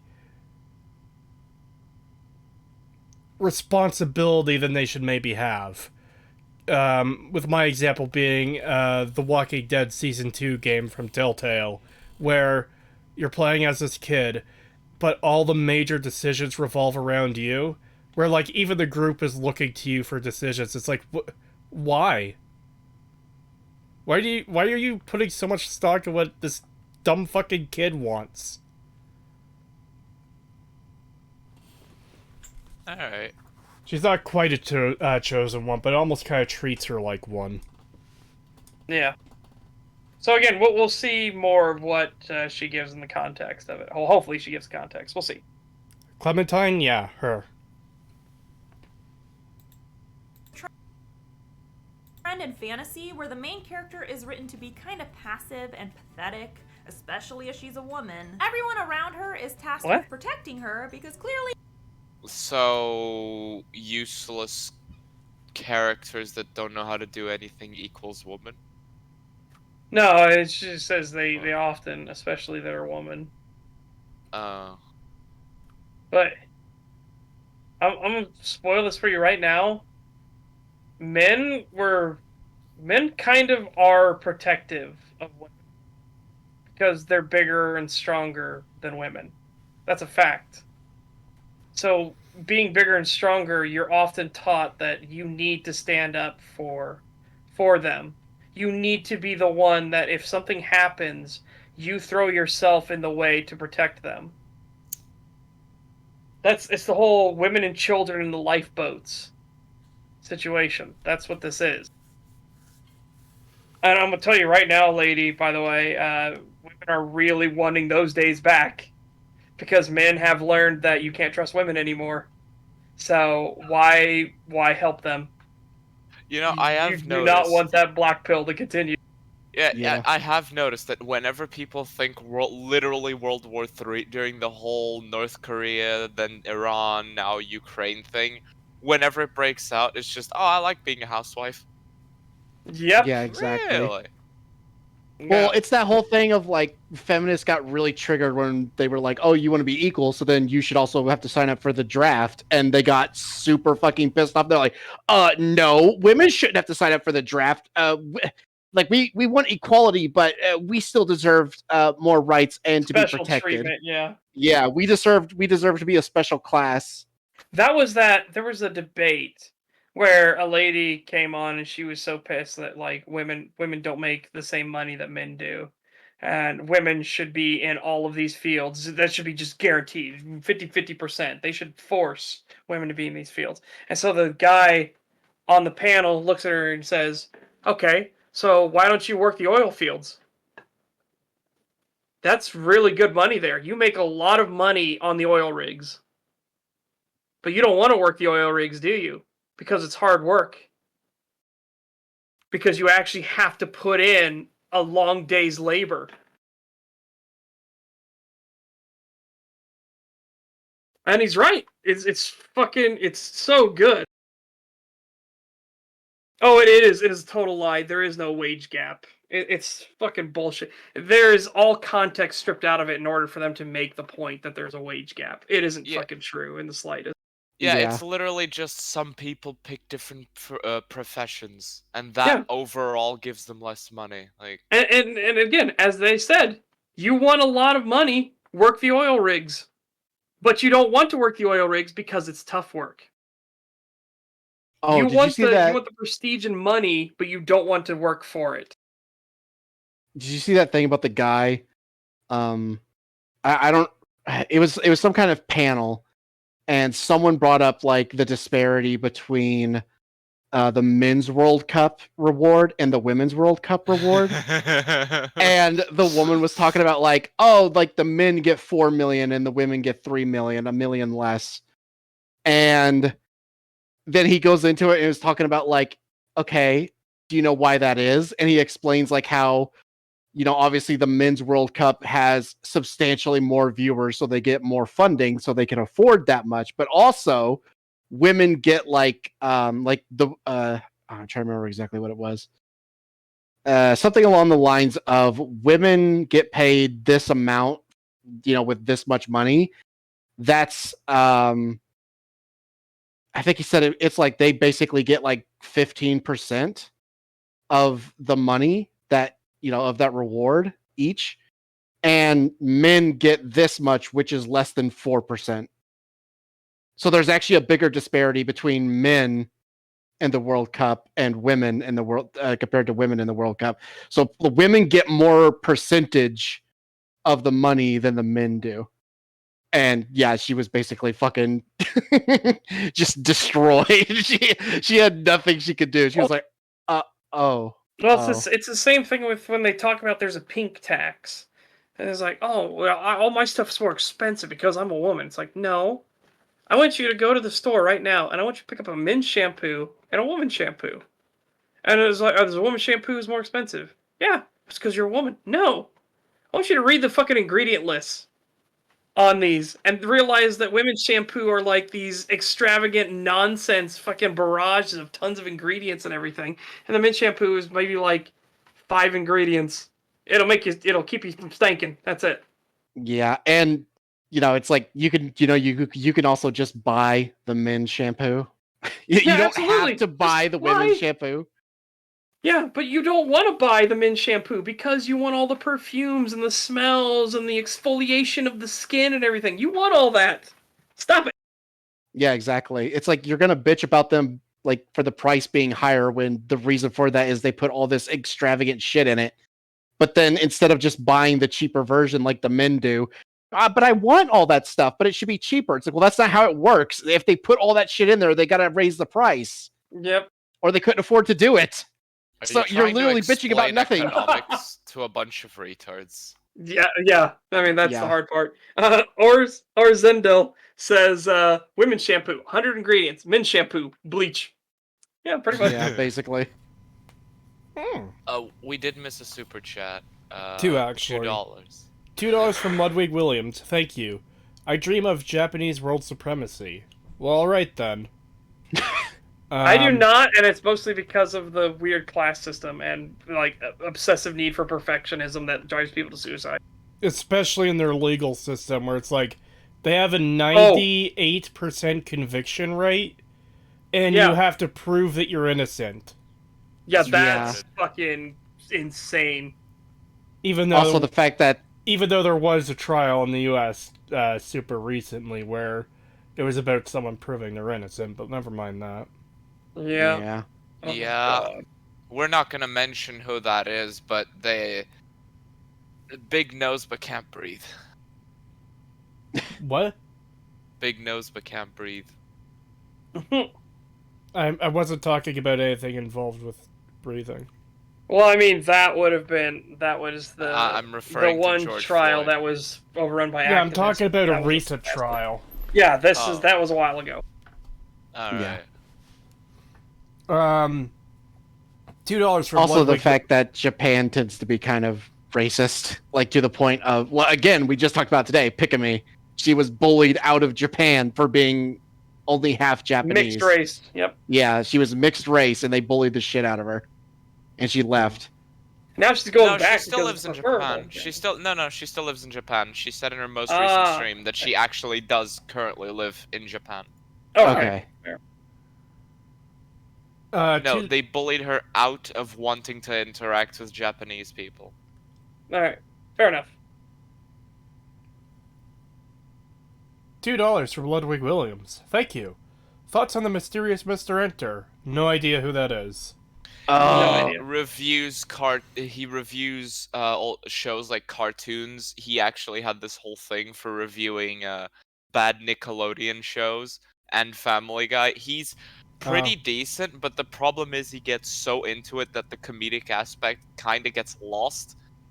And his videos went from you watching someone critiquing bad cartoons and making fun of it to someone getting legitimately super duper fucking angry all the time, constantly, and it's just not as enjoyable as It's more than that, though. He is self-described, very autistic, heavily autistic. And he will go from like, oh, well, I got mild criticisms about this thing to everything is offensive, and I can't believe they let kids watch this. How dare they let kids watch Ren and Stimpy or anything that animator ever made, because it's all just so offensive, and I hate it. It gets so bad. He can make good points at times, but then he just goes into full autist mode where it's like, everything is fucking offensive to me, and it shouldn't exist if I find it offensive. Although he did call out a certain coof thing very early on, I'll admit. I don't know. I wouldn't know because I stopped watching him like 2 or 3 years before the coof happened. Okay, I'll get to that super chat in a second. That's good. Sorry, you had more to say, Pagan, or are you done? No, I'm done. Alright. 3 Malaysian ringgits from Pendikar Mendo. Thank you. Hey, Stag. Sorry that this is off topic, but I wanted to ask, what are your thoughts on sci-fi without aliens? I think Dune does it well, but I rarely see it done well. Well... Dune has aliens, though. That's what the sandworm is. It's an alien. It's a being from another planet. I think he means, like, humanoids, though. Or, like, sapient. Yeah, I guess. But still, I just want to make it clear that the sandworm is still an alien, even if it's not sapient. Or sentient, I should say. Well, no, it would be sentient. It wouldn't be sapient. Nah, you're right. Fuck, I fucked that up. Yeah. Fuck! I'm on a mixed opinion with that, because first of all, I don't know how sci-fi without intelligent aliens, I don't know how that can necessarily be done badly, because it's just humans in space. Like, if you take Cowboy Bebop, for example... Yeah, that's what I was going to bring up. That's just humans in space. I don't... Yeah. I don't think a concept like that can, like, specifically be done badly, aside from just, like, being poorly written. Yeah, just like any other thing. It's just like any other piece of media at that point, where it's like, yeah, there's no reason why this can't be good unless you're just a shit writer. Yeah. Whereas, when you say sci-fi without intelligent aliens done badly, it almost gives the impression of, like, to take an example with aliens, oh, here's a movie with aliens, and the aliens look goofy, the costumes are silly, they don't seem threatening when they're an enemy, their technology is weak for some reason, even though they should be a lot strong, stuff like that, you know? That'd be aliens done poorly. So I don't know how you do, like, a setting on a conceptual level that's broken of humans in space, or sci-fi, whatever, done poorly. Aside from just being outright bad on its own merits. Yeah. There's only, like, one alien in Cowboy Bebop, and it's not sapient. So, and that show is amazing. So there you go. There's your example.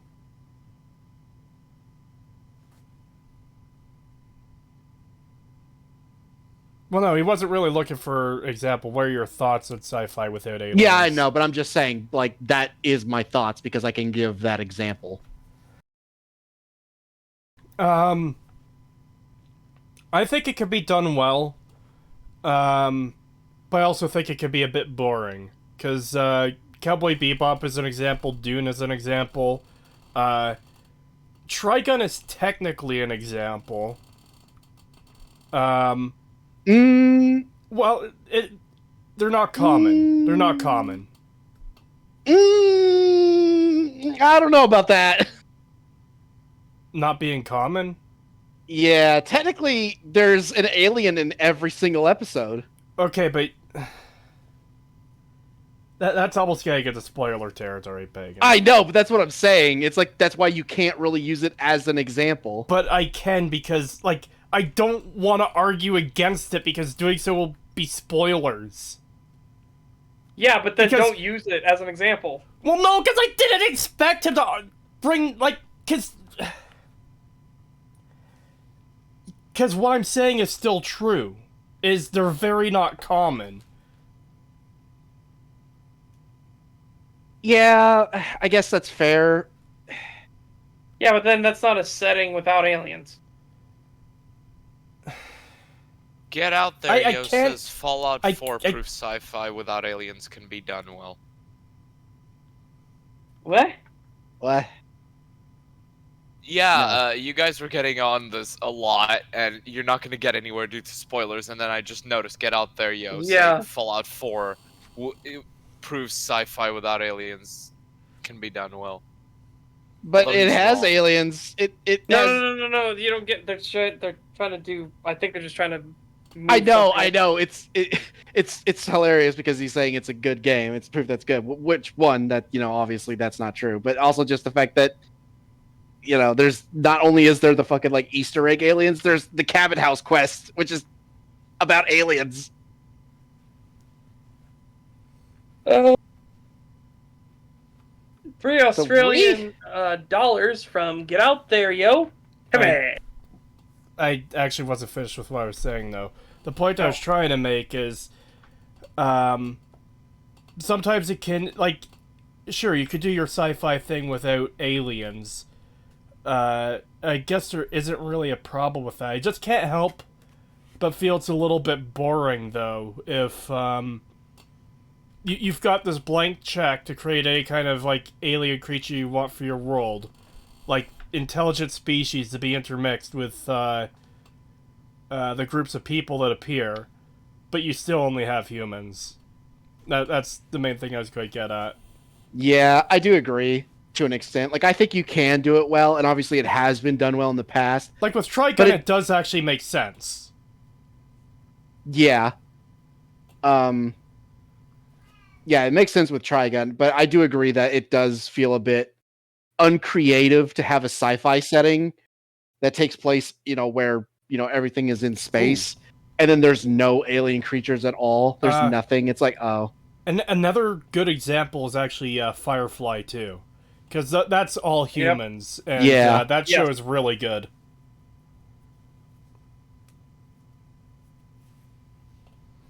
And in the chat we laughed at earlier, $2 from just a guy from Alabama. Thank you. This bint awakens the dormant misogyny in my blood. Oh, there you go. Why is it dormant? You disappoint me. What? $5 from Ludwig Williams. Thank you very much. There's nothing wrong with Japan protecting their purity. I disagree when it's literally just, we're gonna bully people who are mixed race to the point that they want to kill themselves. That's Fuck that. But if you want to be like, no, we should actually protect our culture and stuff like that. We don't want alternate languages and stuff like that. If you're in Japan, you'll speak Japanese.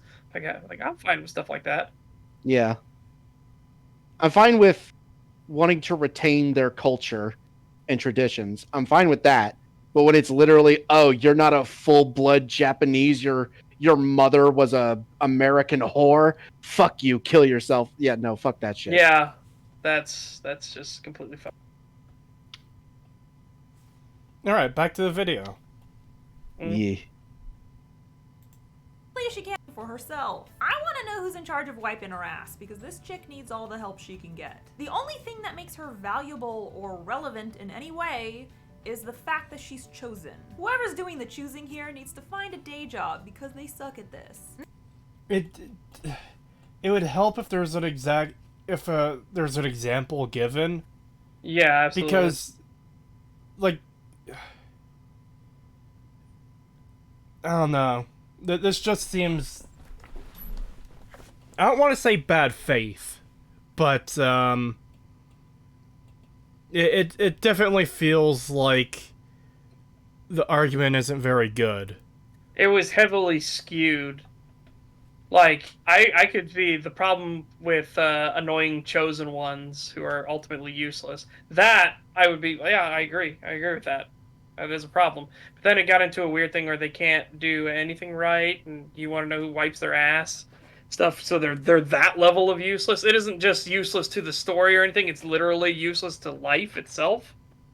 Like, holy shit. Yeah. Also, I don't get why she has to make it, it has to be a she, even though there's plenty examples of males being this way as well.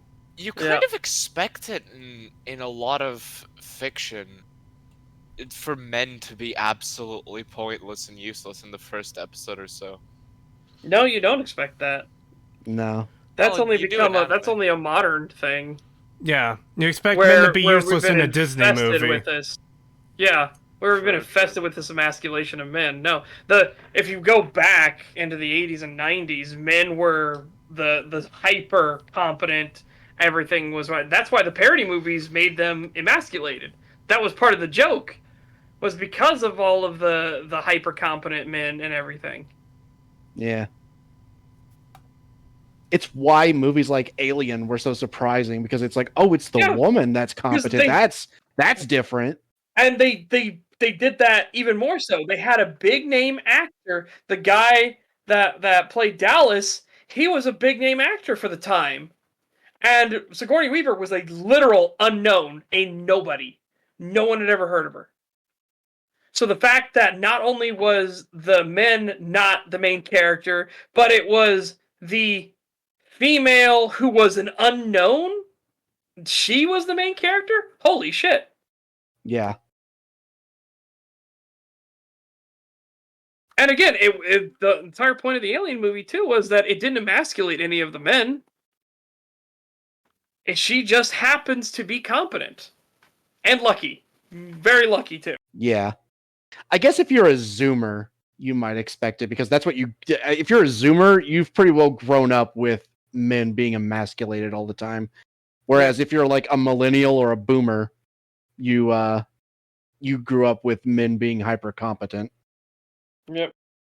And again, sometimes the hypercompetency was used as the foil for the character. That's the thing that would bring their downfall.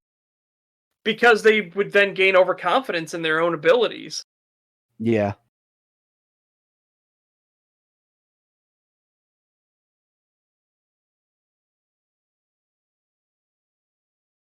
Yeah.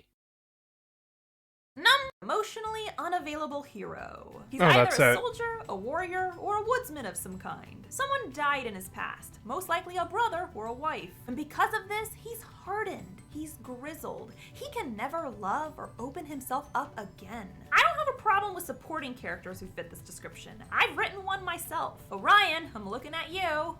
Take a shower. But I don't want to read a book about this guy, because every fantasy book is about this guy. No, it's not. No, that is literally impossible. Even if you mean it figuratively, which is the point here, no. No.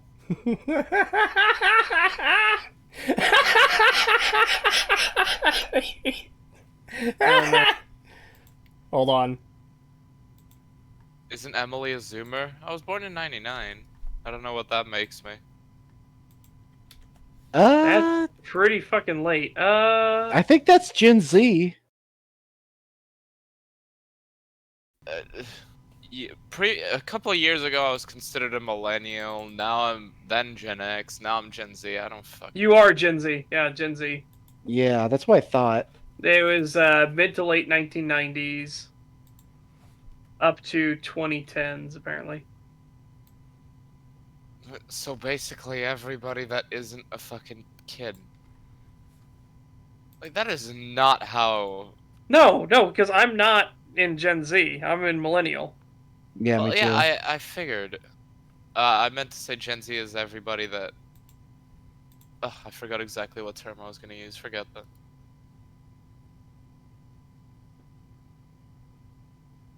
Yeah, yeah, you basically just missed the millennial stuff. But I don't know. I feel like if you were born in '99, you still would have grown up with hyper competent men. Yeah, I in did. your media. So yeah, so I don't really get why you would expect men to be emasculated all the time. It's I was mostly thinking of anime when modern anime when I said that. Oh, I just saw what Creep got on the screen now. That's what I laughed at. That's by Thief. Nice. That's really good, actually. I missed it. I don't. I didn't see. It's in our on chat. The chat. Oh, let me see. Yeah, that's great. Coincidentally, I want to continue talking about Trigun because I fucking hate the remake so much. I know, I do too. I'm struggling so hard to not just say, fuck it, let's just talk more about Trigun. I know Seth hasn't seen it, but oh my god, it's so fucking bad. The remake is so shit. Actually, I'll take something back I said earlier. That dodging by Vash and attacking that guy, knocking him out, is it the only good thing that's come from the show so far? There's also this town that they don't have a plant, they have windmills instead. And because there is no wind for some reason, even though they literally say on the radio there's a horrible windstorm, but whatever. Because there's no wind, the town died out. And then after the group leaves this town, the wind starts blowing again because all the windmills start going, and all the lights come back on. And when I was watching this with Pagan, I was like, yes, get fucked! That was so funny. Okay, so the joke, and I do not care about spoiling fucking Trigun Stampede because it's so shit. It doesn't matter. The fucking reason why that's so funny is because the wind comes back and powers up the city because a fucking child dies, and it's so fucking funny. Like, he gets killed, and then like moments later the town comes back to life, and it's like, yes, base child murder saves lives, kills children. It's actually even funnier than that, because of the lack of wind, the town was sacrificing their children. They believe that the children are dying, but it was actually these scientist weirdos who were taking them to experiment on them. And the child who dies is like mutated into this like Hulk-like monster person, but he's still a kid. It's only been 5 years, and he was like, what, 9 years old in the flashback? Yeah. So 5 years later, so what, a teenager, whatever. But he's this Hulk creature, and he gets killed. And, like, the town is clearly dead. There's no one there. There's fucking no one. So, as they're all leaving, and the wind starts coming again, and the lights all come back on, it's like, yeah, get fucked. Yep. Yeah, that was pretty funny. Yeah, yeah, so you're right. There is one more good thing about the show, but yeah, everything else is fucking... That's only good, though, because it's us laughing at the misery of these people dying. Yeah. I love that fucking suicide joke we came up with. That was great. Oh, God, the clip I sent you earlier. Yeah, because we talked about it yesterday, and I was like, you should just smash cut to the thing from the original, and you did, and it was great. Yeah. Yeah, that is a fantastic reaction clip. Anyways, yeah, video. No, fuck the video. Super Fuck this chat. bonus I whore. think you missed the super chat. Oh boy. From $2 from Bentastic 197. Thanks. Thank you. What generation would people born in 1997 be in? No idea. I don't keep up on the generational. I thing. think the cutoff is like 1995. So 1997 would mean you're still Gen Z. $5 from just a guy from Alabama. Thank you. I've been going through the transformation scene from an American werewolf in London, but with my wife beater instincts.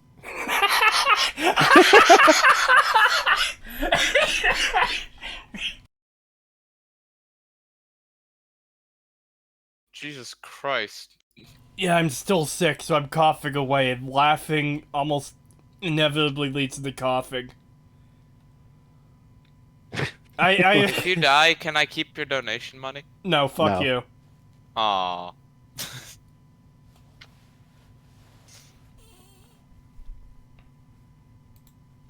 These always go the same way. He saves a bunch of lives, he contemplates the futility of his existence, he bangs a bunch of hot chicks who inevitably fall in love with him, but he can never truly give them what they want because remember, he's emotionally damaged. This guy. This sounds like you're just picking some bad books. Yeah, I have no clue what the fuck she's referring to because I don't know any fantasy thing where this kind of trope happens. It would be really nice if she gave an example. Yeah. Yeah, like what book are you reading? So just to catch you up, because we only watched a few seconds. Yeah, she says it goes the same every time. He saves a bunch of people, fucks a bunch of women, but can't let any of them in. It's like, what thing are you talking about where he fucks a bunch of women? And he can't give them what they want because he's emotionally damaged. Because the trope that's being referred to here, like, first of all, this isn't a fantasy thing. This is a general thing. But Yeah. it is usually a hearted character like Joel from The Last of Us, who is like pessimistic and kind of miserable and fighting to survive, and very cynical. But then, like, an innocent person like Ellie helps, open him up. He starts having that fatherly connection with her. There's no point in The Last of Us where he fucks a bunch of women.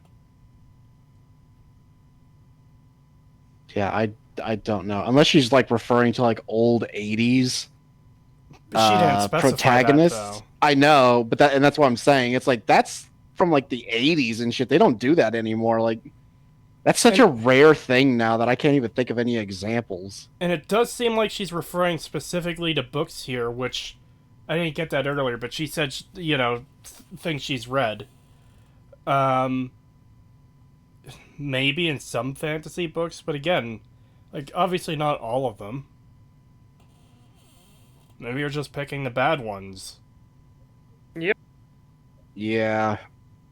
Actually, that's not even fair, because that's assuming that they're bad, and they might not be. It just has a thing she doesn't like in it. Yeah, we don't know because she's not giving examples yet, so we can't even say like, "Oh no, I've read that." It's like that was actually really good. Her main character isn't much better. It's literally a female version of what she just listed. Oh no. I guess you looked up one of her books or something. Can we just look at her face for a moment? Don't you just... I will say there are a lot of unfortunate pauses for this lady. Yeah, but look at her eyes. I know she has a lot of makeup, but why is it that every time you hear a video that from people like this that are trying to make it happy-go-lucky and so on with the generic happy background music in it, but then you just pause in silence and look at them and it's just... There's no happiness in those eyes? There is no joy in that soul. She is definitely not the ridiculously photogenic guy. Yeah, well, she did say she's zooted right now, so maybe. Yeah, That's why I captioned my thing of like I am high out of my mind on prescription medication. Now that's a Tinder profile pic right there, says Lockie. Which, for anyone that doesn't know, that is a reference to one of the greatest horror movies of all time, Tucker and Dale vs. Evil. I am high out of my mind on prescription medication.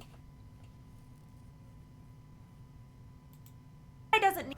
He needs a therapist. Number 3, non-existent people of color. But Jenna, this book is based on medieval Europe. That's why my massive cast of 65 characters are exclusively blonde, blue-eyed white people. Yes! Yes, because that's how some people look. If I made a fucking movie about people in fucking Zimbabwe, no, let's be honest, Rhodesia, I would fucking expect everybody to be black. If some blonde-eyed, blonde-haired, blue-eyed fuck showed up, like, that would be fucking bizarre.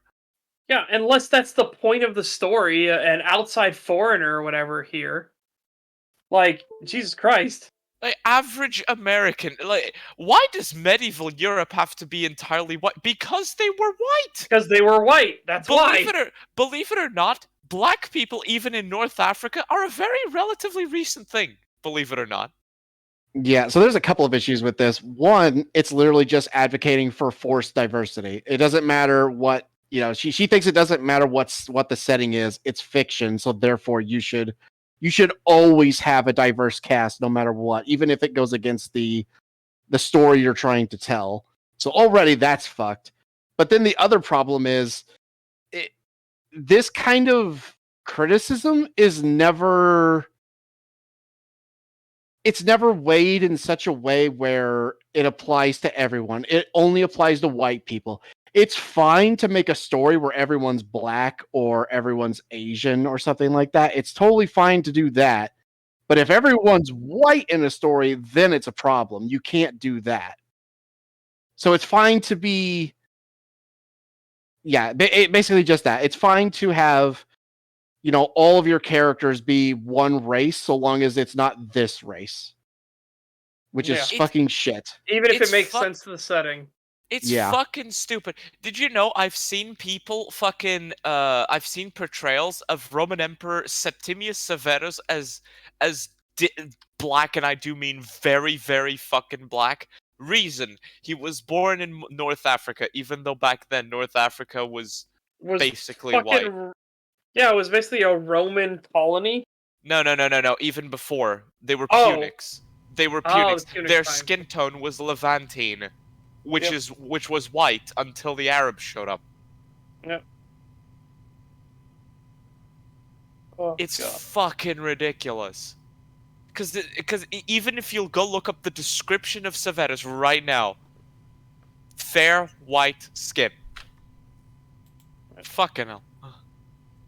Yeah, it's shit. Her argument's just dumb. It's literally just forced diversity. Keep in mind what this was. Pick up a history book. It's like, maybe you should, you idiot. Yeah, exactly. I did pick up a history book, not one of yours, and it helped me quite a bit to understand. Oh, just wait. You think this is annoying? Just wait to what you hear what she's about to say. Arzendale says North Africa is separated from the rest of Africa by this little thing called the Sahara Desert. Oh. Mm-hmm. Deserts do a pretty good job of acting as a natural barrier. Although the Berber tribes were there for a very long time, and they were majority dark-skinned, they never really did gain a foothold now, did they? Fuck. No, you clearly just don't know history. You need to pick up a book. Like, I love history. I do too. It's fascinating. Go pick up a history book, French. Not French, and I did pick up a history book. I have the sequel to Mein Kampf over there, actually. And I'm not joking. There is a sequel to it, and I have it. Oh. Interesting. Yeah. Yeah, I was very surprised when I found out. God, Emily just keeps giving red flags. Yes. I just keep getting... Emily would have been the would have been Team Fascist in the Spanish Civil War. The biggest red flag of all is woman. I would have. You guys are so mean. Yes. Oh yeah, we have a bunch of super chats, by the way. Oh no, we do. Fuck off! Is that real? No. Hold on. Before you get to the super chats, is that real? Get out. Is that real? Get out. What? There is no way. There is no way this is real. Hold on. I need to show the people in the group this. What is this Julius Caesar? Is this fucking Julius Caesar? Oh yeah. Oh my god. You would not believe the historical race changes that there have been to make people black. Yeah. Yeah, that's wow. There's also a joke in chat I wanted to read, but I'm not sure if I should. Uh-oh. It made me laugh. It's fucking Dave's Vault Infidel. Oh god. That one, Oh yeah, my that's God, I fucking just read it hilarious. Where is it? Wow. I was so tempted to say it, but then I was like, no, we'd probably get hit for that. Hey, wait, no, I'm gonna do it. Oops. Hold on. I'm gonna do it. Here's Full Infidel says, Mein Kampf 2, Electric... No! Jump towards the monetization symbol. I'm fairly certain Julius Caesar was Greek in origin, only really if you go all the way back to the Trojans. He was very Italian. Like, from actual Italy. Yeah, so, $2 from Ludwig Williams. Thank you. Culture is downstream from blood. I don't think so. No. Yeah, I disagree. Yeah, I disagree. $2 Downstream from culture, sure, but not blood. Yeah. $2 from Bentastic197. Thank you. What generation? Oh, I read that one already. Oh, did you? Oh, Yeah. yeah, the X97. Yeah, that's Zoomer. Or sorry, Gen Z. $5 from Just a Guy from Alabama. Thank you. I've been going through the... I've read that one too. What the hell? I thought you said we had a bunch. What? I don't remember you reading this one. Did you read this one? Was I gone at the time? I think you were. I might have been out of the room at the time. Okay, yeah. And $5 from Ludwig Williams. Thank you. America was made great by superior Anglo-Saxon blood. I don't know if blood necessarily had anything Blood didn't have anything to do with it. No, it had nothing to do with it. I want to grab two comments here. One of them is from Deus Volt Infidel. BBC? More like BBC. Get it? Yes. Big black. Yes, I get it. The second thing is Julius Caesar's from Crete. No, he was born in Rome. I literally just looked it up. He was born in Rome to the gens Julii clan. I don't think he had to earn his citizenship. Glowy chat. Yeah, some of these super chats. Pretty fucking glow. Yeah. Yeah, I'm getting some real fucking blood and soil vibe from some of these fucking chat members. There was a comment up there I wanted to grab, though, while I saw it. I could tell the remake of Trigun was going to be a dumpster fire from the moment I saw the trailer. The art style made it painfully obvious how bad it was going to be. Yeah. The art style itself isn't the problem if you, like, kept the character designs that didn't have the shitty animations. Yeah, that's the thing. It's like, this animation could work if... Again, if you didn't have the weird, janky movements and stuff of some of the characters, and they kept their original designs, this could work, but they didn't. They didn't keep the original designs. They weren't faithful to the source material at all, not even remotely. There was nothing similar. And they spoil everything from the original right away, so there's no mystery or intrigue like in the original. Yeah, no, it's just bad. Everything about it. The dialogue is bad. The story's bad. The animation tends to be pretty bad, except for like a few standout moments, but that's about it. Yeah, no, it's just bad. It's just a really fucking bad show. Yeah. I can't stress enough how much I hate the new designs of the characters. It's just so opposed to what the original was, where it had that gritty, sharp Western style to it. And when I say Western, I mean like, like a Western. Just quickly, Enclave Emily, have you scrolled through our chat?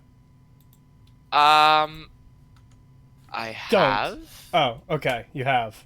I am scrolling through it, but well, let me just give you an example from the images we have, anyways. This and this. Hold on. This is the same character, okay? This is the same design. One is just like a statue someone made that looks pretty fucking cool. It's a simple design, but it's one that works, right? Yeah. Alright. This is the fucking remake version. What? Yeah, I fucking hate the remake so much. They look so bad. Ugh. It doesn't even look like the same guy. Not really. I know, right? Now, the facial structure, the hair is slightly off. You want to see one that's possibly worse? Look at this guy. Sure. Pretty cool fucking design for an anime character, right? I guess. Alright. Now look at the remake. Tell me what you think. Describe what you think this character is like. That is not the same character. Exactly. It is the same character, though. Unfortunately, yes, it is the same fucking character. Technically. Clothes are different, the gun isn't even the same, the hair is different. What impression does this character give you? Seems like a bottom bitch. Yeah, it seems like a gay bar hopper. Does look like a bottom. Yeah. So bottom he's under the bed. Fucking hell. Not wrong.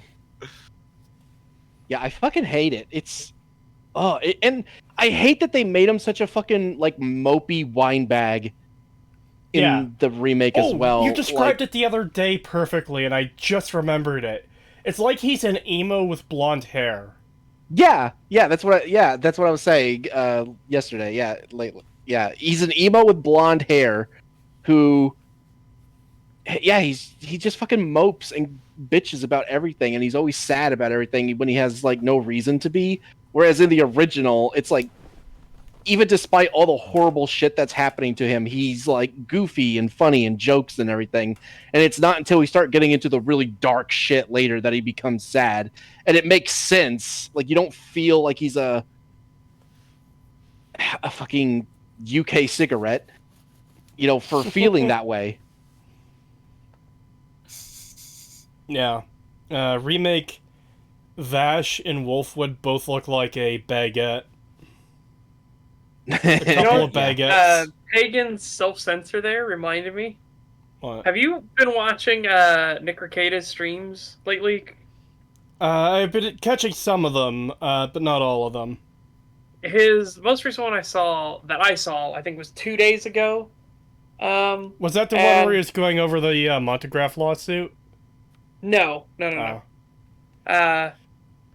this one, he did his usual unbreaded segment. Oh yeah. Only this time he had on standby for a soundboard clip the Kyle Rittenhouse trial.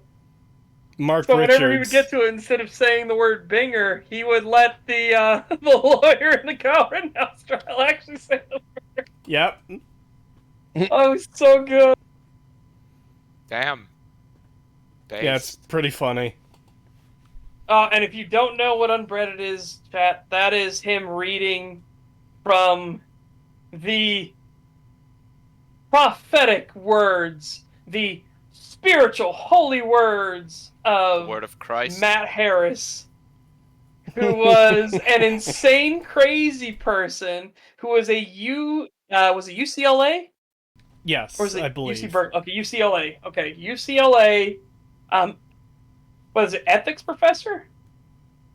Or what was I he? don't remember.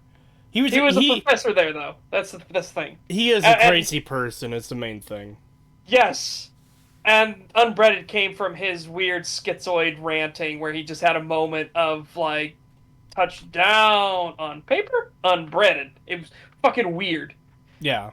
So yeah, he wrote a manifesto after he was ousted. Wasn't it like 800 pages?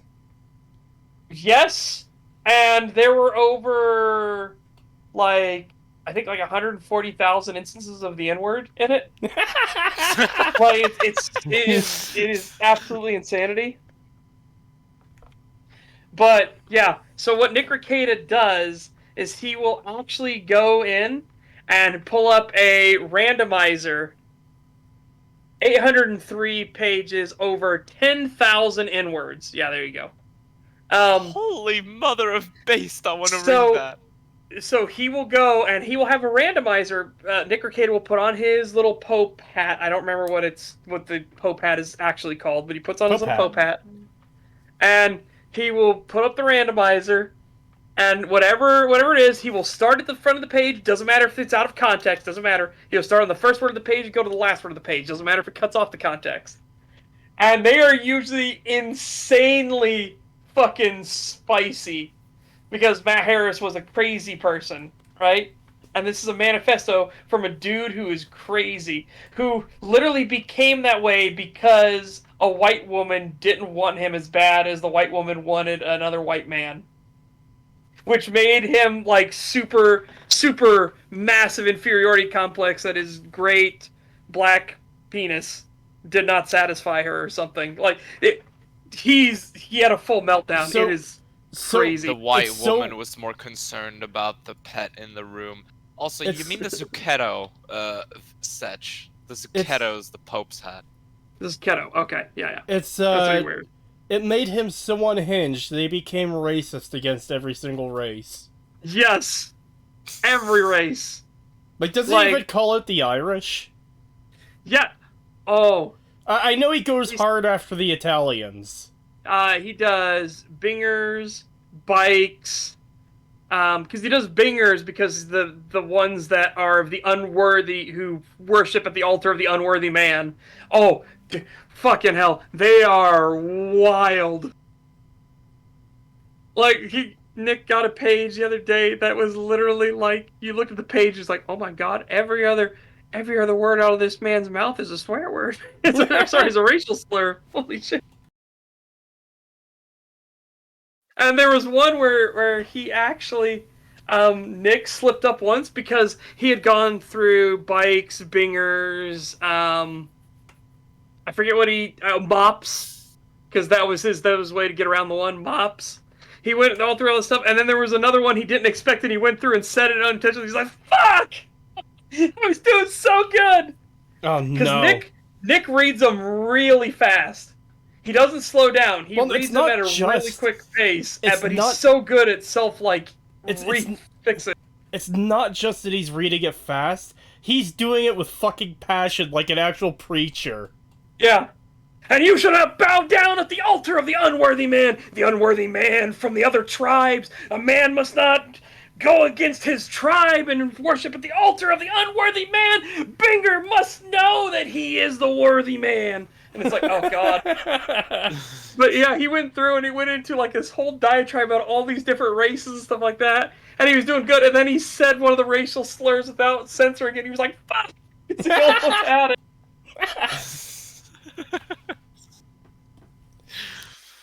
What a ride. Seriously, if you have not seen it, highly recommend watching them. They are fantastic segments. He even has like a full like thing where a church, it starts out in a church and they're doing, yeah, that's the intro. Yeah, it's so fucking good. Unbreaded. $2 from Ludwig Williams. Thank you. When will you finish your Fallout 3 analysis? I don't know right now. I have been poking at Fallout 3 again, And I think I might replay all of the DLCs to familiarize myself with them. Fuck. I've been considering streaming that, but I don't know. You know? If I don't know, why would you know? Sorry, another thing. Nothing. Senator Abby Strong says, also, Cree, did you finally play the Robusi game? No, I've not played Atomic Heart yet. I can't wait. I want to be there for that. That'd be fantastic. Maybe I'll try to force myself to do it tomorrow then. Okay. You know, that makes sense, because everyone knows that people of color only recently came into existence. No, that's not in Europe. Yes, in Europe. Yes, unironically. Yeah. So she's using in existence in general, but no, travel in the medieval ages was fucking difficult compared to travel today. You do not understand. Maybe you need to open up a history book and understand when the fucking car was invented. Even having a horse was like a privilege back then. Like fucking. Yeah.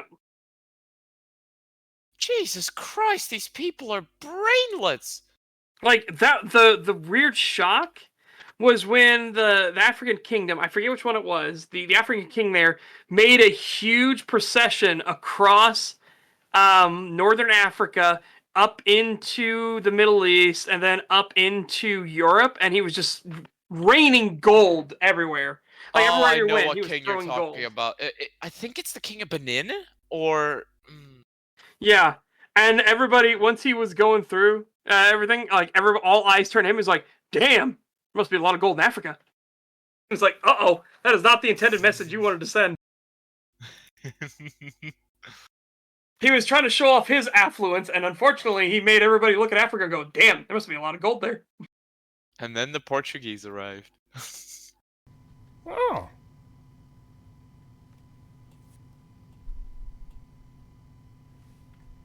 Unpopular... the king of Mali, right.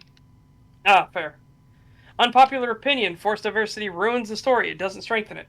I don't think that's an unpopular opinion. I think that's just a statement of fact. At this point, yeah. Exactly what the 80s are known for. Hair metal, spandex, and the invention of black people. And it's the same deal with LGBTQ plus folks. They are... By the way, Q plus can go fucking die. Yeah. Yes. But yes. I'm gonna tell you this right now. There were gay people in Europe way back then. Absolutely. In Rome, in Greece, homosexuality was the shit. Yeah, and boy love was also very common.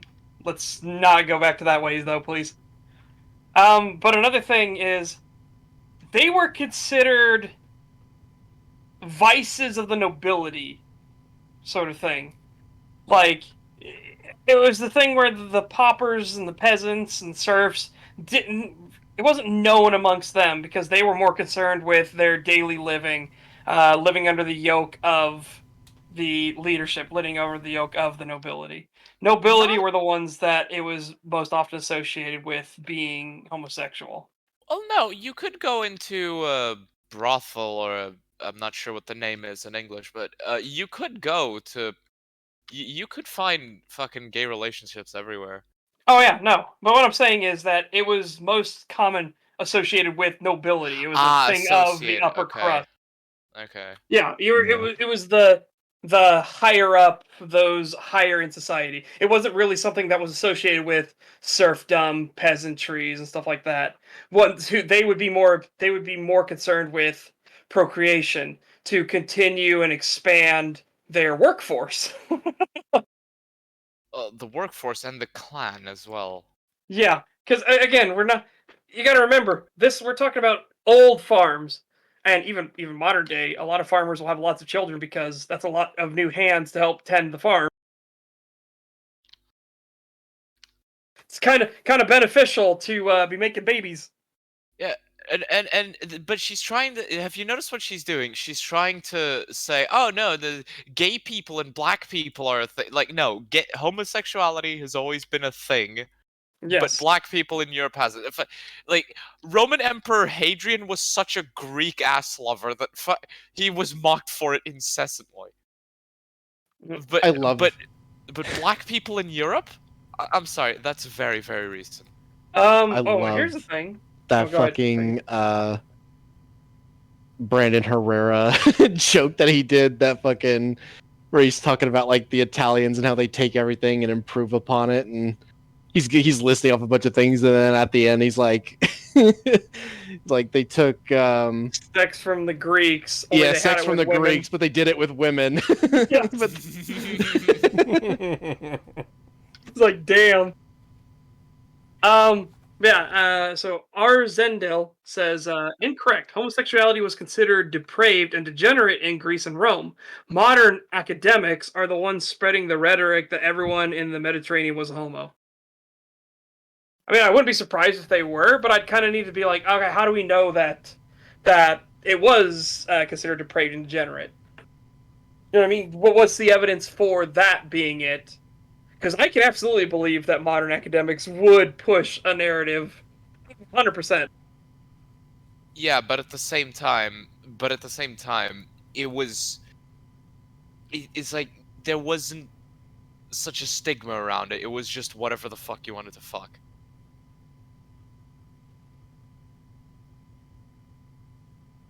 And there were social roles attributed to it, not attributed, associated with it, but it's seen as degenerate. That's just modern academics. I'm gonna need a source on that Reddit moment. Yeah, I'd say, do you have anything that showcases?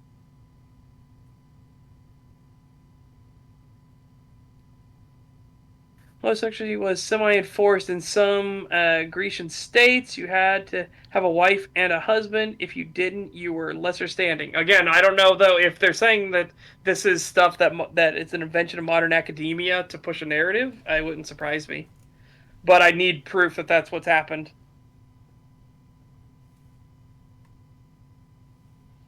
Italians. Yeah, we can continue. Are a phenomenon. Sexuality was never fluid before now. Certainly not in ancient Greece or China or. Are you fucking kidding me? Sexuality isn't the fluid thing. Or actually, sexuality is not fluid.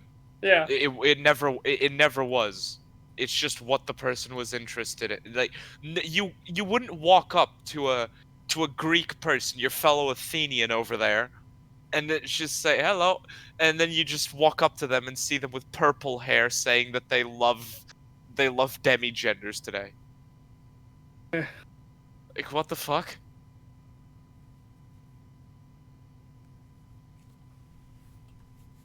Sorry, I hate it when white women, American women, decide to talk about history. Yeah. They always have to just insert their own beliefs and agenda into it and be like, oh, well, this is what they believed in clearly because it's what I believe in. And it's like, fuck off. That's not how history works. I think it's more the opposite, Arzendil.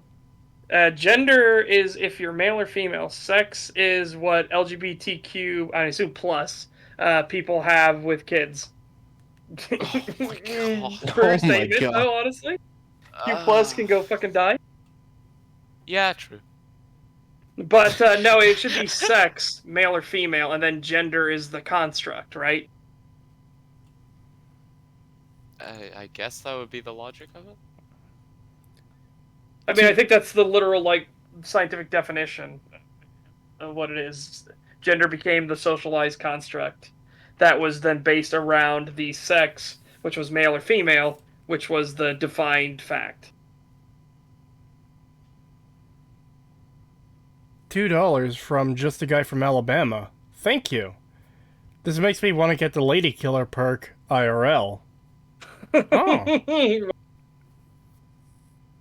$5 from Ludwig Williams. Thank you. I just saw an anime girl wearing a strawberry jacket on Twitter. It was so cute. I thought I'd let you guys know. Oh, well, all right. Thank you for the information. I will use this wisely. Oh my god, that reminds me.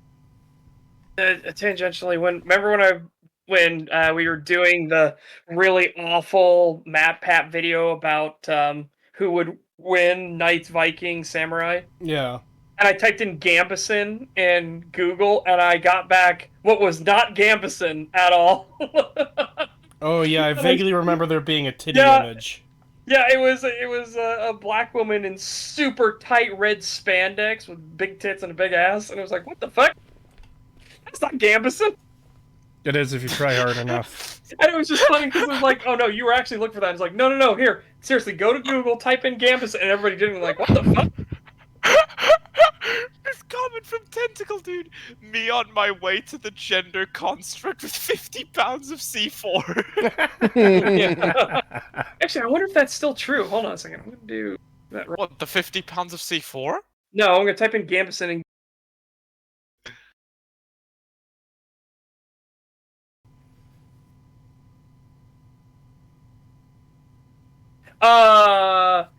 Well, it's not a black woman anymore. Oh. But it's a woman who doesn't have a top on, and her tatas are only covered by her hair, and she's in a fur coat, smiling. Oh no. What the fuck? Gambison? What, is Gambison like just a weird catch-all for some of these images? Anyways.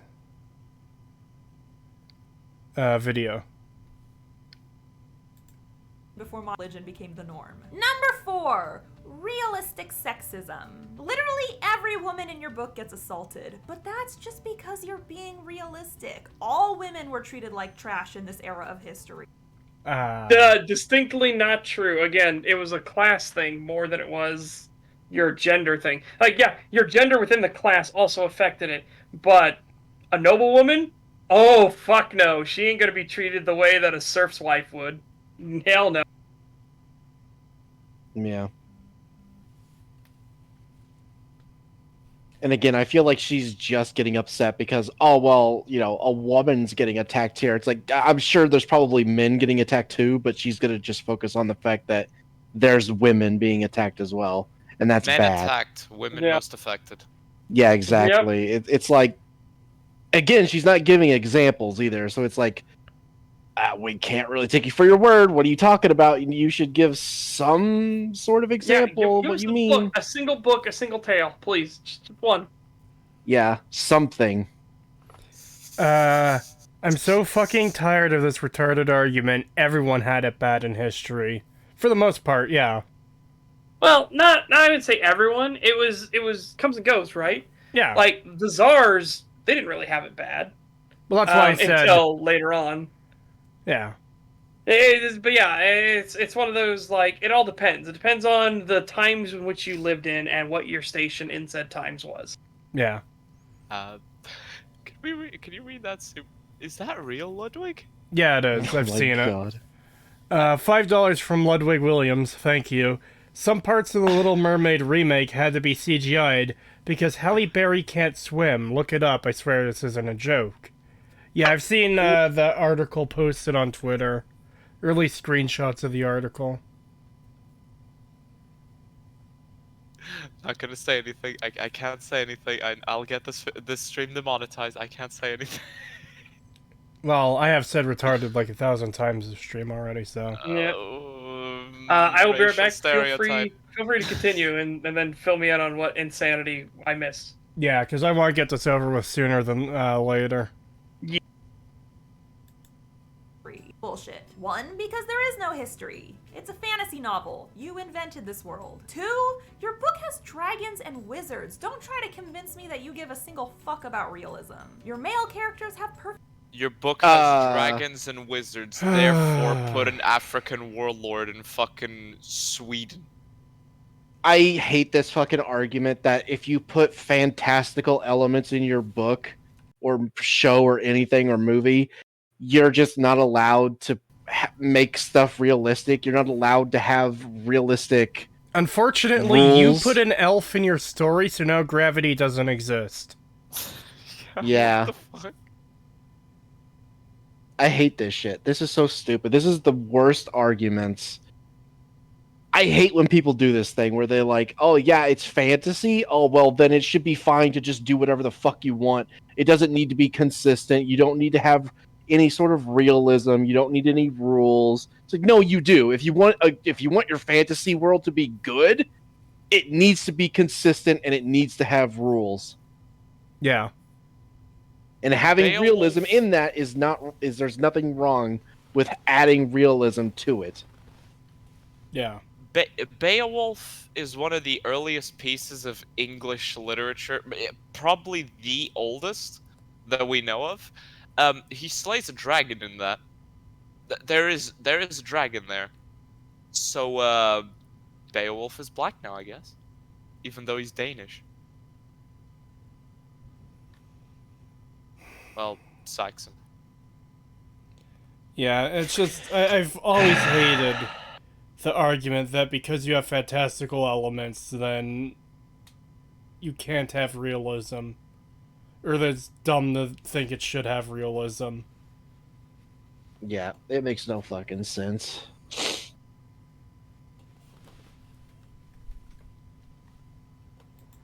Perfect teeth having no access to dental hygiene. Your female characters have hairless legs, armpits, and cooters. The realism ship sailed a long time ago. I'm not saying that I demand male.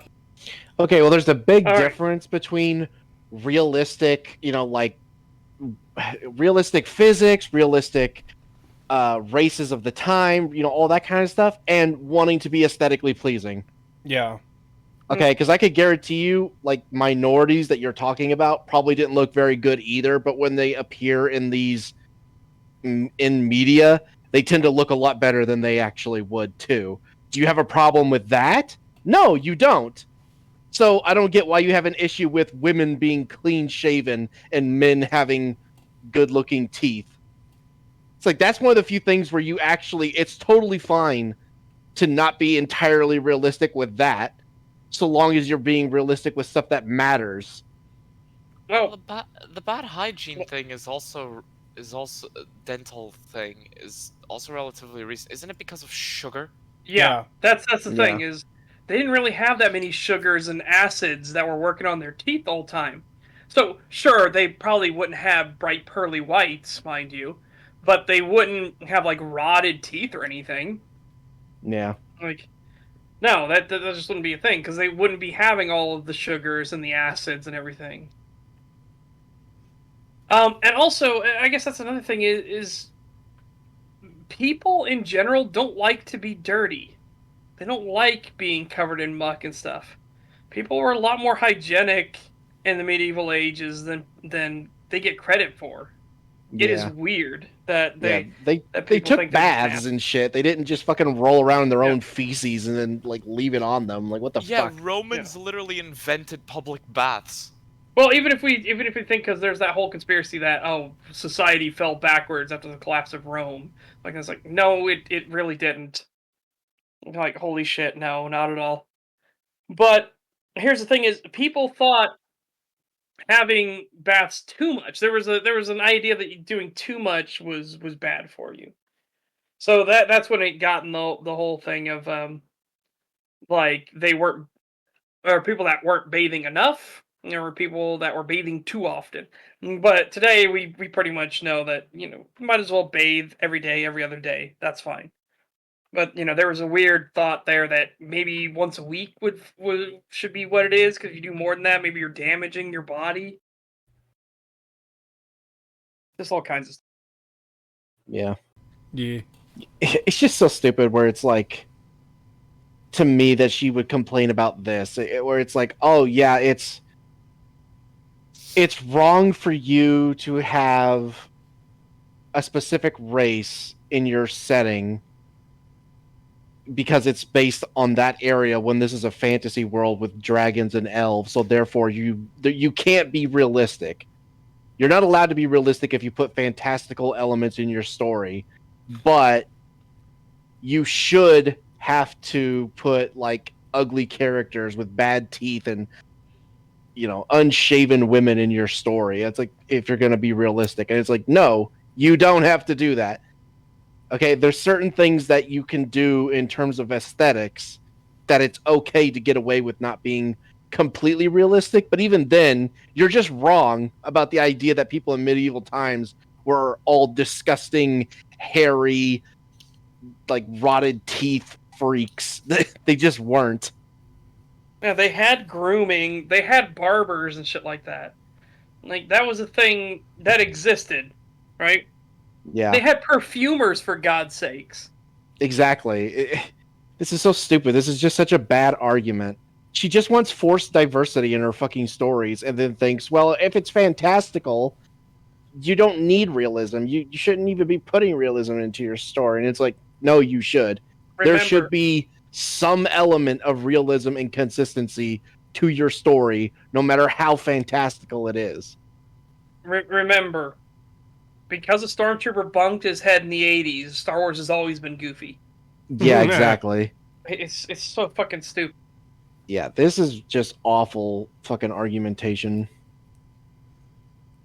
It was the Chinese that invented it, but it was very, very basic. Somebody asked about it in chat if it was the Greeks or the Romans. It was the ancient Chinese that invented it, and the Greeks also had it, but it was literally the most basic thing of water inside building. It seems like Enclave Brad in chat is familiar with this person's books, because they've made several comments now, and now she forces minorities into her books, then writes them as complete stereotypes. Tell us more about realism, Jenna.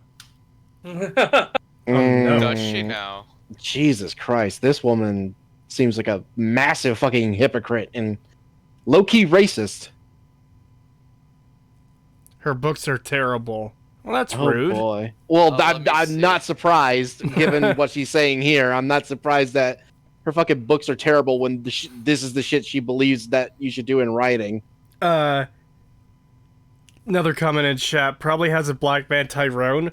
It just sprang to mind the mental image of Sir Tyrone. Oh no! Oh no! I just went up and looked up one of her books, and this is okay. I want to get your reaction. Can I just read this quick summary of the book, just to hear your reaction? All right. Oh boy. All right.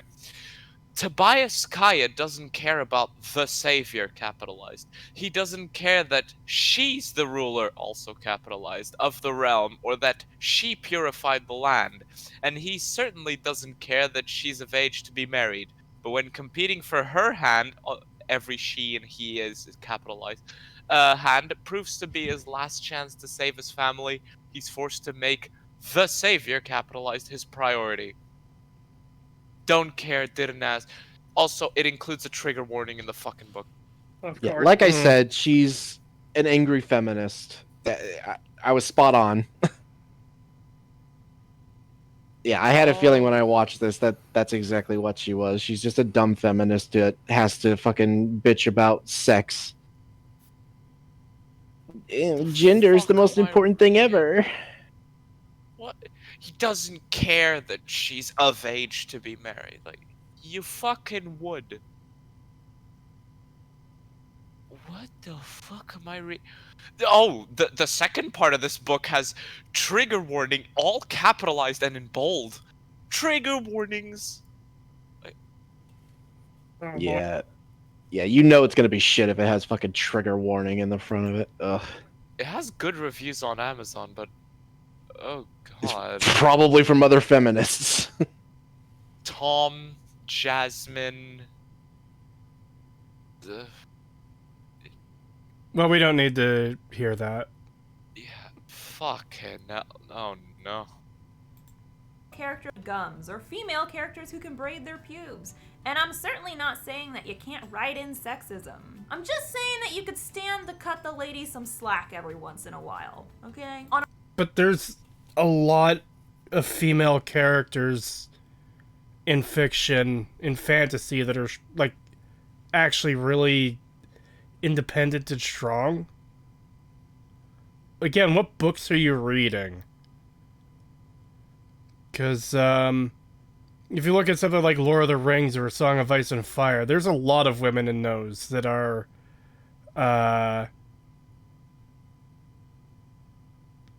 Well, I guess Fucking there's no other House, way to say it. Strong and independent. House Martell. Jesus Christ. The matriarch of House Martell is Olenna Martell is just Steph's kiss. That's Tyrell, not Martell. Oh yeah, God damn it. Also, well done, can I just point to this? I'm sorry. She is always capitalized. Her is always capitalized, and variants thereof always capitalized. But himself is not. Or his daughter isn't capitalized. Why is being female being treated like a god? I'm assuming because the character. Is it possible that she and her and all that is capitalized is specifically referred to a character that is kind of godlike? The savior.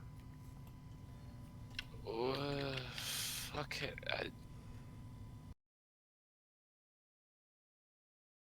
I don't even. When was shaving invented? Pretty fucking early. Like, once you could make a sharp object, a lot of people would, like, trim off excessive body hair. Because it's just annoying, right? Yeah. I'm probably going to go for my yearly haircut within the next week or two. Because it's gotten long enough to the point it's fucking bugging me.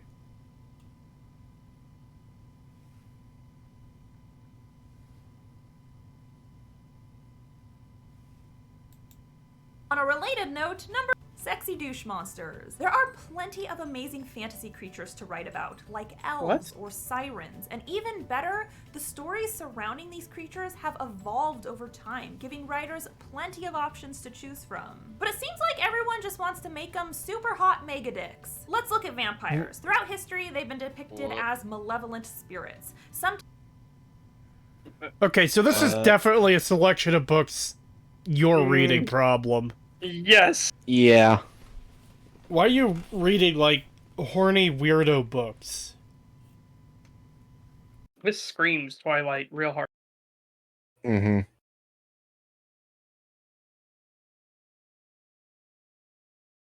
Also, yes, vampires are malevolent. That's like the whole point of them.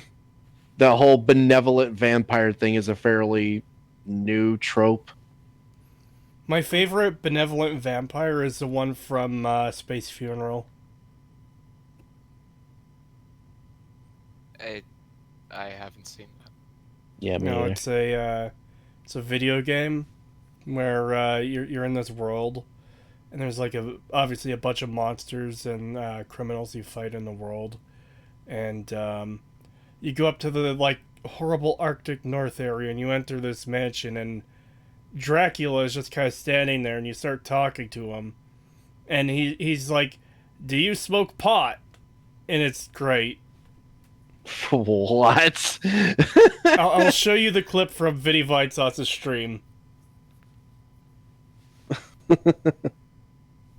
But yeah, fucking vampires are supposed to be evil. That's like the point. That's like how they started. So, yeah. That's not something to complain about. That's literally just what they are. The whole malevolent, or I should say benevolent vampire is a pretty new thing. It's more of a twist on the whole idea of vampires being bad. It's not actually true. So I don't get why you're bitching about this. You're literally just complaining that vampires are what they are supposed to be. Didn't it literally come from that Valachian king that Valachian. That didn't it literally come from the fact that he put so many Ottoman soldiers on fucking pikes? Yes. That it terrified them. Yes. Mm-hmm. It came from the story of a the Impaler. Yes. Yeah, Vlad the Impaler fucking put so many people on spikes, and there was so many rumors that he drank the blood of his enemies that they portrayed him as a monster. And it's how vampires came to be. And it's like, yeah, they are considered soulless monsters that drink people's blood. and just want to kill people. Yep. Definitely had a taste for decoration, though. Oh yeah, he did. Well, it's very effective. Again, do you want to get in a fight with Vlad the Impaler's army? What if you lose? Yeah. Even if you worse, lose, what you if you're survive. taken alive? Yeah. Yes. Ooh. Yeah, that's the worst part. Is like I would rather die in battle than be taken alive to meet Vlad because, oh boy, his fucking method of killing you is absolutely horrific. Yeah. Some of the most Right. disgusting That is- shit I've ever seen. Yeah, that is not a quick death either. No, That is because no. most people think, oh, he impales them, he grabs them, he shoves them down and stuff. No. No. He sits you atop it with your arms and legs bound, and you slowly, your own body weight carries you down it over days. Yep. They lube the pole and then have you sit on it and then raise it into the air, and you slowly slide down the pole as it pierces your insides and eventually comes out of your neck, shoulder, or mouth. Yep. Oh right, his I just remembered, he was so effective that the fucking Ottoman army was downright mutinous. Yep. Yeah. He had to come to his Very- brother showing up and getting a very lucky win. Yeah. Yeah. Again, we're talking about a very effective use of psychological warfare. Like, holy shit. Yeah. But that was kind of all of the I'd say Slavic countries always had the like Jesus Christ, they go hard. Like the lady who dipped a bunch of doves in oils and stuff like that and set the doves on fire and threw them into the town as her peace offering. It lit the entire town on fire and burned everybody to death. She made sure not a single man, woman, or child left that town alive. Yeah. It was like, holy fuck.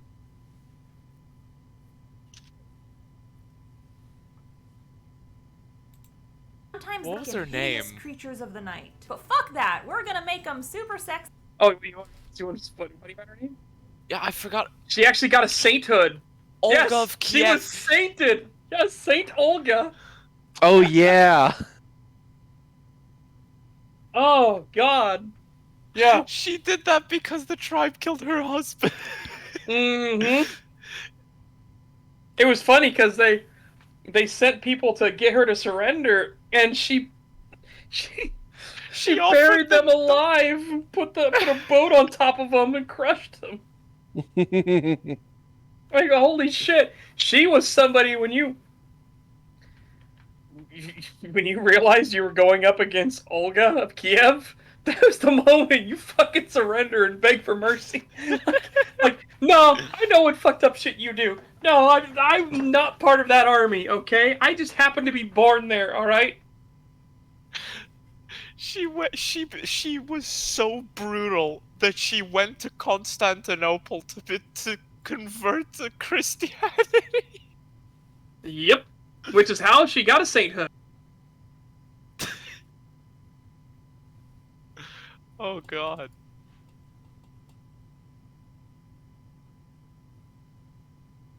And emotionally abusive. I realize that vampires aren't fantasy creatures, but this trend is prevalent in both.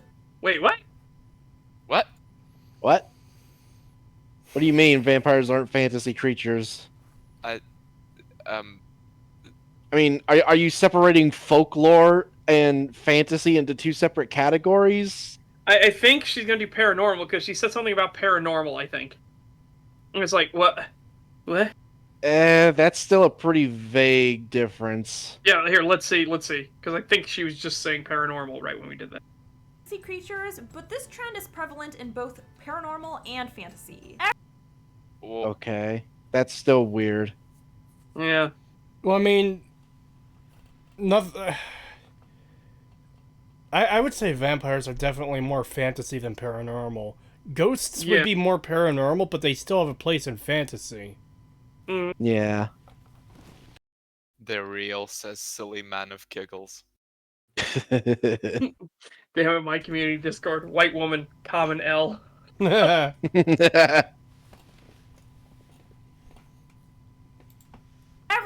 can think of has now gotten a sexy but supremely dysfunctional twist. What books are you reading? Yeah, what the fuck? I think she's reading the young female adult novels. I think she is too. That's what I was thinking. I think she's reading horny garbage and is assuming all That's what I'm fantasy is talking horny about. garbage. Yeah, exactly. I think she's reading just horny garbage and then bitching that it's horny garbage, and it's like, okay, well then don't read horny garbage. Go read actual fantasy books. Go read Berserk. Yeah, go read Berserk. Oh, Oh, yeah, no, she'd fucking hate Berserk. That's why I said it. Yeah, she would fucking hate Berserk. She would lose her fucking mind if she read that. She'd be committing a Griffith, you mean? Yeah, no, she would lose her mind. Wonderful. Which brings me to number 6. Fairies. I know I'm gonna get a lot of hate for this, but hear me out. I don't have an issue with fairies. Fairies are fine. Fairy the crap out of your book. But we can all probably agree that fairies are the vampires of this decade. The pointed ears are everywhere. What? And it's cool if you're in. What? Oh, do you mean fae? You idiot? What the?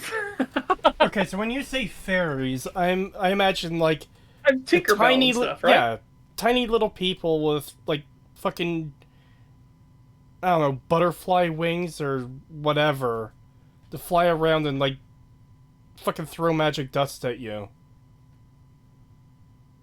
Like once she mentioned just the pointed ears everywhere, it's like that's a common trait of fae, which are incredibly diverse and varied. It's a common trait of a lot of fantasy creatures. It's like elves are part fae. That's like what the fuck. I don't get it. Yeah, but also orcs often have pointed ears. Goblins have pointed ears. Yeah, don't you know goblins are just Jews, Creetosis? Oh no. Yeah, but orcs are just like corrupted elves, so yeah, it makes sense they would have fucking pointed ears still. Well, it depends, because not all orcs are corrupted elves. They are in Tolkien's works and in Elder Scrolls. Yeah. But in other properties, they're their own thing. What are they in World of Warcraft? In World of Warcraft, they're their own species. They're actually fucking aliens. Yep, that they live on come another from world. the other lands? No, they can't. They come from Draenor, which became Outland after it got destroyed, Outland, and there's only like a few zones left in this continent. Yeah. Oh. And they because they were tricked into doing the ritual with the blood, right? Because the original orcs had brown or gray colored skin and like slight variations on that. When they drank the demon's blood, they had red skin. When they're under control of the demons, they have red skin. But when they were freed from that, them and their descendants, as well as any uncorrupted orcs that spent too much time around the corruptive magic, all had green skin. Green face, cancel him. God, so imagine a demon orc gets like purged of the demon control and immediately turns green, and all the other green orcs are going to and scream in unison, "Green face, cancel him!" Oh God, why do I listen to chat? Why do I listen to chat? Someone in chat said, "Look at her video." Something about look at her videos. It's her complaining about tropes. And it's worse than that. It's either her complaining about tropes or shilling really fucking hard. Every other fucking video is becomes successful with this easy video by watching this easy video. Oh no. Make money writing. How to become a hybrid author. Unboxing my own book. Okay. How to write romantic comedy. The fuck is this? 8 Australian didgeridoos from DialioCon. Thank you very much. Speaking of Berserk, what's y'all's thoughts on Guts having an emotional breakdown and Griffin's smug smile in the current chapter? Oh, I don't know anything about the current chapters. I do. It is heartbreaking. It is hard to watch.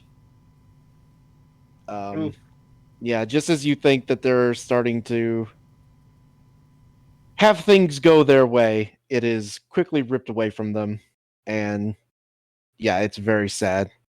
So far, so good though. It's so far the new chapters have been pretty good. Although I think these are still the ones that Miyazaki already had like written down. Like they knew like what he wanted. So it's still technically Miyazaki's writings. I don't think they've gotten into to the new guy who's trying to finish it yet. Yeah, the new guy stuff yet. So we'll still have to see. Yeah, Miura. We'll still have to see. God, yeah, I said Miyazaki from Dark Souls. I'm sorry. I'm so used to Dark Souls. It's hard to not say Miyazaki sometimes. I meant Miura. Yeah. Yeah. Don't worry, Pagan. It'll get much worse when you start filling your brain with even more knowledge of even more creators out there. I know. And the thing is, like Miyazaki takes a lot of inspiration from Berserk. They're kind of linked. So it's hard to... Yeah, it's very hard to separate them sometimes. Hunter symbol in Bloodborne. Like, and everybody be like, oh no, it's just vague similarities. The fucking hunter symbol in Bloodborne, okay? No. Yeah. It is the curse sign. Like, holy shit. Mm-hmm. Yeah, it's very hard to separate them, and they tend to get switched in my mind a lot, which unfortunately. Miyazaki from Studio Ghibli? No. But yeah, it's so far so good, but we still need to see what the new guy, how he's gonna do. I'm praying it's still gonna be good, because I want Berserk to finish on a strong note. I do not want it. It's so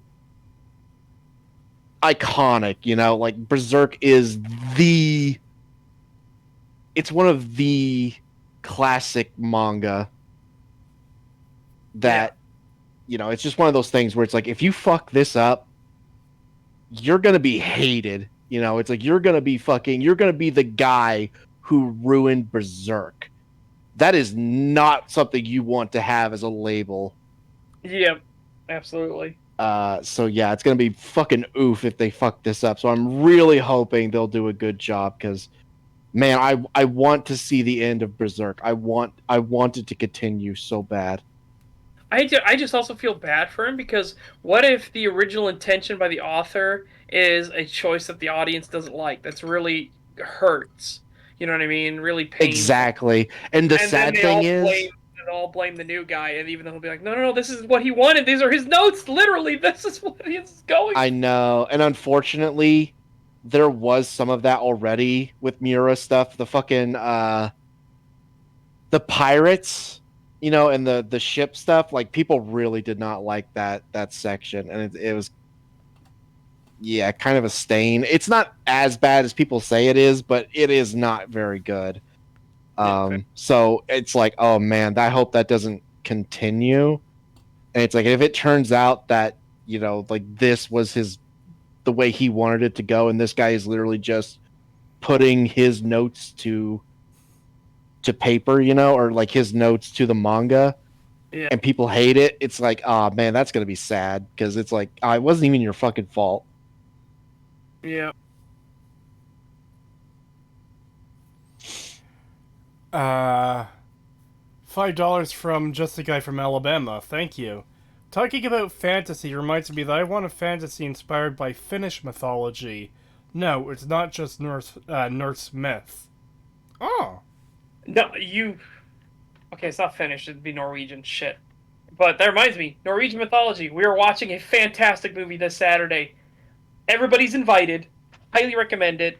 It is the best found footage film. I'm pretty confident saying it is the best found footage film ever. It is called Troll Hunter. I was about to say, is it Troll Hunter? Yes.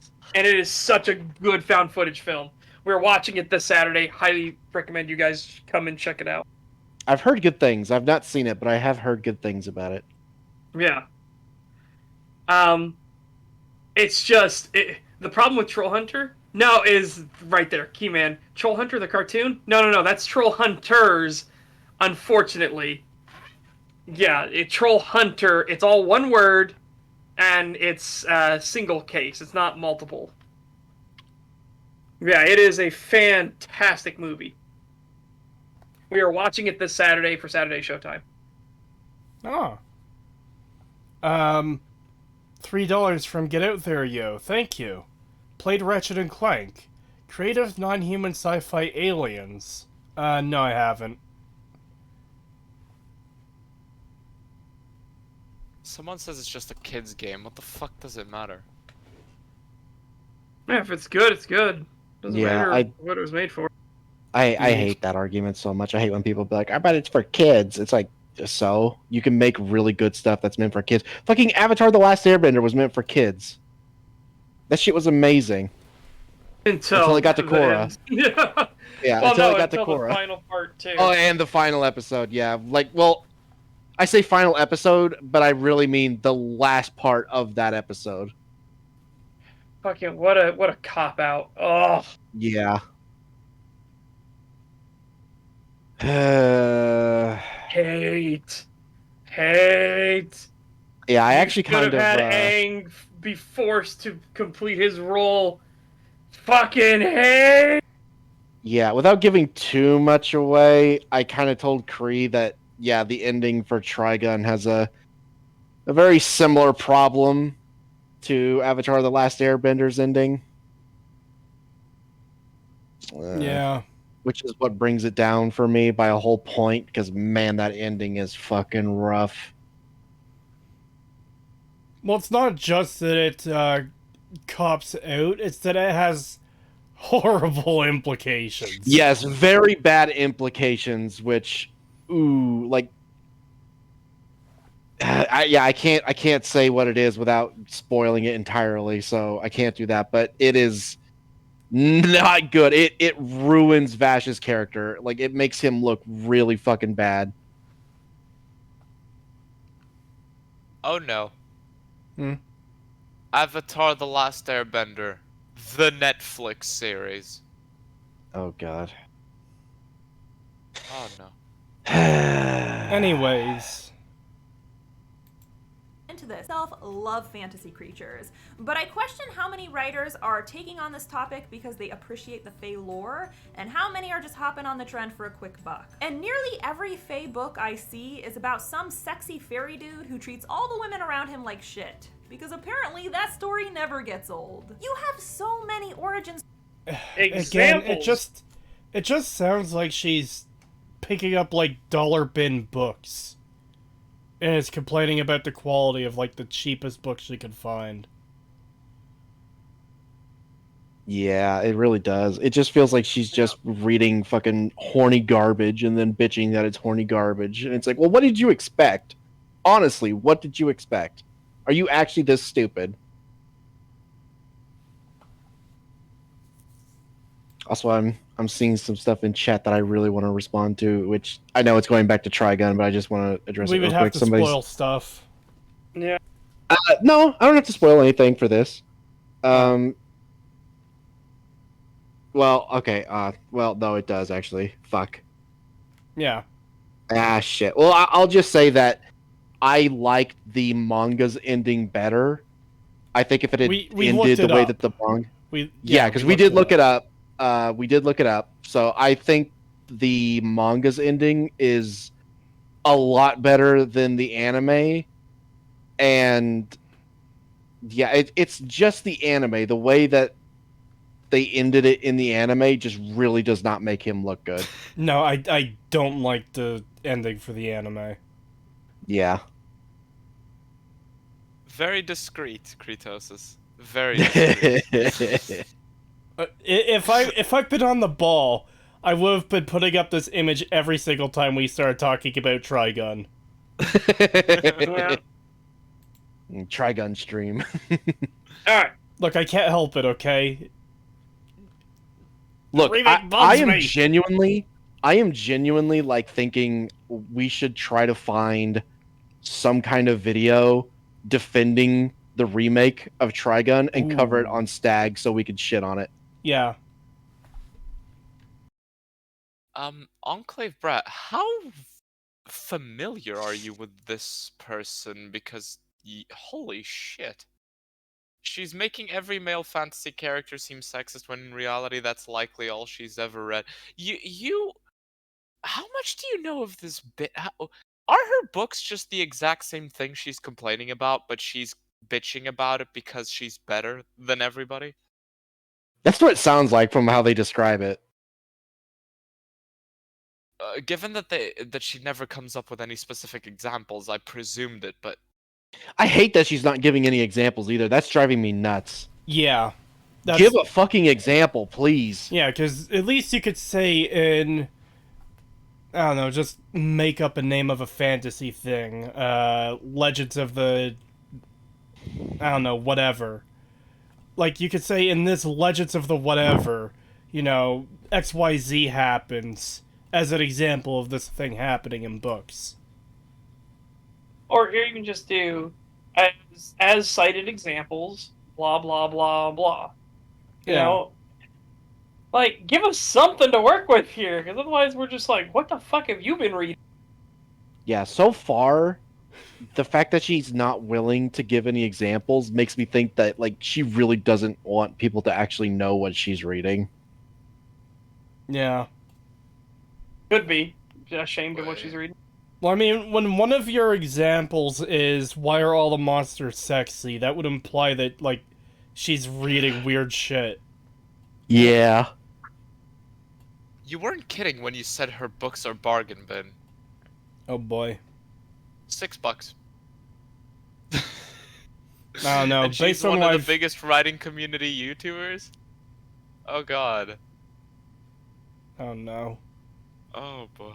Oh sweet Jesus, Mary and Joseph. Yeah, I had no idea this was about books when we started this, but... Yeah, me neither. Again, it doesn't really hurt anything covering it, because it's not like she is giving examples of books that we would need to read to know the references for, because she's not. So, yeah. Stories. Some people used to think fairies were demonic spirits or demoted angels. I would love to read about that. They do have a lot of those, and oftentimes, at least old-time fae creatures, where you didn't know if they could be trusted. And it wasn't that they were necessarily evil, it's that their morality was entirely alien to us, and our morality was entirely alien to them. It was literally a case of blue versus orange morality. They have no concept of why we think certain things are weird, and we have no concept why they think certain things are weird. Like, that was the danger of fae kind in old mythos and fairy tales, was they would like kidnap children because they legitimately thought they were helping them by locking them away in a tree for all eternity and shit like that. You know, again, it was just weird stuff like that. Not to mention that a lot of fae were often tricksters, pranksters. You know, they liked to pull the funnies.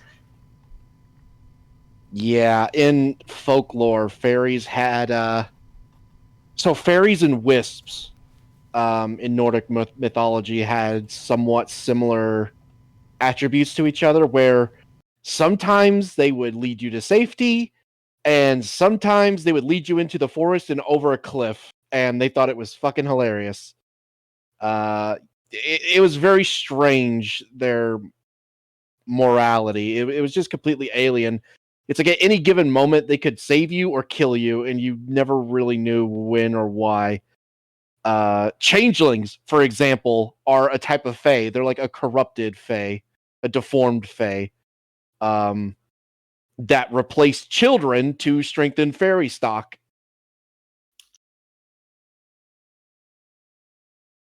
And it was essentially like a parasitic thing as well, where they would take the child to use as like again, strengthened fairy stock, and they would leave their own offspring, which looks exactly like the infant, with the parents of the human, so that they wouldn't have to take care of their own child.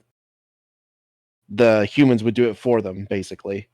So, yeah, they tend to be kind of assholes sometimes, Phase. Yeah, they're not exactly what I would say morally good things most of the time, or at least some of the time. But but like I said, my point was being that they don't see it as they're being bad or evil or anything like that. They think that it's all fun and games and haha and everybody's happy and stuff like that. They don't look at it the same way that we would look at it. Yeah. Which is what makes it terrifying. God, and the thing you just mentioned immediately conjures a certain chapter in Berserk with children and fairies and and yeah, they don't exactly perceive what they're doing as bad. There's a very specific scene that comes to mind in the manga. Jesus, Lost Children was fucking brutal. $3 from Dileocon, thank you. She probably read Monster Girl Encyclopedia. Alright then. $5 from Flannel McManel, thank you. She probably writes about strong, empowered women who meet dangerous men, whom the women falls in love with and tames. Totally original, please don't steal. From what I've read of the summaries of her books, you're not far off. It sounds like it. Yeah. Oh god, I just look at chat, I just see adult attack. Oh god. Why must you reference that? Oh god, that fucking arc. Jesus Christ. Yeah, Lost Children arc PTSD. Yeah. Yeah, I can explain that to you. I can explain to you after the stream, but not on stream. Alright then. Fairy who is a subject of Satan is way more interesting than another dude who harasses women. Number 7, the magical band-aid. This isn't so much a common fantasy trope as it is a common fantasy plot hole. Magic suddenly fixes everything. But it's fantasy. No. Yeah, I thought logic wasn't important. Yeah, she dragons, just argued a few minutes ago that it's fantasy, so you don't need realism, and that it's totally fine to pull whatever bullshit you want so long as it's in a fantasy setting. But now suddenly it's not okay to have a bullshit healing factor of some kind. Yeah, that doesn't make any sense. If black people can exist, then magic can cure everything. Yeah, exactly. You have to remain consistent with your fucking criticisms. You can't say, oh, well, it's fine to say fuck realism and fantasy if it means I could put any race, gender, or anything, or sexuality in my story that I want. But it's not okay for you to put, like, magic Deus Ex bullshit. I get what she's trying to say, that it's kind of a cop-out to just have all of this tension and whatever, but then... Oh, sorry about that. She's trying to say that it's lame to have all this tension and destruction and whatever, and then just some spell fixes everything.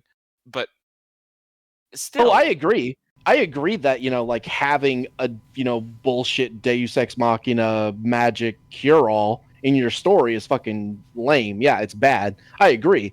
The problem is she's not being consistent with her criticisms. She's saying it's okay to have bullshit, nonsensical crap in your story so long as it, makes your story diverse. But if it's for anything else, then it's not okay. It's like, well, that's inconsistent. You can't have that opinion and then also have this one at the same time. Because you're literally just playing favorites at that point. You're just being like, oh, well, it's okay for this, but not for this. Yeah. So she's just being inconsistent at this point. Like, otherwise I would agree with her, but she's just being double standards. It's just double standards. at the fix that could have easily been employed at the start of the novel. The characters had access to it, there was no stopping them, no limitations, which begs the question, what was the point of this book? Don't get me wrong, I think magic is a great tool for solving problems, but that's the thing. It's a tool. It's one piece of the puzzle. If you can wave a wand and make the entire problem disappear, that's an issue. And it's even worse when the character But it's fantasy. What if I want it? So you wave a wand and the problem is solved. Yeah, because you can't have this whole... You can't hold this same position and be like, well, it was bad there, but here it's good to have realism. Like, what? Yeah. Yeah. Magic is a tool like you. Yeah. $5 from Just a Guy from Alabama. Thank you very much. Thank you.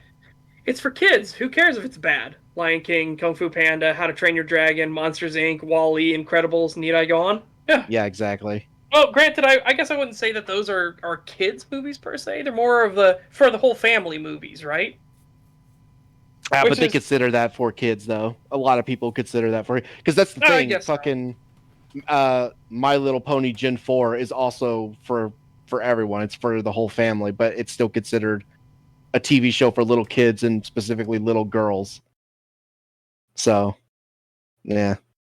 The Powerpuff Girls was meant for little girls, but the people who actually enjoy it are 40-year-old men. It's like One Punch Man. If you want your character to be overpowered, write around that. Yeah. Yeah, exactly. Yes, you can make it work. One Punch Man is a great fucking character study in that too, where he is bored out of his mind and no longer feels emotions or happiness or anything because he's so powerful, nothing presents a challenge to him anymore. It's like life is done for him. To the point where the series starts off with him having a dream of actually fighting someone as a challenge, and it's the most alive he's ever been until his alarm goes off. And then he finds out the monsters are actually attacking from his dream, and they fucking destroys him in one punch, and he's upset by this. Yeah. Yep. It's great. Yeah, he hopes to get the fight from his dream in, and just, no. Yeah, and he actually... What's even crazier about it is that during his dream, not only is he more animated, he's actually redrawn to look more like a normal person in it. Yeah, like, he looks less cartoony. Yeah, he has emotions, stress lines, and everything. He actually looks like he would be a real person in that world. The moment that he's out of the dream and back to reality, he looks like that dull, plasticky doll, like he always has. Mm-hmm. Like the fucking lifeless eyes that just stare off into the distance. Yeah. I fucking love... It's so perfect because the thing where... oh shit, what's his name? Boris? Fuck. It starts with a B. I don't remember off the top of my head. Shit!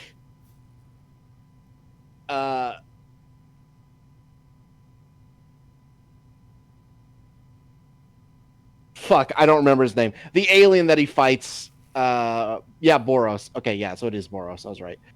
So, when he, like, does, like, his full power level thing where, you know, like, he breaks his armor and he's like, oh, like, now you've unleashed my true power! And, like, and all this shit's flying past him and he's just like, okay. Just that dead look on his face as he stares at him with, like, just a completely neutral face, and he's just like, okay.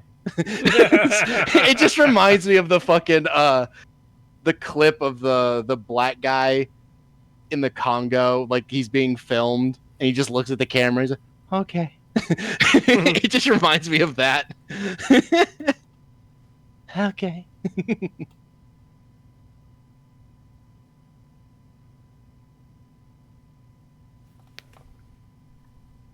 Oh, fuck.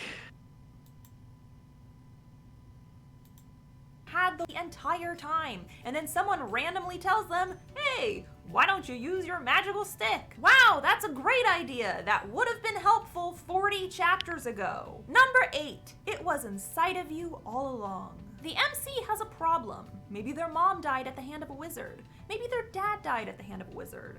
I don't know, but someone died at the hand of a wizard. Now our hero is on a quest to find the magical key that will end this parent-killing wizard once and for all. Join our hero as they battle grave dangers, as their friends and family die at their side, all in the pursuit of a key. Then finally, they meet the one person who can show them the way, and this person says to them, "It wasn't a physical key, it was a metaphorical key, and that key is inside of you. It has been all along. Don't you understand? You are the key." God, Can I this just is painful. make a point that her voice is the equivalent of stabbing my fucking ears with a razor blade? It's like, I want to strangle her with her I want to choke her to death with that fucking penguin on the bed. But otherwise, I do agree with her on this. This shit does get annoying. Yeah, it does. She is right, but her voice is so obnoxious. Yeah, there's a fucking great meme of so I don't personally like One Piece, but because of how long One Piece is, it's one of those like really absurdly long animes. Yeah. There's this great joke that the treasure of the Grand Line is just going to be a mirror in a chest, and it's going to be like, "You were the treasure all along. It was about the journey, not the destination." And like you just like, and then like the next panel, it's just everybody, like every single character in the anime and all of the audience just has this pissed off look on their face. The One Piece is real. Can we get much higher? All right, this is completely unrelated, but I just saw a funny meme somebody posted in my Discord. Uh-oh.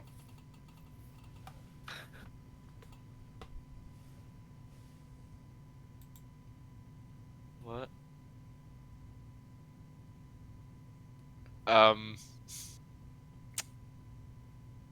Is this what I think it is?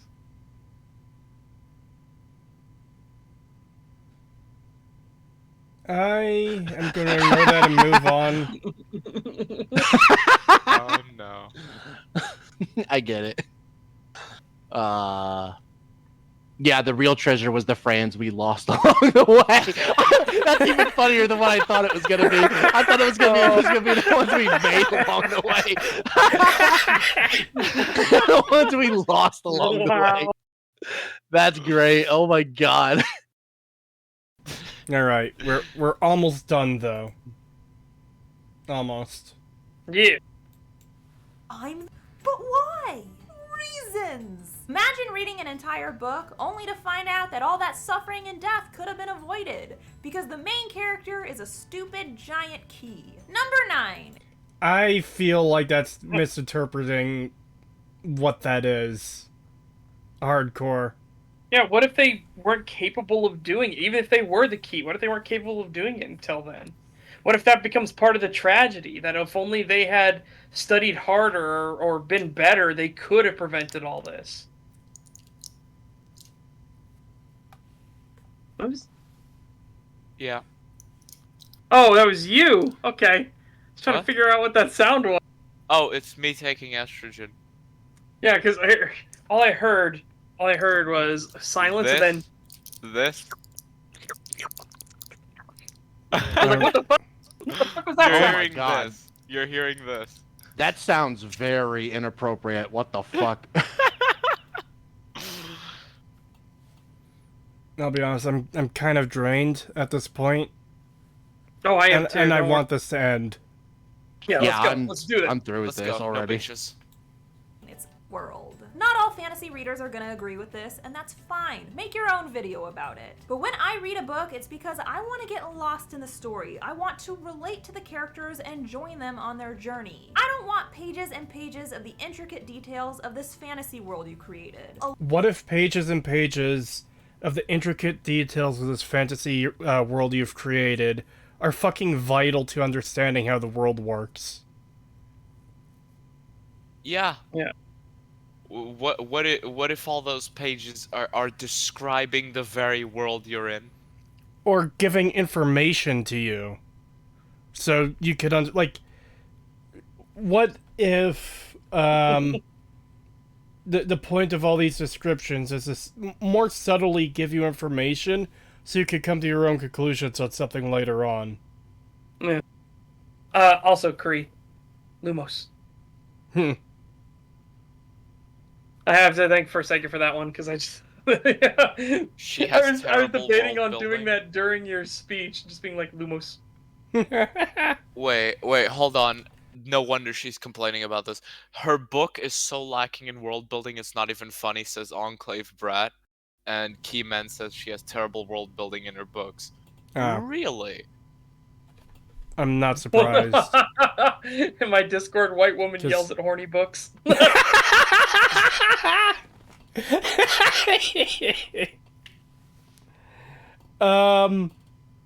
Wait, what? I Enclave Brat says she has. Sorry to interrupt, Creetosis. She literally has said in videos that if it's not plot related, it shouldn't be in the story. That's retarded. What? That's oh retarded. God, you wouldn't want to do that because you couldn't do red herrings or have interesting things. Like, oh my God, no. I can understand someone getting annoyed with George R.R. Martin's way of writing, where it's like he's describing every little fucking detail of the room you're in, the castle you're in, the town you're in, the inn you're in. I will say he has nothing. I forget who the vampire story writer is. There's a vampire story writer who she is so autistic that she's like, the phone had exactly 13 holes for the mouth. Fuck off. And it's like Jesus Christ. Yeah, that's I don't even... need to know that the phone needs 13, and literally describing everything in insanely autistic nonsense. But the point I'm Anne getting Rice, at... that's it. The Anne Rice novels, yes. Holy shit, they are fucking... point I'm getting at is I can understand people being annoyed that George R.R. Martin goes into far too much detail. Well, I guess that's a subjective thing if it's too much or not. I'm personally fine with it because it helps paint a picture of the world you're in. But I could see people getting annoyed with that. Like, you know, you could trim this down type stuff. Not cut it out completely because it's not important. Like, fucking what? Yeah.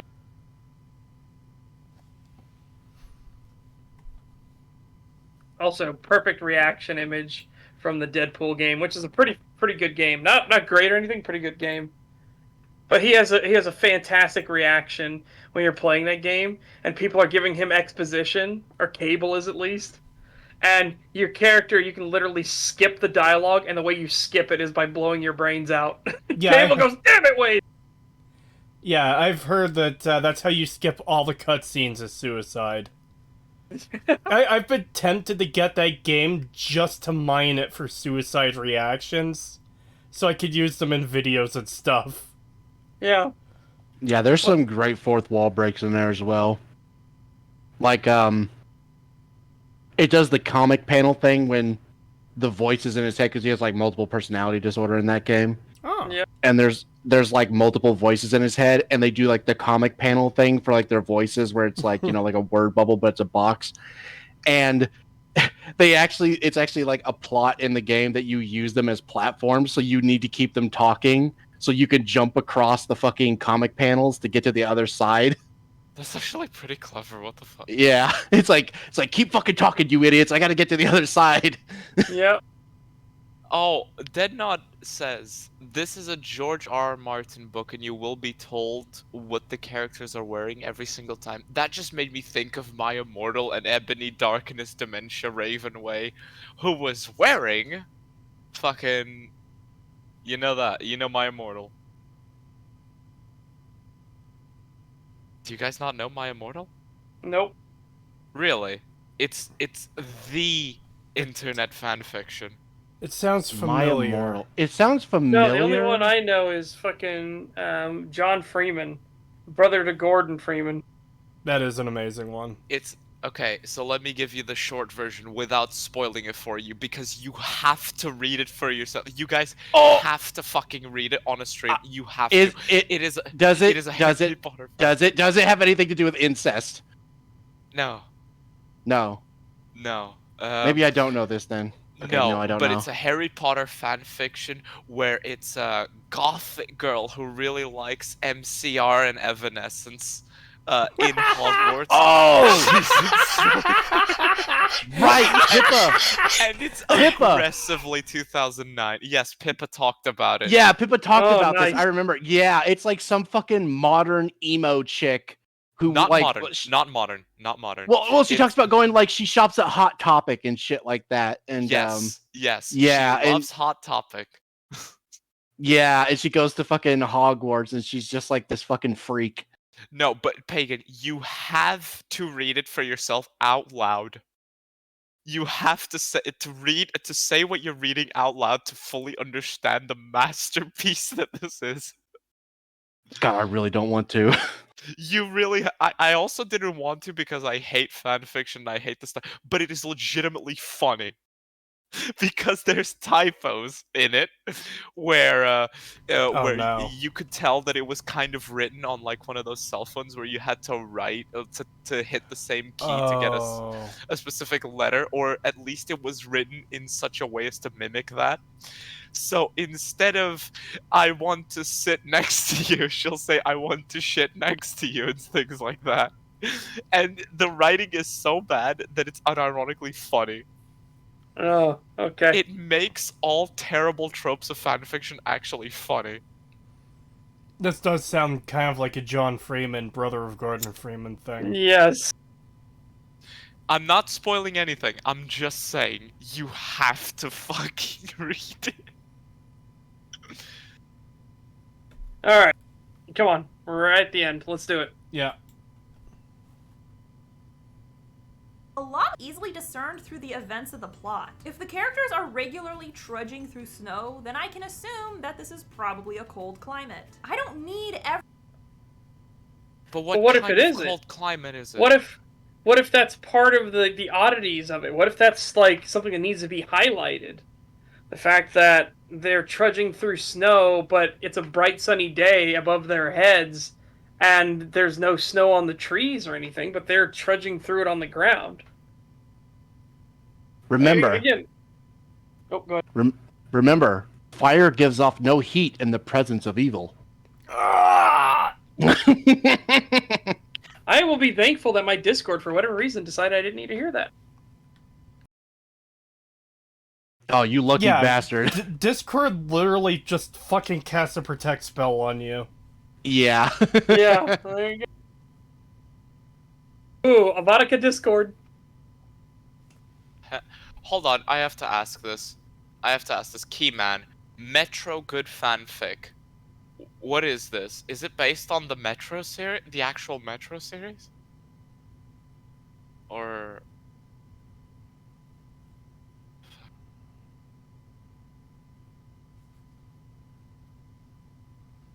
Anyways.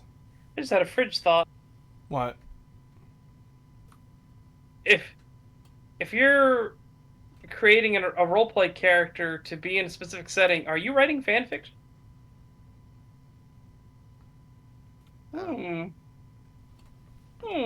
It depends on what that writing is, I suppose. Because Emily, they were talking about the Metro series, and I'm like, oh, that reminds me of the Stalker roleplay server on Gary's mod, and you had to actually like write up an entire storyline for like why your character was there, and they would judge if then okay, that can be a canon character, or no, get the fuck out, sort of thing. $2 from Ludwig Williams. Thank you. Good night. I assume that's what that is. It says GN. Yeah. $2 from Jacob Yates. Thank you. Emily is underselling how amazing that fanfic is. I really am, because I'm really trying not to spoil anything. It is fucking glorious. Yeah.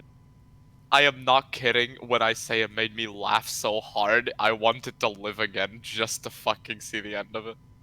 Oh. Alright. $5 from Just a Guy from Alabama. Thank you. If a PG-13 film about space wizards is intended for children, then so are PG animated movies in their view. Yeah. Yeah, that's Yeah. fucking weird. That is weird. Yeah, the Space Wizards thing for Star Wars has always fucking bugged me. Yep. Yeah. It's so fucking stupid. Every tree described to me. I don't care about every custom of this society. Just tell me what I need to know to understand this particular story and these particular characters. Okay, so that's called world building, you idiot. Knowing the customs of that society can actually have interesting implications because now that you know those customs, you can know if those customs have been broken. So maybe you as a reader can discern information that an astute character in the story maybe didn't see. But you noticed it because you remember them talking about the customs, right? It also helps diversify the world. If we didn't know the various customs of the free cities in Essos, then they would be, like, not special at all from any of the Westeros cities. Yeah.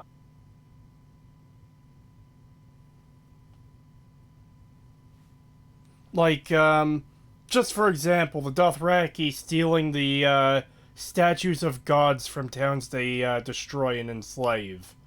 Like, does that add anything directly to the story? Well, no, it doesn't change anyone's path. That detail specifically. It definitely gives the character something to think about. A few times, actually. But it doesn't, like, change the world or characters' directions in any way. So she would probably consider that useless. I think that's a neat detail because, first of all, it tells you how ruthless the Dothraki are, and that they take the statues of their enemies' gods as trophies of these are the fallen gods of this society type thing. That's just a really cool detail for a warrior race like that. You know? She sees, yeah. Enclave Brat says she sees the customs, culture, and societal structure as fluff, and that's why her fantasy books are lacking. Sorry, when the societal structure of a fantasy is when you have fantasy, you kind of want to explain what the fuck this world is like. So if she sees that as fluff, fucking hell. Yeah, that's getting even worse, because if we continue with the Dothraki example, like, their culture and societal structure determines how they act in most situations. Sorry, yeah, continue, sorry. It's a basis to understand how are they going to act. You know, all those Dothraki are going to fucking abandon Daenerys when Khal Drogo is dead. And some of them are probably going to try and capture her to bring her back to the Mountain of the Mother, or whatever. And that is kind of what they attempt at one point. She has to avoid being captured. It's a plot point. So having that information is important. God, there's just... Can you imagine describing Mass Effect without describing the structure?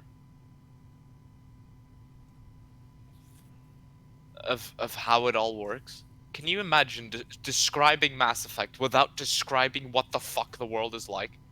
Oh yeah, so we went to meet aliens at the council. The what? You know?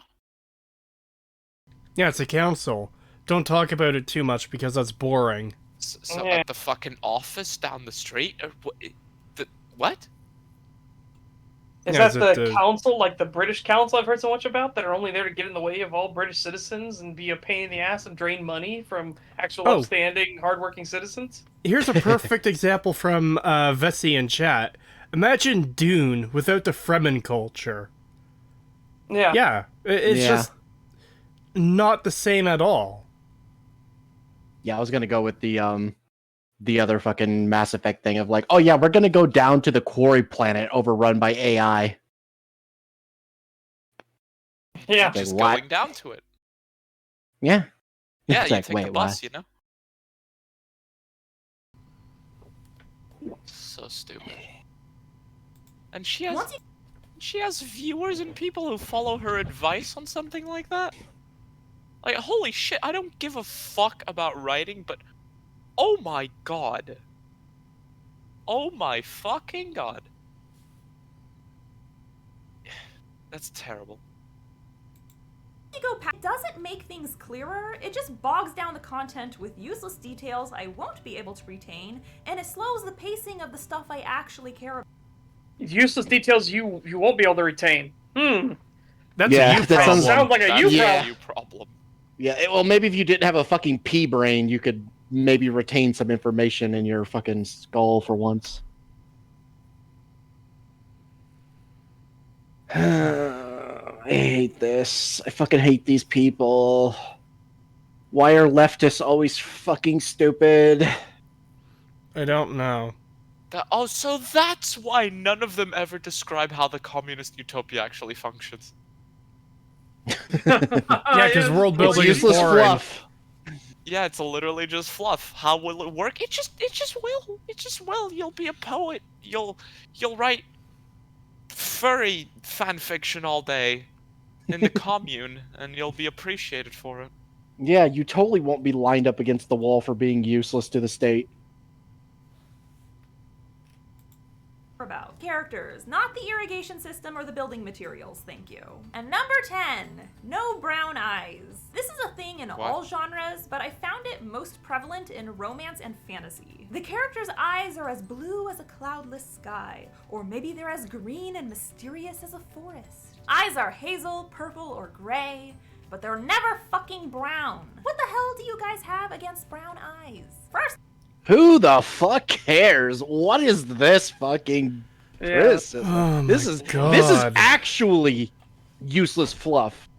Yeah. Literal useless fluff. Don't tell me the details about how your world works, what any of these cultures are, how your world looks. I don't care about any of that, but I demand brown eyes in my fantasy.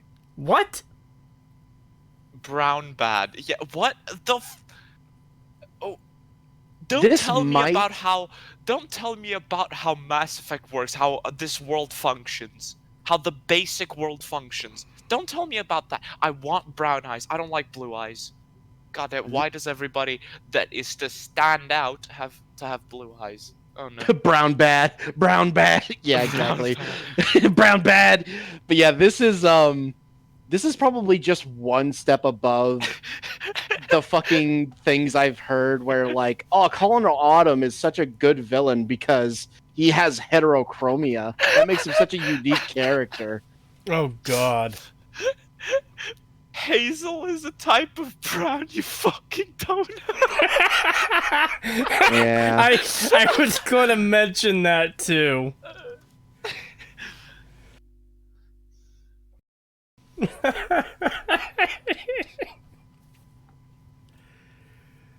Yeah, it's literally the Hazel is literally brown. You fucking... Is she actually going against world building? Yes, she is against describing the structure of the world you're in. Not just describing that, oh, the curtains were blue, the fucking... there was 13 holes and whatever. No. She, not even that. She's against describing how the world functions because that is fluff. Yes, But that she will not she remember. demands brown eyes. Because she will not remember how a society functions or what that society believes in. She'll never remember that. That's what she's just said. But now we're at brown eyes. Yeah, this is Aether Thorn ridiculous. Level. No, literally, Aether Thorn is too much brown. This bitch is too much blue. Literally, Aether Thorn too much brown, but she's like, oh, I don't. Why does everybody have to have blue eyes? first of all, most popular eye color, so realistically, Popular. Popular? Popular? You mean common. There's a common. difference. Yeah, you mean or common. abundant? And One of secondly, again, she's using the fucking but realism argument when she already argued that realism is bad in fantasy. So, So, brown eyes should be in fantasy because it's the most common eye color, but black people not being in Europe in fucking 200 AD, that's a problem. Okay. Yeah. Yeah, according to her.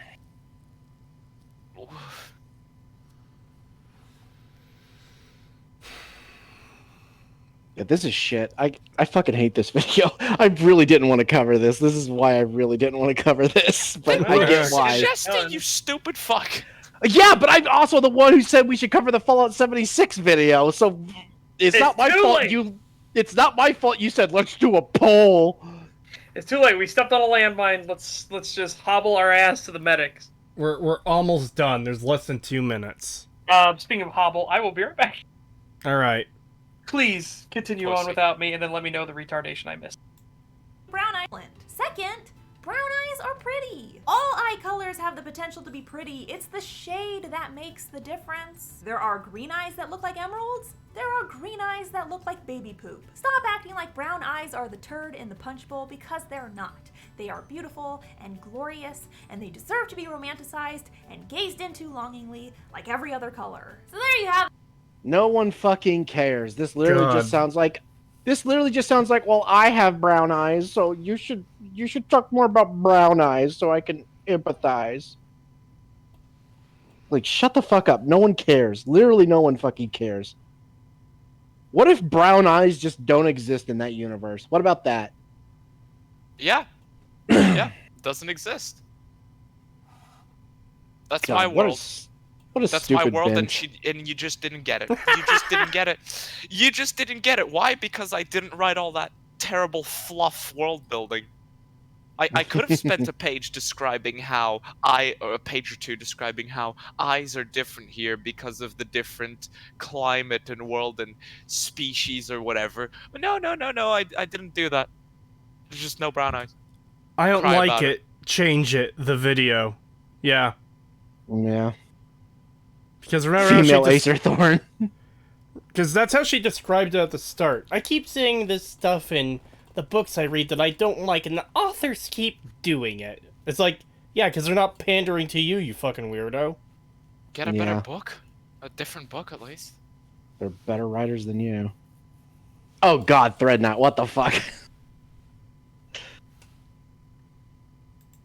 The 10 fantasy tropes that turned me into a fiery ball of rage. Let me know what other genres you'd like me to cover. None of them. None, ever. Honestly. I don't want to see a video from you ever again, you obnoxious old cunt. Oh my god. You're raising a generation, likely, of fucking just awful writers who will somehow get into the industry because, my diversity. And they're just gonna write absolute dog shit because of you.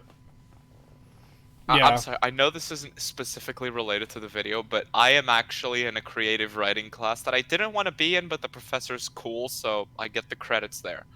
And the professor actually told me that Pagan, what you just described about my diversity and my feelings, that is very true, because the professor had this requirement of after every class, you write a response to the class. So you write a poem about something that you may have thought of during the class, not even spoken or something like that. And there was this one chick last year that wrote that by the end of the semester had 36 long fucking poems about her ex-boyfriend. Oh. So it's shit like this and these terrible tips and so on that is actually creating the what's the word I'm looking for here? The useless fucks who are currently shitting on art and culture and shit like that and creativity. We can't have fun things. We can't have good worlds. Why? Because brown eyes. Yeah, unfortunately, people listen to this shit and think that it's good advice, so they trust it, so they follow it, and oh well, they believe the same politics I do. They're on the right side of politics, so therefore they must be correct. So I'll listen to them. I'm not going to listen to these other people because they're chuds. It's fucking stupid. It's like, yeah, we're just always going to get fucking shit writers because tribalism. Good writing means you're alt-right.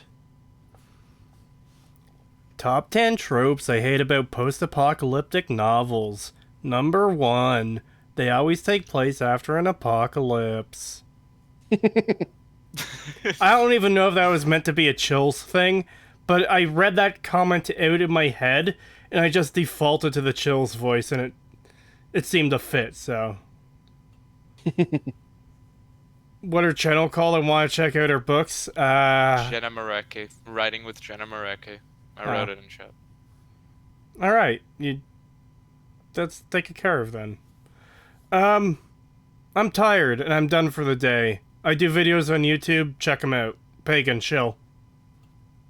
I have a YouTube channel. I play games on it. My PC is currently shitting itself and dying.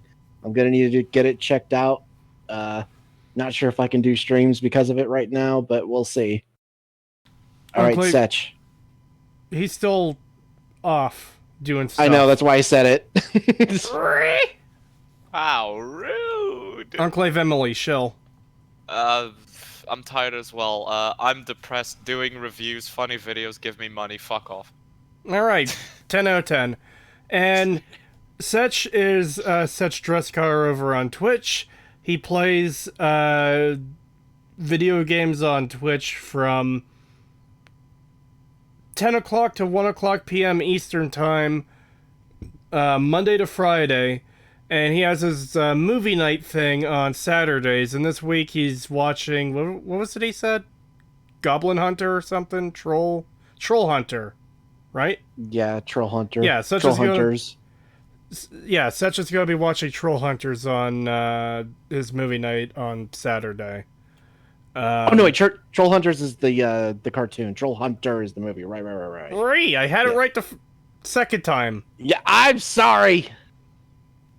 He usually has a lot more to say, and I don't know what all that's going to be, so I guess we can hang out for a few minutes until he gets back.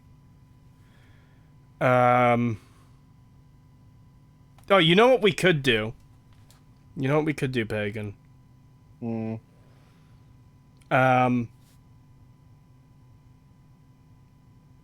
Fuck, I don't even know if we want to talk about the bad guy for Trigun, Stampede. But,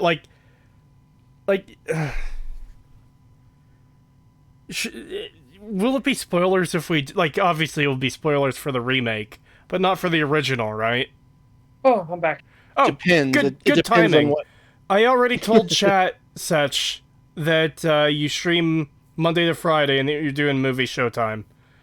Chill whatever you have left. Oh, are we stopping here? Yeah, we're done. Yeah, we're done. Are we? Yeah. The video does... Okay, are you sure? She finished... She gave her last point, and she was like, oh yeah, leave a comment to tell me what other genres you think I should talk about. We were just like, no, don't. Yeah, fair enough. Alright, yeah, I stream Monday through Friday over on Twitch from 10 a.m. Eastern Time to 1 p.m. Eastern Time, so feel free to jump over for that. On Saturdays, over on my Discord, we will watch a movie. We just watched Death of Stalin, a fantastic dark comedy movie. Really good turnout for that. And this Saturday, we'll be watching Troll Hunter, what I would consider the best found footage film made.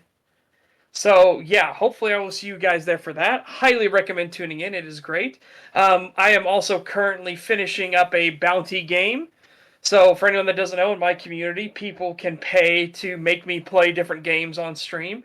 And currently, the bounty that was paid was to play Alpha Protocol. I am on the last mission of Alpha Protocol. I messed up in the last mission, so we didn't finish it today. We're finishing it tomorrow. Last mission of Alpha Protocol tomorrow. And then I don't know what we'll play as a filler game after that, but yeah, we'll see. Play Fear. Fear? Okay, I mean, I would kind of want to save that towards Halloween, though. Same reason why I kind of want to do the Dead Space remake, and I haven't touched it yet or done anything, because I want to do that in Spooktober, you know? Yeah. Even though it came out in January, and I'm just like, why January? Anyways, yeah, that's all for today. Thank you for coming out, everyone. It's very much appreciated. Yeah. Have a good one. Have a good night. Yeah, take care, everybody. Bye-bye. Bye-bye.